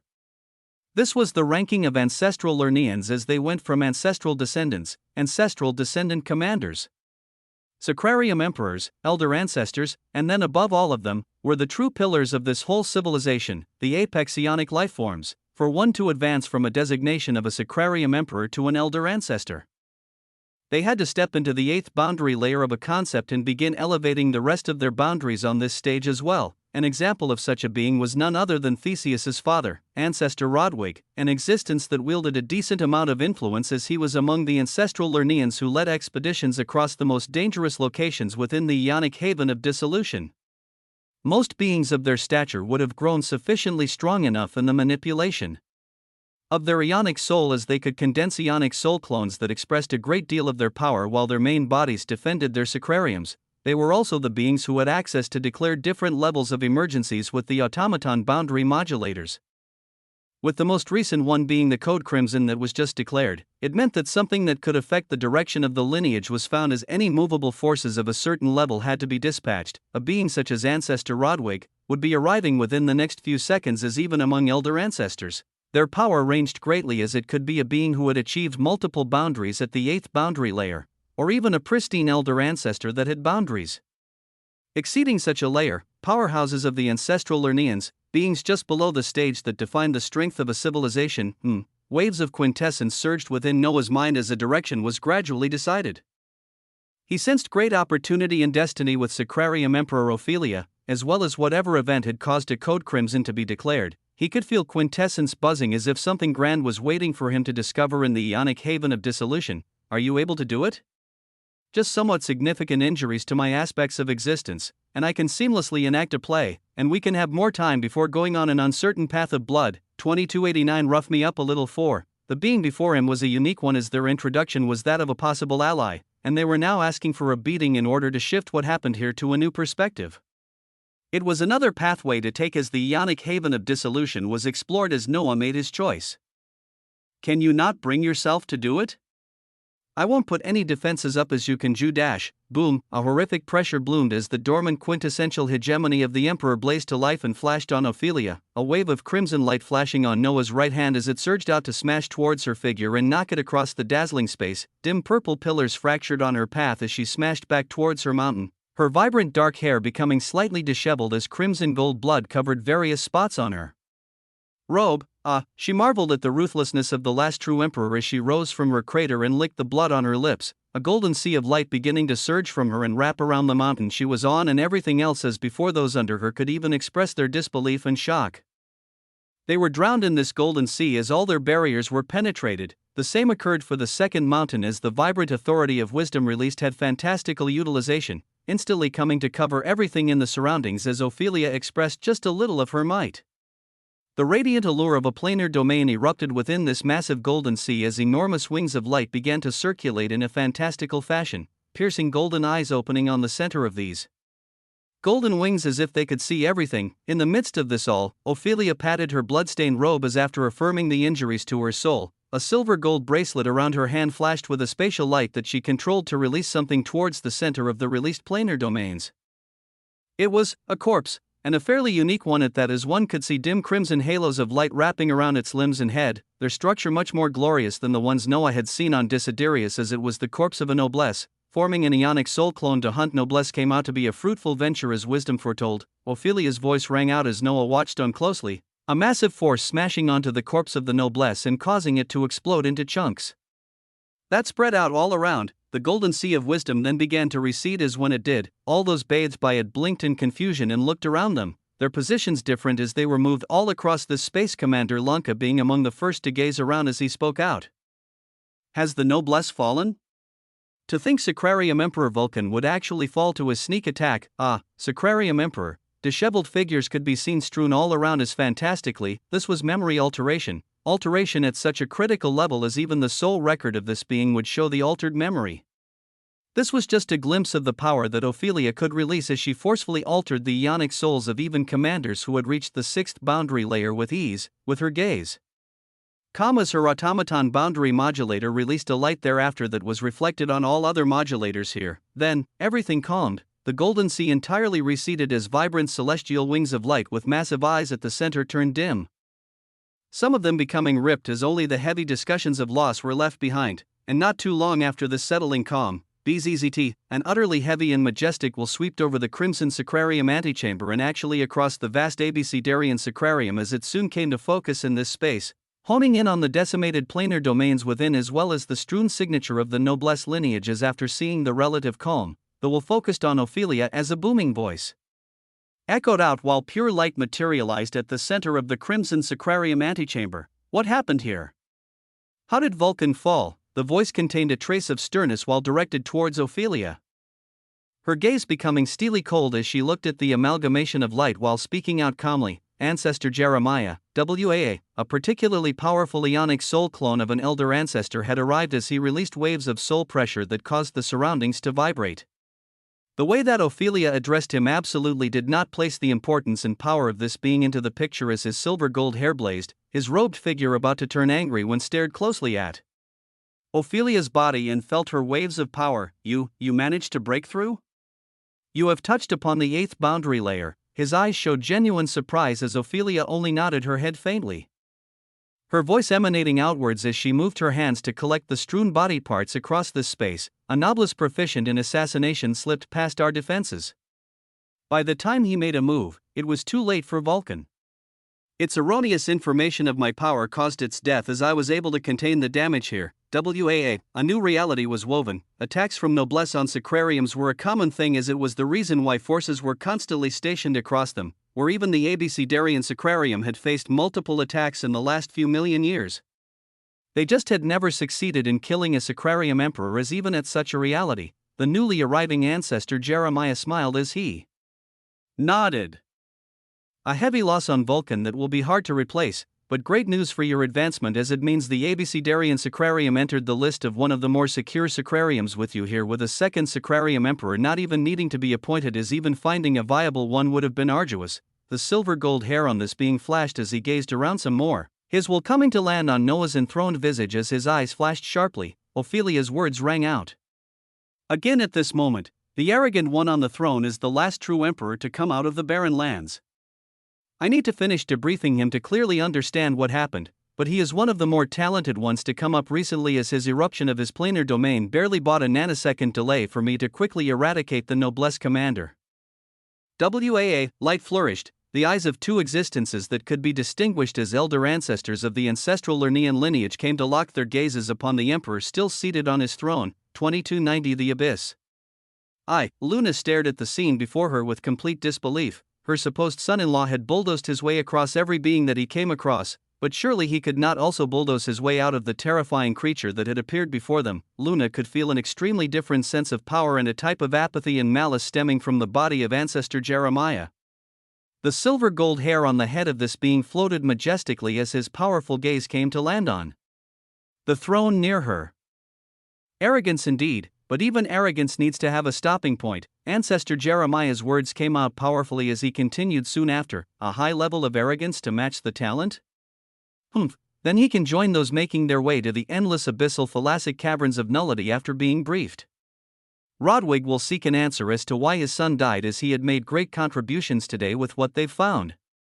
It is something important enough that could even bring one close to becoming an apex ionic lifeform. Ancestor Jeremiah seemed hurried, as he would have normally taken some time to at least discipline newly risen beings that showed immense arrogance before his eyes.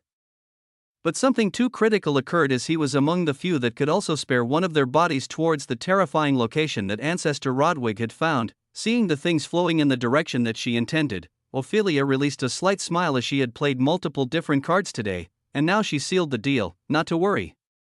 This being shall be my sponsor for the time to come.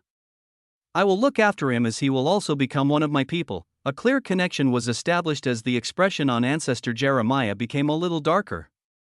The sponsoring of any existence was to aid them towards the path of extremity, and this was something that Commonia civilization conducted in order to produce existences like apex ionic lifeforms to lead them forward.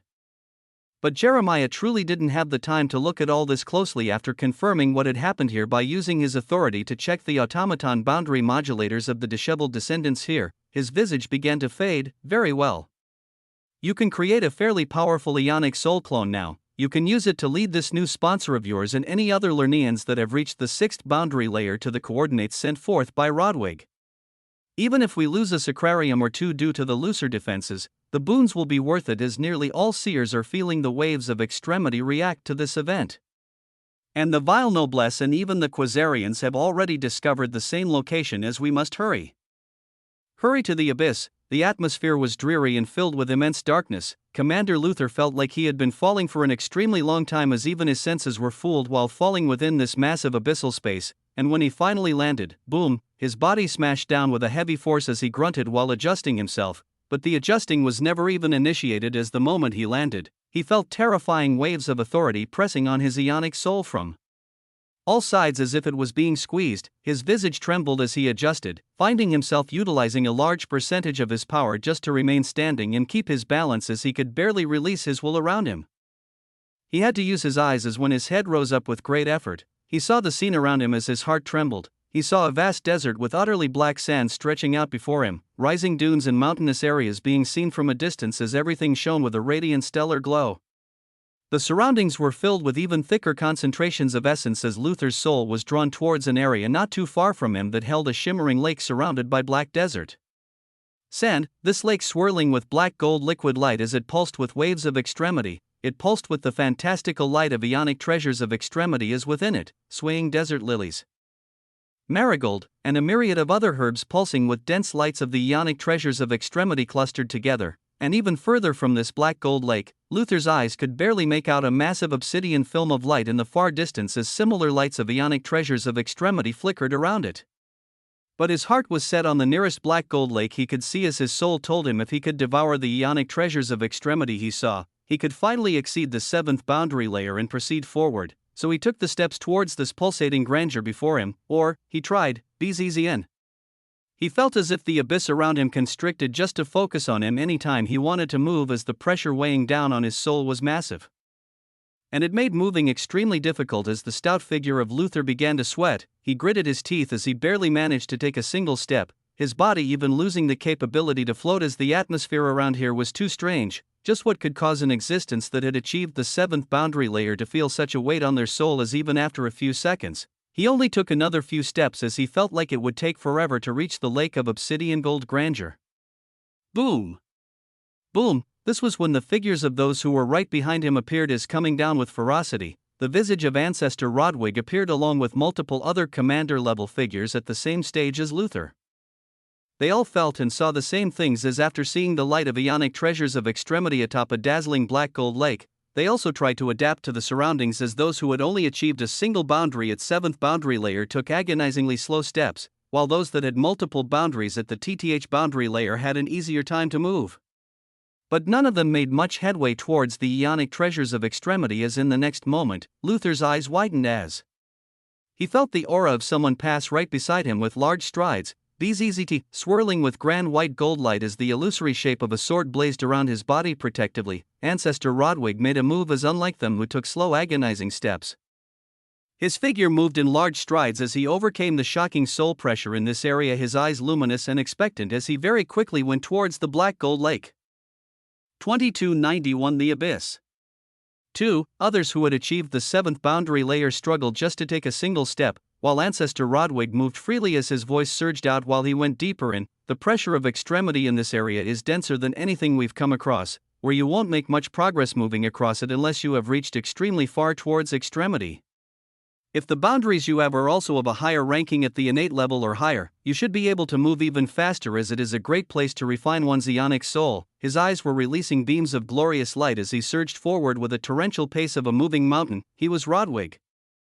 Out of the many powerful beings to come out of the ancestral Lernean lineage, there were some that were undoubtedly carrying great providence and talent. Rodwig was among such beings as his visage carried multiple boundaries at the 8th boundary layer, and he felt like this opportunity he had found may just be enough to finally give him the push towards the 9th boundary layer.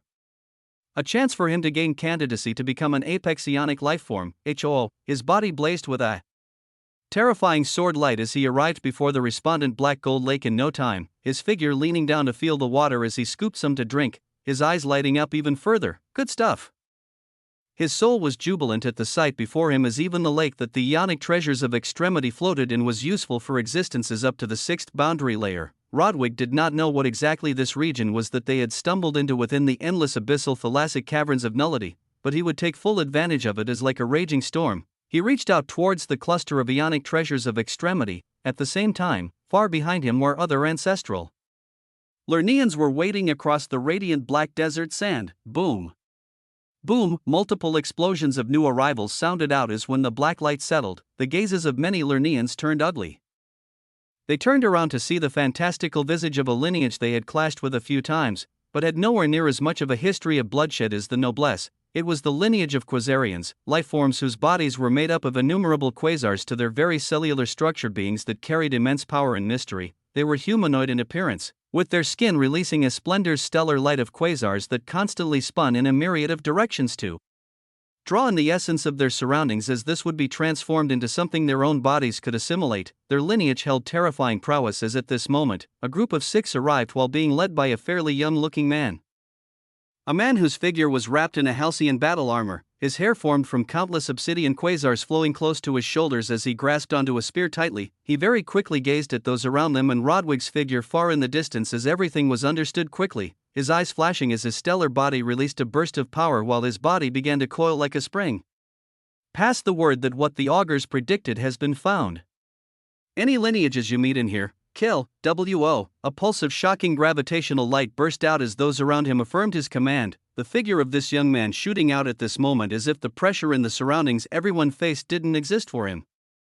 Crossing across this abyssal desert domain 3 times as fast as ancestor Rodwig as he neared one of the multiple points where they could see vibrant lights of ionic treasures of extremity, he spoke of the term, augur, as in the Quasarian lineage. These were distinguished shamans with similar status to seers as they could pierce across the veil of reality to see countless profundities within the Quasarian lineage. There were even rumors of multiple existences being capable of gazing at the ionic annals of extremity. Among those moving across the ionic haven of dissolution, Quasarians were one of the more dangerous forces as their powerhouses more often than not far outpaced those on the same level, where it was common knowledge that in the hands of truly special Quasarians they held a consummate boundary. The Quasarians that followed the command of the young man surged towards Luther and other Lernians, their bodies expanding in unique fashions as they slowly lost their humanoid forms and became massive stellar bodies. Boom. Boom, and things were just becoming more chaotic as not too long after, the familiar feeling of the void blazed as the next ones to arrive were dazzling beings with halos of light around their limbs and heads, carrying eyes of utmost brutality and power. Over a dozen noblesse appeared as chaos and disorder began to burn with greater ferocity. In the surroundings, traces of nullity could be felt as hidden in an even deeper layer. Vibrant tendrils of ruin had also begun to permeate, the golden grandeur of wisdom spun and woven fantastical patterns as the crimson sacrarium antechamber was rearranged. The 2 grand mountains were restored as after the abrupt arrival and departure of the elder ancestor Jeremiah, Ophelia had given multiple orders to get things ready. A majority of the most powerful ancestral Lernians who had reached the 6th boundary layers were placed on high alert to leave at any moment as the sacrarium antechamber was currently emptied out, the figures of Noah, Ophelia, Caitlin, and Luna being the only ones left as even they were about to enter into a spatial vortex called forth by the only remaining sacrarium empress of the Abecedarian sacrarium. Her hands weaved with golden grandeur as she enacted a portal, her radiant visage turning towards Noah who had released his throne as her voice came out. What exactly do you wish to achieve in the ionic haven of dissolution, O true emperor of quintessence? Do you truly know the things you can achieve here, or even in the ionic havens we haven't stepped in? A stupendous question was posed as behind Ophelia, Noah's figure blazed with radiance. 2292 The Abyss 3. What exactly do you wish to achieve in the ionic haven of dissolution, O true emperor of quintessence? Do you truly know the things you can achieve here, or even in the ionic havens we haven't stepped in? Utmost glory and radiance overflowed from Ophelia's light brown skin as she asked with a gaze of seriousness. Noah gazed at her thoughtfully as he smiled soon after, turning his gaze towards the vibrant spatial vortex she had conjured as his words were exceedingly calm. Before we can converse about things so freely, there is still something crucial that you have glossed over. Oh? Her stellar brown eyes turned into crescent smiles as she turned around to fully face him while the vortex behind her surged. Yes. Even after the play put in front of the other elder in your apparent alliance to my cause, there still needs to be a distinction between our roles. His emperor's robes released arcs of multicolored luster as he looked like a primordial beast gazing at his prey as his words continued. Who am I to you, and what are you to me? I'm curious as to what your boundary of wisdom is telling you. Are you the prodigy who has hidden herself deeply as you have reached the point to be an elder ancestor, or are you something else? Elder ancestor, a distinguished title and position as she oversaw a whole sacrarium by herself, it was a springboard that would allow her to become one of the beings to be fostered by the whole ancestral Lernian lineage as she would receive ionic treasures of extremity depending on her potential. Even more so her position as a seer guaranteed even grander possibilities as she would be one of the rare beings that could peer into the ionic annals of extremity, a tool that allowed a lineage to learn of the many mysteries and lands to focus on in the vaults of extremity. It was a pristine position to have. Meanwhile, the being before her was a recently risen true emperor whose highest boundary layer was the 6th. How would their roles be defined? Ophelia's eyes became even sharper as they gazed above the vibrant space around them where radiant words only she could see were constantly blooming. he was exactly as she had seen through wisdom and more. She had many choices on which path to take that would actually allow her to bring wisdom to extremity. This was, after all, her main goal. She, just like this true emperor before her and the countless other beings on the path towards extremity, were all selfish in getting what they wanted. Yes, she wanted to rid the ancestral Lernians of their weakness that would allow them to condemn their home plane to extinction. But the aim of her heart was extremity, and wisdom told her many things as it wished for this even more than her. Wisdom told her that this being before her, nay, this entity before her, he could actually bring her to extremity, not aid her or increase her chances of achieving extremity, but shockingly a guarantee of it. The words she saw the first time she met this man blared before her eyes in gold. This entity can bring wisdom to extremity, the words that had caused her heart to stop in disbelief briefly before she collected herself. They still blazed with gold flames even now as with a bright smile, Ophelia walked towards Noah's visage once more. Wisdom told her many things following the first set of words. One of those things was the fact that this being did not come to the havens of extremity to make friends, he came here to conquer. Immense halcyon waves of radiance shone as wisdom unfurled itself, the untainted visage of Ophelia, an existence at the level of an elder ancestor of the ancestral Lernians. She gave her answer as to what role and relationship there was between her and the last true emperor as this being kneeled before him, atop the stellar mountains within the Crimson Sacrarium antechamber. The current ruler kneeled before the true emperor of quintessence. Luna's eyes were bulging out as beside her, Caitlin's nose wrinkled beautifully as she saw this scene unfold. "You are the emperor, Ophelia's sweet voice came out with utmost calmness as she once again took the right hand of this being before him.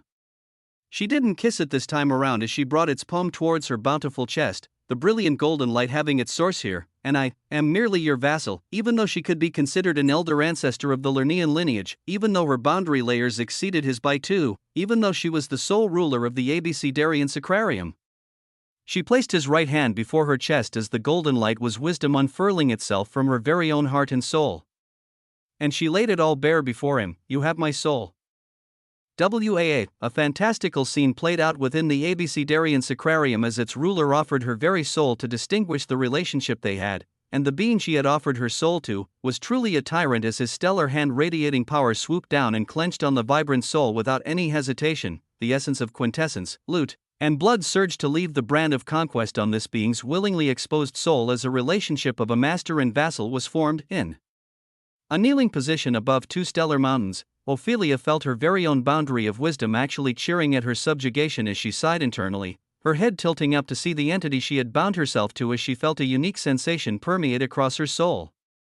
She felt the foreign essence of quintessence that defined this being as she began to marvel at it, with there being many things to explore as wisdom was telling her if she could learn this boundary of quintessence extremity would be ever closer. Bountiful waves of information surged into her mind as she saw this tyrant take his hand back, her gaze lingering on him as the current reality truly set in. He came to the havens of extremity to conquer. She was just one of the first fatalities. 2293 The Abyss. For, "You have my soul." When an exceedingly beautiful existence says such words while kneeling before you, one's heart may just give out at the sheer grandiosity. Noah took in such a scene and withstood it with his immense will.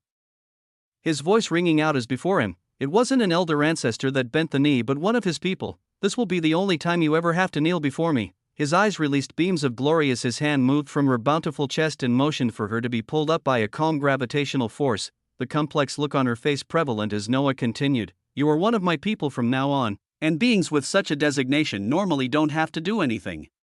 But there is a potential to have you reach a terrifying stage as my first command to you is the comprehension and expansion of quintessence. Feel it in your soul, expand it into a boundary.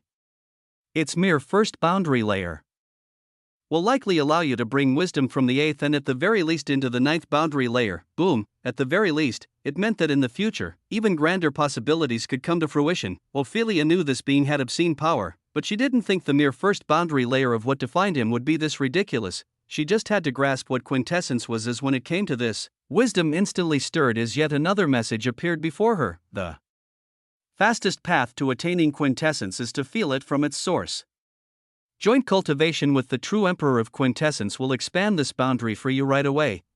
Ophelia scrutinized these words blankly as she pouted soon after. Feeling like the boundary of wisdom was too excited for its elevation as it would even pimp her out for it, but She gazed at the emperor before her and nodded with a contemplative gaze as she wasn't averse to this, so towards his words, her reply was calm. I should be able to expand into the first boundary layer of quintessence within the day.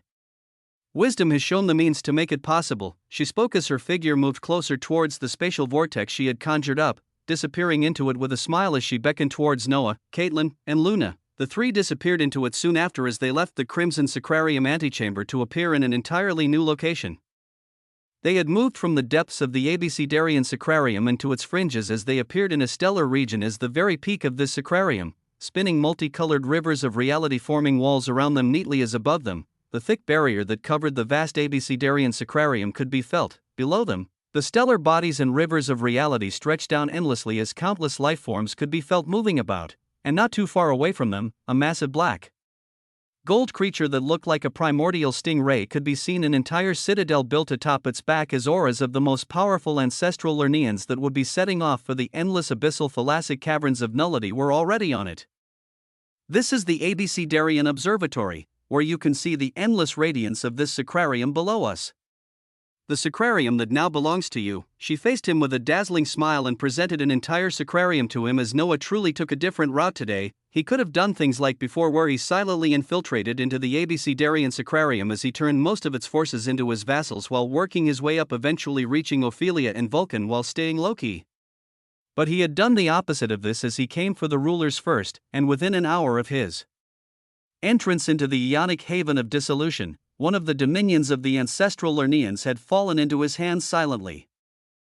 Noah gave a light nod as his body released a pulse of light, recording the coordinates here and sending them to the infinite pylon of ascension as he continued. I'll bring some of the leading figures of the barren lands over in a bit. You can have them familiarize themselves with this sacrarium and the workings of the ancestral Lernians. Understood, Sacrarium Master. Ophelia nodded without a delay as afforded Noah a title, her tongue rolling out the words as if it was a test as she smiled right after. Her body then began to release tendrils of domineering light that formed into pure Ionic soul power that converged in front of her, forming into a humanoid shape as it was her Ionic soul clone. It was akin to splitting one's soul in half as it carried extreme importance, the visage of a beautiful woman identical to Ophelia forming as waves of Ionic soul values formed a white gold battle armament. My Ionic soul clone will accompany you to the endless abyssal thalassic caverns of nullity on the Chaoticus behemoth transporter before us, while my main body will stay back and get to know my new friends here and the ones that are coming after. Her stellar brown eyes came to focus on Caitlin and Luna as Noah nodded slightly at this, turning towards Caitlin as he pushed the silver strands of hair on her head aside and kissed her forehead, this being the first time he was leaving her since they got together. I'll be back in a little while.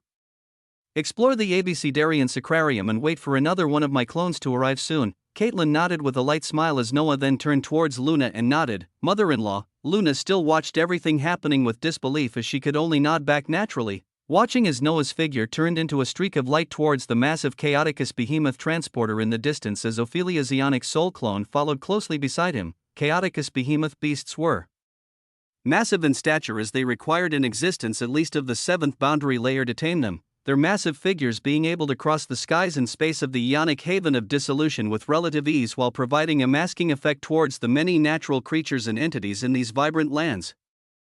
A sharp tail that seemed like a burning sword with black gold flames surging around it constantly waves behind the back of this Chaoticus behemoth transporter as Noah landed in the center of the metropolis built atop it, using Vulcan's memories freely as he prepared to do many things. His main body and clones were focused on cultivation as there were boons from Vulcan to open, and he had to see just what grand opportunities lay waiting in this abyss that just appeared within the endless abyssal thalassic caverns of nullity. 2290 for the abyss. In the planar palisades of extremity, Noah's infinite plane floated calmly, veiled in the vastness of this place as within it, bountiful transformations were constantly blooming.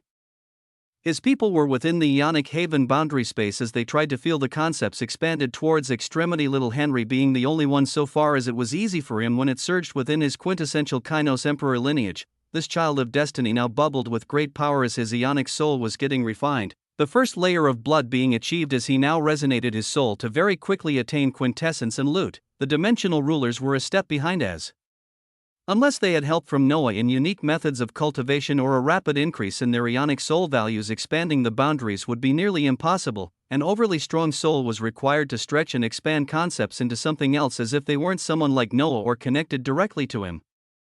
It would be a slow process. Further into the depths of the infinite plane, Noah's main body was surrounded by the 9 quintessential dimensional chassis, and 3 quintessential extremity clones of Lut, blood, and quintessence were rotating around him as vibrant waves of boundaries surged around him while seeking extremity, every single one absorbed into quintessential sanguine clone cultivation, as within a day, Noah would be able to bring one of his boundaries to the 7th layer, and this process may possibly happen even sooner than that, as his current focus was on which paths in addition to Lut, blood, and quintessence he had to take towards extremity. The boundary of dimensions was one of them, as it was intricately connected to his origin.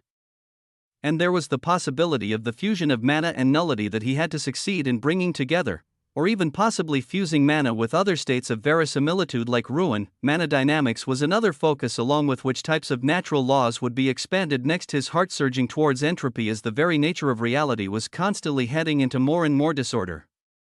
There were many possibilities, but he liked to simplify things and focus on a single path as he now looked at the boon from the elimination of a Sacrarium Emperor. 1x Crimson Ionic Quintessential Treasure Cache of Vulcan has been obtained. This was the prompt that rose before him when Vulcan perished, as it wasn't a common Ionic treasure cache like the one he received from Theseus and Desiderius. It skipped Obsidian and went straight to Crimson, as it foretold that the type of loot obtained would be drastically different compared to before, and Noah's main body called forth this dazzling treasure chest to open at this moment as the plasmic seas of essence in the source of reality seeded. A massive treasure chest radiating intense waves of extremity, appearing as its size constantly changed from a grain of sand to being as vast as a cosmos. Space-time fluctuated around it as it opened. With a loud cry of glory, WAA, rapid bursts of essence unfolded as a crimson point of a singularity bloomed, followed by an obsidian one, a golden one, and then 10 points of fiery red singularities all surged out from the open Crimson Ionic Quintessential Treasure Cache of Vulcan. The prompts that showed what this represented were glorious. 1x Complete Crimson Ionic Pearl of Extremity has been obtained. 1x Complete Obsidian Ionic Pearl of Extremity has been obtained. 1x Complete Golden Ionic Pearl of Extremity has been obtained. 10x Refined Ionic Sanguine Singularities have been obtained. Complete Ionic Pearls of Extremity. When he opened the Ionic Quintessential Treasure Cache of Desiderius and Theseus, he was granted loot-like, Complete Golden Innate Sword Boundary Pearl that granted the first 3 boundary layers of the sword. Now, he received Complete Ionic Pearls of Extremity that didn't have a designation of a specific boundary, and he had Crimson, Obsidian, and Golden tiered ones, and the Crimson one was given a further distinction of I, as it foretold there would be 2, and possibly 3, if what he thought was correct. Complete Crimson Ionic Pearl of Extremity, a type of loot of extremity that has a chance of coming out from defeated enemies that have at least reached the TTH boundary layer. Quintessence and loot constantly strive to improve the type of loot you receive, and they have eliminated the loot that grants a specific boundary based on the target it was obtained from. Instead, a loot of extremity that is applicable to any boundary was born. This complete Crimson Ionic Pearl of Extremity contains within it references to expand any concept to the 7th boundary layer, with the expanded concept having a ranking of an Obsidian innate boundary at the very least, and possibly a higher ranking depending on the expanded concept. When enemies even closer to extremity are killed, even more pristine Ionic Pearls of Extremity with greater usage and boons will appear, a treasure worthy of the glory that Quintessence and loot promised. It shimmered with a stellar crimson light as it seemed like a cosmic panacea, the light it released causing one's soul to tremble as it innately made everyone want to devour it. Noah's eyes shone with utmost brightness as he confirmed the Obsidian and Golden Ionic Pearls of Extremity as Complete Obsidian Ionic Pearl of Extremity, a type of loot of extremity that has a chance of coming out from defeated enemies that have at least reached the 6th boundary layer. This complete Obsidian Ionic Pearl of Extremity contains within it references to expand any concept to the 6th boundary layer, with the expanded concept having a ranking of a golden innate boundary at the very least. Complete Golden Ionic Pearl of Extremity, a type of loot of extremity that has a chance of coming out from defeated enemies that have at least reached the 3rd boundary layer. It contains within it references to expand any concept to the 3rd boundary layer, with the expanded concept having a ranking of a crimson planar boundary at the very least. Glorious forms of loot that wouldn't taint Noah with random boundaries from every enemy he killed, and they were simply universal in nature as he could expand any concept to the required stage with them. All that was left now was how he would utilize this loot. and just which concepts were going to receive a stupendous boost to be elevated to the 6th and 7th boundary layers with the boons of the complete obsidian ionic pearl of extremity and the complete crimson ionic pearl of extremity respectively. 2295 The Abyss. 6. A chaoticus behemoth transporter shone with crystalline black gold grandeur as it phased through the barriers of the abecedarian sacrarium, turning into a streak of black gold light that shot out into the distance. The skies and space it crossed were always unique and filled with variation when one took the endless stretches of the ionic haven of dissolution into account. Noah staring at it all as he thought of all the possibilities here. One of the biggest things was a more rapid progression of his boundaries as he also came across the unknown that always held many surprises. From the enemies he met here, he could also continue to devour and refine bloodlines to an even greater level as truly, there was much to look forward to. This was especially so as his main body took hold of the complete ionic pearls of extremity as he could get more of these from the enemies he defeated here. The sheer fact that loot like this existed because of his boundaries showed just how rapid and exponential his path of power could be as if he utilized a complete crimson, ionic pearl of extremity on any single concept. He could instantly bring it to the 7th boundary layer as with if such a concept was deemed quintessential by the boundary of quintessence, it should theoretically also be able to naturally expand to the 8th and 9th boundary layer, but Noah was forced to say theoretically as due to the fantastical nature of such a possibility. He had resonated with quintessence a great deal over the past minutes to see just how such a scenario would play out, and the result was undetermined as the difficulty of raising the latter layers was hard. The closer one went towards extremity, the slower and more arduous it was as unless quintessence itself was at the true 9th boundary layer, it was hard to say if its effects would truly be fully applied to it in other boundaries as they came ever closer towards extremity. But he could theorize and look at the countless possibilities all day, or he could simply act and see how things would unfold. His origin buzzed with radiance as an intense will emanated from him, multiple decisions being made as a vibrant voice emanated beside him. The abecedarian sacrarium is in a relatively peaceful region that's only attacked by noblesse legions every now and then for retaliation of recent wars, and the endless abyssal thalassic caverns of nullity are further inward within this vast ionic haven of dissolution as it comes close to the explored borders of the Lernians, noblesse, and quasarians. We should be able to arrive within a day. Ophelia's honey-like voice resounded as the two of them were at the peak of a tall glass monolith at the very forefront of the chaoticus behemoth transporter. The peak of this glass monolith having a circular crystalline observatory that reflected everything outside, it reflected the scenes of an expansive sky that held railings tendrils of nullity further away, and an earth that was filled with twisted rivers of cosmic light and death as nullity surged below as well. Traversing even a few million light-years in the ionic haven of dissolution would allow one to cross multiple different environments and atmospheres, where one could go from seeing regions filled with life to regions full of death and destruction in a short period of time. Everything seemed chaotic and vibrant with dangerous waves of extremity, and yet it also felt extremely stable as if this haven would never fall. They would traverse over an unknown number of light-years as within a range of hours depending on if they came across any spatial vortices and wormholes, they should arrive in the abyss. But while Noah and Ophelia took one of the many parties of ancestral Lernians towards this location, the situation within was changing drastically as the providence of too many was involved. Boom! The figure of ancestor Rodwig smashed backwards on the black gold lakewater as he had a ferocious expression on his face, his hands moving around him and pulling on the nearest glimmering herbs that were ionic treasures of extremity as he stuffed them towards his mouth and devoured them entirely. His body would then be covered by a shocking glow as it gave off even grander waves of power, and he roared out as he shot back from the direction he was knocked from to continue a battle with a terrifying enemy. The one who put an elder ancestor of the Lernian lineage into such dire straits was a young man of the quasarian lineage, a being whose very skin was formed of minuscule stellar glowing and spinning quasars as he looked like a stellar cosmic existence out of pure fantasy. His body constantly released terrifying waves of gravitational force and heat as he was one of the many figures known by enemy lineages during any wars or skirmishes. It was a commander by the title of Prince Segugan. Stemming from a royal lineage of the quasarian bloodline, any quasarians with the title of a prince was theorized to have the precious consummate boundary that these beings could carry. It caused the situation to turn entirely sour for the ancestral Lernians as they were fighting for their lives at this moment, the time they had in the havens of extremity truly being too short to match lineages like the noblesse and quasarians. Ancestor Rodwig had a grim expression as he felt the essence of Multiple boundaries he had brought to the eighth boundary layer boil, where he was actually forced to consume the ionic treasures of extremity around him just to keep pace with this fairly young creature before him.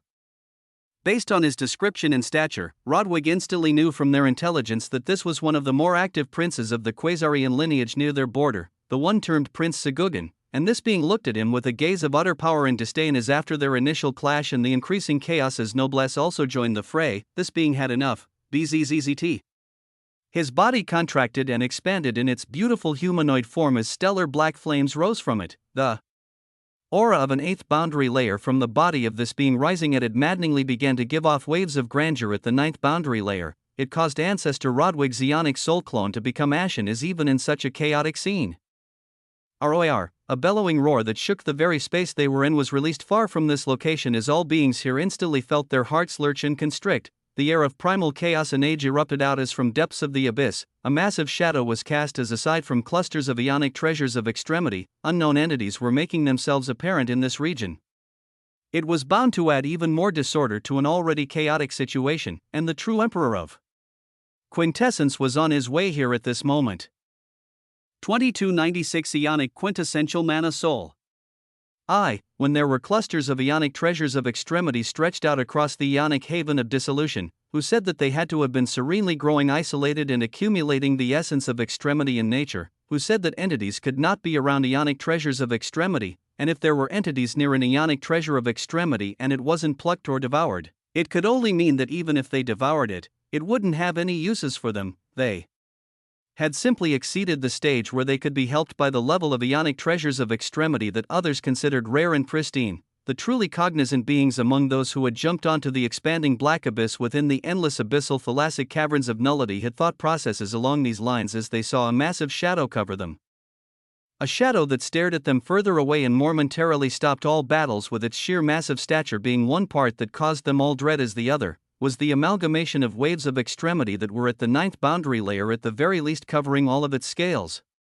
Its visage could barely be made out behind the massive obsidian film of light that was in the distance and surrounded by twinkling lights of ionic treasures of extremity. Ancestor Rodwig stared at this as he became more and more grim, feeling like they had stumbled onto a shocking secret in a region they should not be in. What they were coming across now was something they would have considered an esoteric entity, a native of the ionic haven of dissolution that would be born and die here.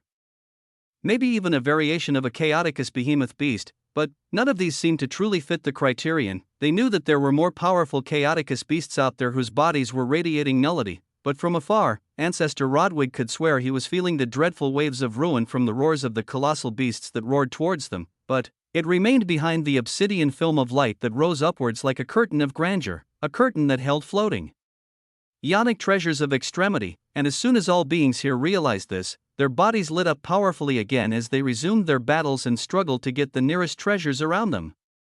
Ancestor Rodwig was pulsing with power and ready to go when he actually heard the mutterings of the enemy, who seemed even more shocked than him. When the dark lands filled with treasured light are unveiled and those imprisoned within roar out with rage, the extremity sanctification will begin. It is truly this. The gaze of this Quasarian shook as it repeated the words passed down from the most powerful augur of their lineage. Ancestor Rodwig heard these words and turned even more somber. His will surging into the automaton boundary modulators floating around him as he urged those coming to come even faster, otherwise, he could not guarantee that any of them here would still be alive when the reinforcements came.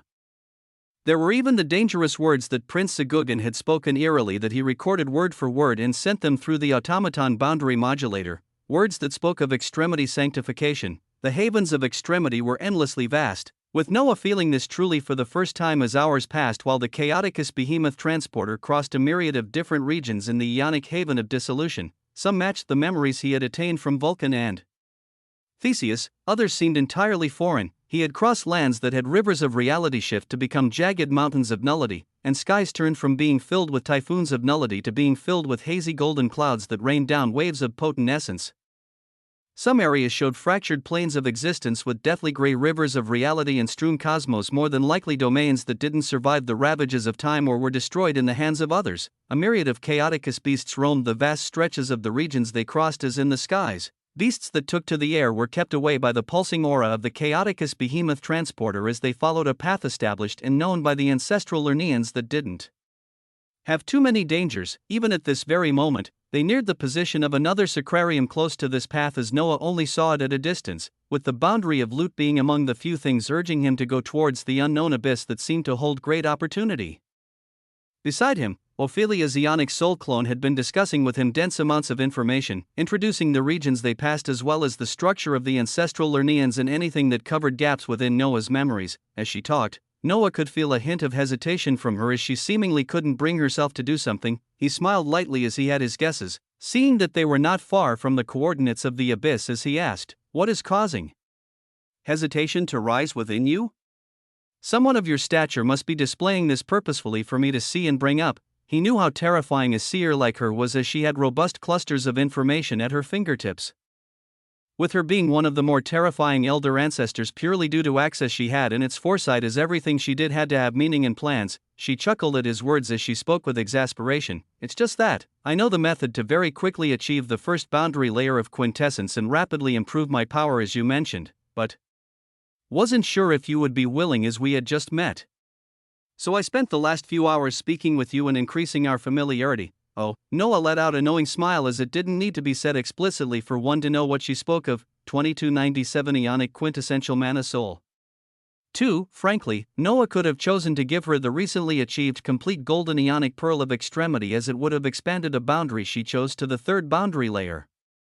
But why do this when there were other methods easily accessible and could preserve his loot? He also knew himself and was true to his nature. He knew that apart from enjoying the wonders of mana, reality, and food, he also didn't deny that he indulged in and enjoyed the company of women. If it was also something that could further increase his strength and theirs, it was all the more reason to do it and enjoy the time one had whether they lived for a few years or billions of years. And he had yet to fully test to see what the results would be in the advancement of boundaries towards extremity through dual cultivation, with now being a good a time as any to confirm as the other party was someone that even had more boundary layers expanded than him.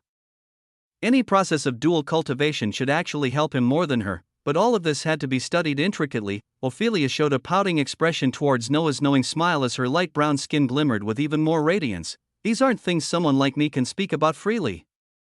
Don't tease me about this, Sacrarium Master." This exceedingly beautiful woman actually gazed down shyly with her stellar brown eyes as Noah couldn't stay still after this, his hand moving her sparkling dark hair aside and pulling this powerful elder ancestor closer as the observatory they were in at the very forefront of the Chaoticus behemoth transporter became wrapped in a protective domain nobody could see through.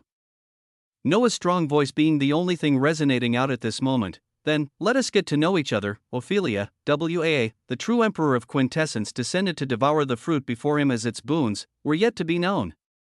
Noah delicately began to process of dual cultivation with the Sacrarium Empress of the Abecedarian Sacrarium with his true sanguine clone that was connected to his main body intricately, where he was capable of seamlessly infusing the authority of the boundary of quintessence and study just how the progression of boundaries towards extremity was while conducting this type of cultivation. This could easily be seen by him as he looked at the quintessential experience points of extremity on the bar of the boundary of quintessence that he was putting as the focus while subtracting the points he gained every second due to the quintessential extremity clone of quintessence cultivating. While he began this experiment in the ionic haven of dissolution with his clone about to arrive towards the coordinates of the abyss, his main body had also decided the path to follow as he narrowed things down to the boundaries of mana dynamics and dimensions. As for which of these two would enjoy the fruits of the complete crimson ionic pearl of extremity, it actually came down to his current power and what his biggest weakness was. His current power was bolstered greatly by his boundaries of loot, blood, and quintessence, where he could actually match existences that had only expanded one or even possibly two boundaries to the 8th layer. But if he met an existence who had an overly refined ionic soul and multiple boundaries at the 8th boundary layer or even those who had reached the 9th boundary layer, Noah's clone may be in trouble, and the crux of this came with his biggest weakness currently. A single usage of the planar domain of quintessence devours a majority of my ionic soul values. Yes, with a single cast of his most powerful planar domain that lasted 2 minutes, he would be deprived of the ultimate ability that boundary expansion realm existences had until he fully recovered his ionic soul values within the next half hour, which was also something only possible due to the boons of mana dynamics. Most beings didn't normally start by deploying their planar domain in group battles right away unless it took a tenth of their ionic soul values or less, with Noah's planar domain having such high requirements for the current him due to the obscene effects it had of suppressing beings 2 levels above him. So he had to cover this weakness first, as one solution was for his soul to continue its exponential strengthening, with its current soul values having already exceeded 100,000 as his aspects of existence constantly underwent ridiculous passive refinement. But this would take time. Another path lay in the expansion of a boundary that dealt with essence and balance, and even more importantly, breaking this balance when it came to him. The answer was none other than mana dynamics, as in the source of reality within the infinite plane. Noah pulled upon the blazing crimson singularity that seemed like a cosmic panacea as his soul tugged onto it, beginning to devour its essence as everything was directed towards the portion of his quintessential ionic soul that contained mana dynamics.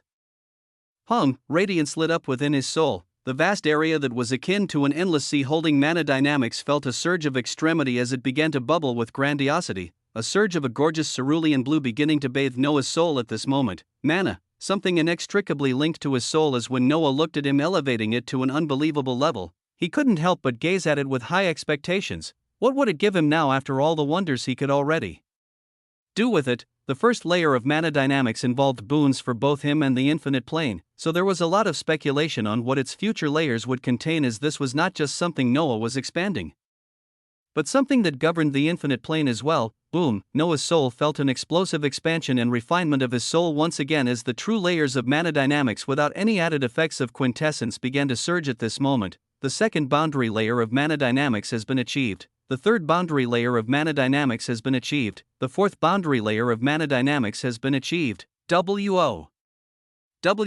His soul was euphoric as he felt a surge of pure blue essence pulse and release a maddening symphony. A symphony of power and wonder as his quintessential ionic soul cheered it on, his ionic soul values bubbling and charging upwards as if they hadn't already risen enough for the past day.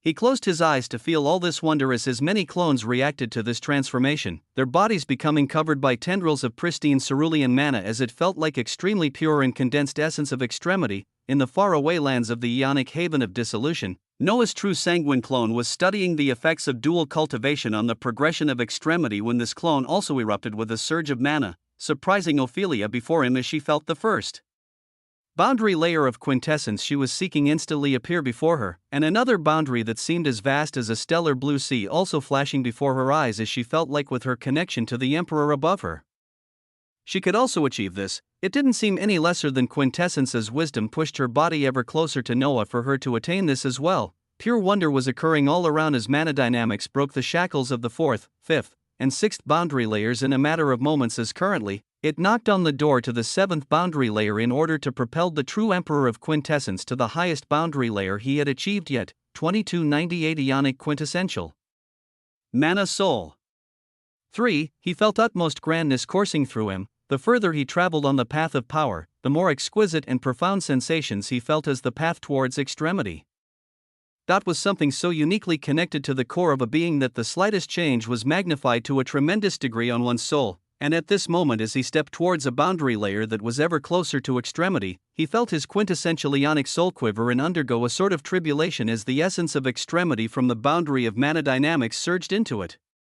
The authority of extremity that he and all others sought entered his soul and refined it to an even greater level. His ionic soul values continued their exponential rise as a portion of his soul was being carved out just for the TTH boundary layer of mana dynamics. But more than this, in the observatory at the very forefront of the Chaoticus behemoth transporter where Noah was undergoing dual cultivation with Ophelia, space split apart as the ever-present waves of extremity that always pressed down on everything began to explode into tendrils that surged into the body of Noah's clone. This essence then crossed space and time to the main connection of this body, origin, and soul as it bathed all of Noah, with an even more profound change occurring thereafter as around all of his clones and main body, reality began to twist and distort. Its seas of pure blue plasmic mana began to converge around them. It seemed like a dense cerulean sea gradually formed from the very foldings of reality and extremity as all of it surged into Noah's visage, into his soul. 98% of all this sea of mana tainted with waves of extremity surged into his soul as another percentage bathed his origin, and another percentage bathed his body. It was a process akin to Noah's soul undergoing yet another round of reformation and rebirth as it would take time. Noah feeling the abundant waves of information of the layers of mana dynamics beginning to appear in his mind as he sorted them out while feeling the ongoing transformation. The second boundary layer of mana dynamics, a unique type of mana empowered by extremity surges across your aspects of existence constantly, energizing you to your lowest molecular structures as you gain an augmentation of 500% to all ionic parameter values. Additionally, the infinite plane that is governed by the fundamental natural laws of mana dynamics has gained access to mana that has been empowered by extremity. This essence beginning to pervasively spread across the infinite plane as its environment will gradually change to become similar to the havens strewn across the vaults of extremity. Very good. Noah's whole body and the bodies of his clones were covered by seas of mana as tendrils of blue light surged around them, but this didn't stop Noah from nodding his head at the augmentation of the second boundary layer of mana dynamics that granted a bigger boost than the ones from the boundaries of loot and blood. His eyes currently blazed with tendrils of potent cerulean light as he gazed at the next gold-blue bordered prompt filled with details, the third boundary layer of mana dynamics, : The quintessential ionic reality passages in your origin are further expanded and reinforced as pure mana constantly cycles through them as the means of the ionic resource master are further expanded. And you can regenerate any and all resources within the span of 10 minutes. Mana dynamics can now seamlessly produce ionic mana of extremity, a type of high-tier source of essence that can begin to reform all features of the infinite plane.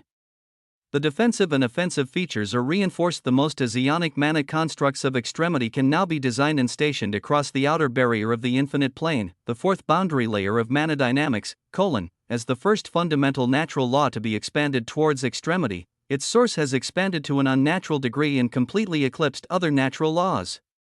The degree of extremity emanated from the source of mana dynamics has now begun to proliferate and affect the remaining natural laws as over time.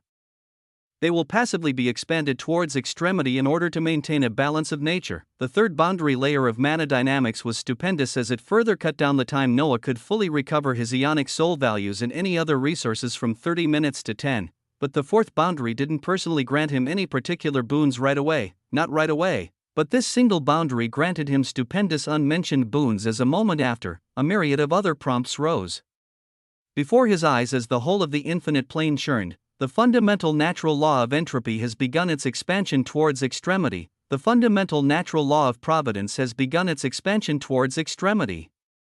The fundamental natural law of continuity has begun its expansion towards extremity. An explosion of authority and essence raged as Noah gazed at it all with a silent smile, his bodies bathed in dazzling blue seas. All the natural laws were spurred towards extremity by mana dynamics, as even though the fourth boundary layer didn't explicitly state boosts for him, it was one of the layers that granted him unimaginable boons with its results. Then, there remained the wonders of the fifth boundary layers and onward still, the fifth boundary layer of mana dynamics, : for the cost of 50% of your current ionic soul values, you can change your body to become that of the ionic arcane mana entity that passively transforms any sources of essence that it comes in contact with into its own essence.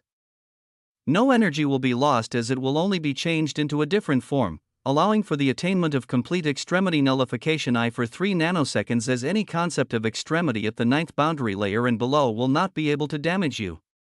Across the infinite plane, arcane realities of extremity will begin to manifest as such stellar constructs are capable of generating unique ionic treasures of extremity that can be utilized to bring a concept of extremity up to the fifth boundary layer, WAA, 2299 ionic quintessential mana soul. 4. A burst of grandiosity erupted from Noah's eyes at the information coming out of the fifth boundary layer of mana dynamics as he felt the source of reality vibrate with wonder.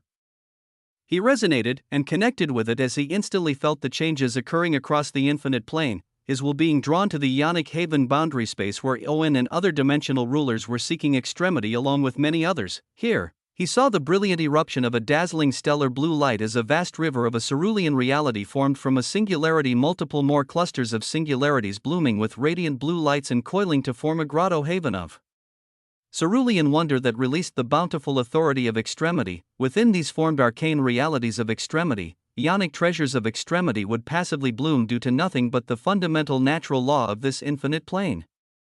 And they really treated natural laws as trash boundaries worse than even planar boundaries. Noah shook his head at the foresight of the ancestors who weren't able to easily expand mana dynamics and other natural laws towards extremity, otherwise they would have been one of the strongest forces that waded across the havens of extremity. After all, if they had the boons that were shown on just a single one of the natural laws, even the ionic treasures of extremity they sought would have been coming to them freely. But ignorance was a killer of progress, as how could they know what they missed out on? Noah observed the marvels of arcane realities of extremity forming throughout the Ionic Haven boundary spaces across the infinite plane.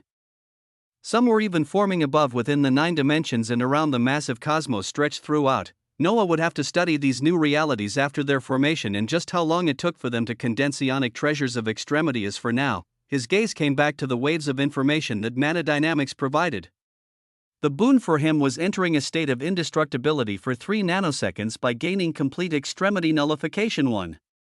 It meant there were other tiers of complete extremity nullifications apart from this first stage that could already grant Noah brief invincibility from the 9th boundary layer and below, and it made him expectant on the future states of this boost as his eyes came to focus on the next boundary layer.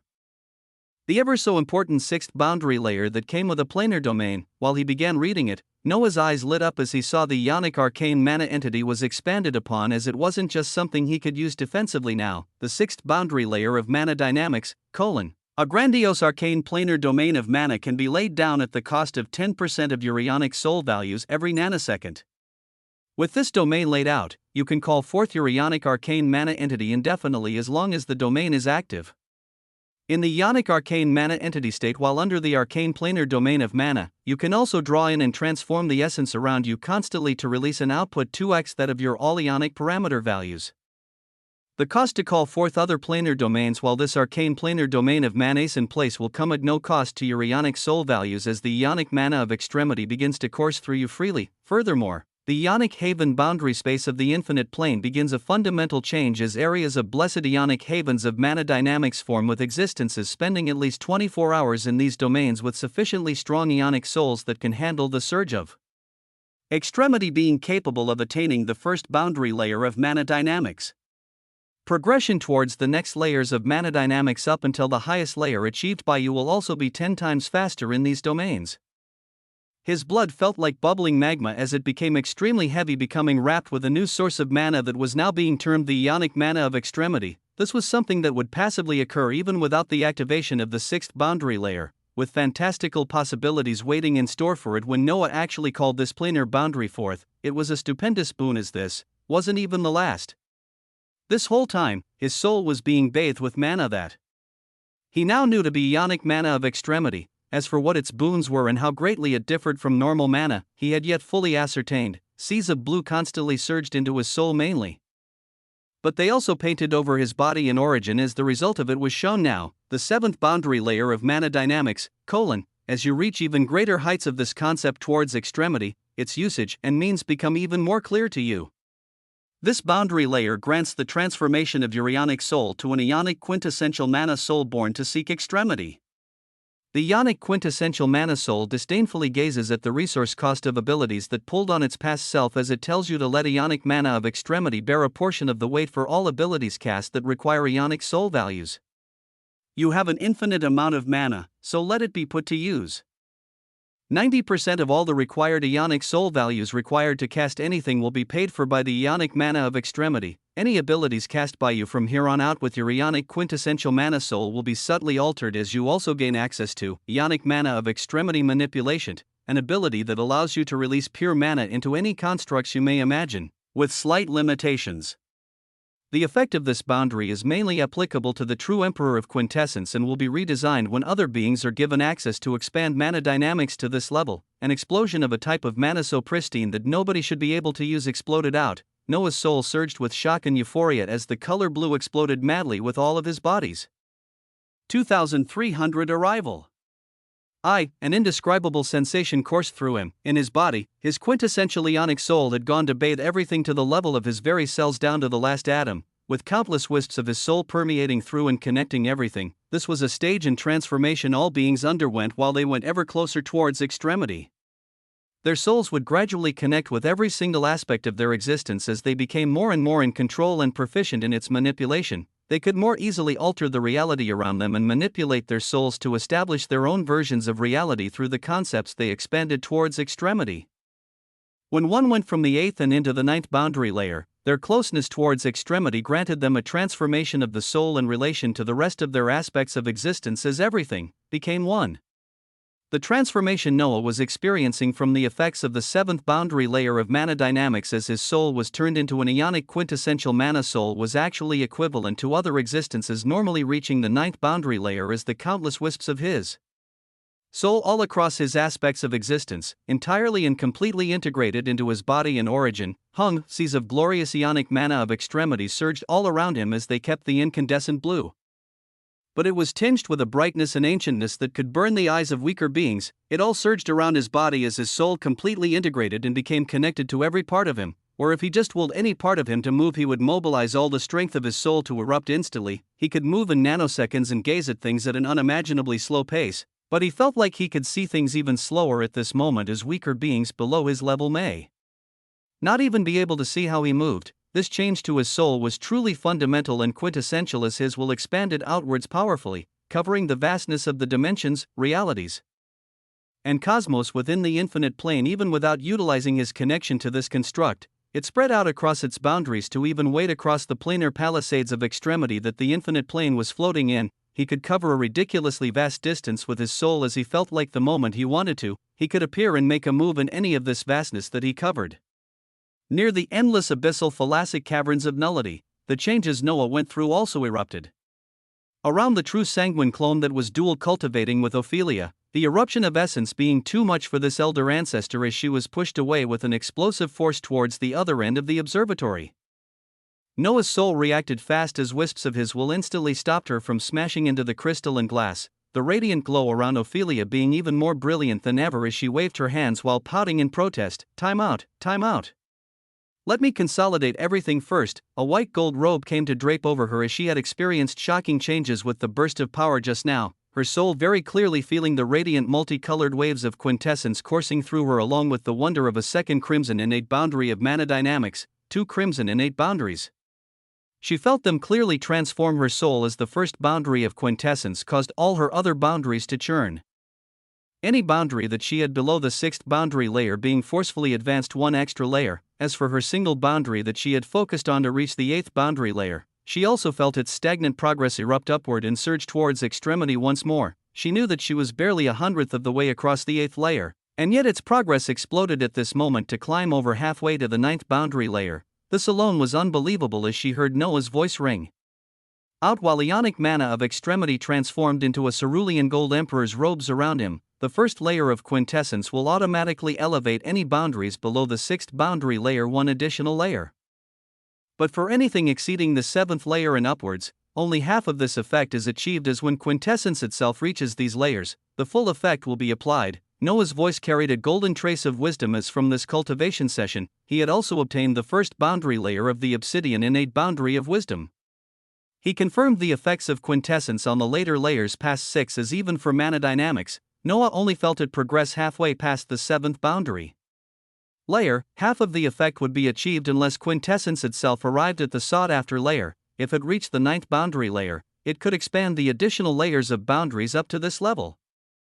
But even with half of the effect, if Noah deemed mana dynamics as quintessential to gain the boon of a second additional layer, he could at this moment take mana dynamics from the seventh to the eighth boundary layer. The same applied to Ophelia as her stellar brown eyes showed immense amazement, information flowing into her mind about the first boundary layer of quintessence alone is just with this. She could obtain the other half of the boost as long as she deemed wisdom as quintessential. Good.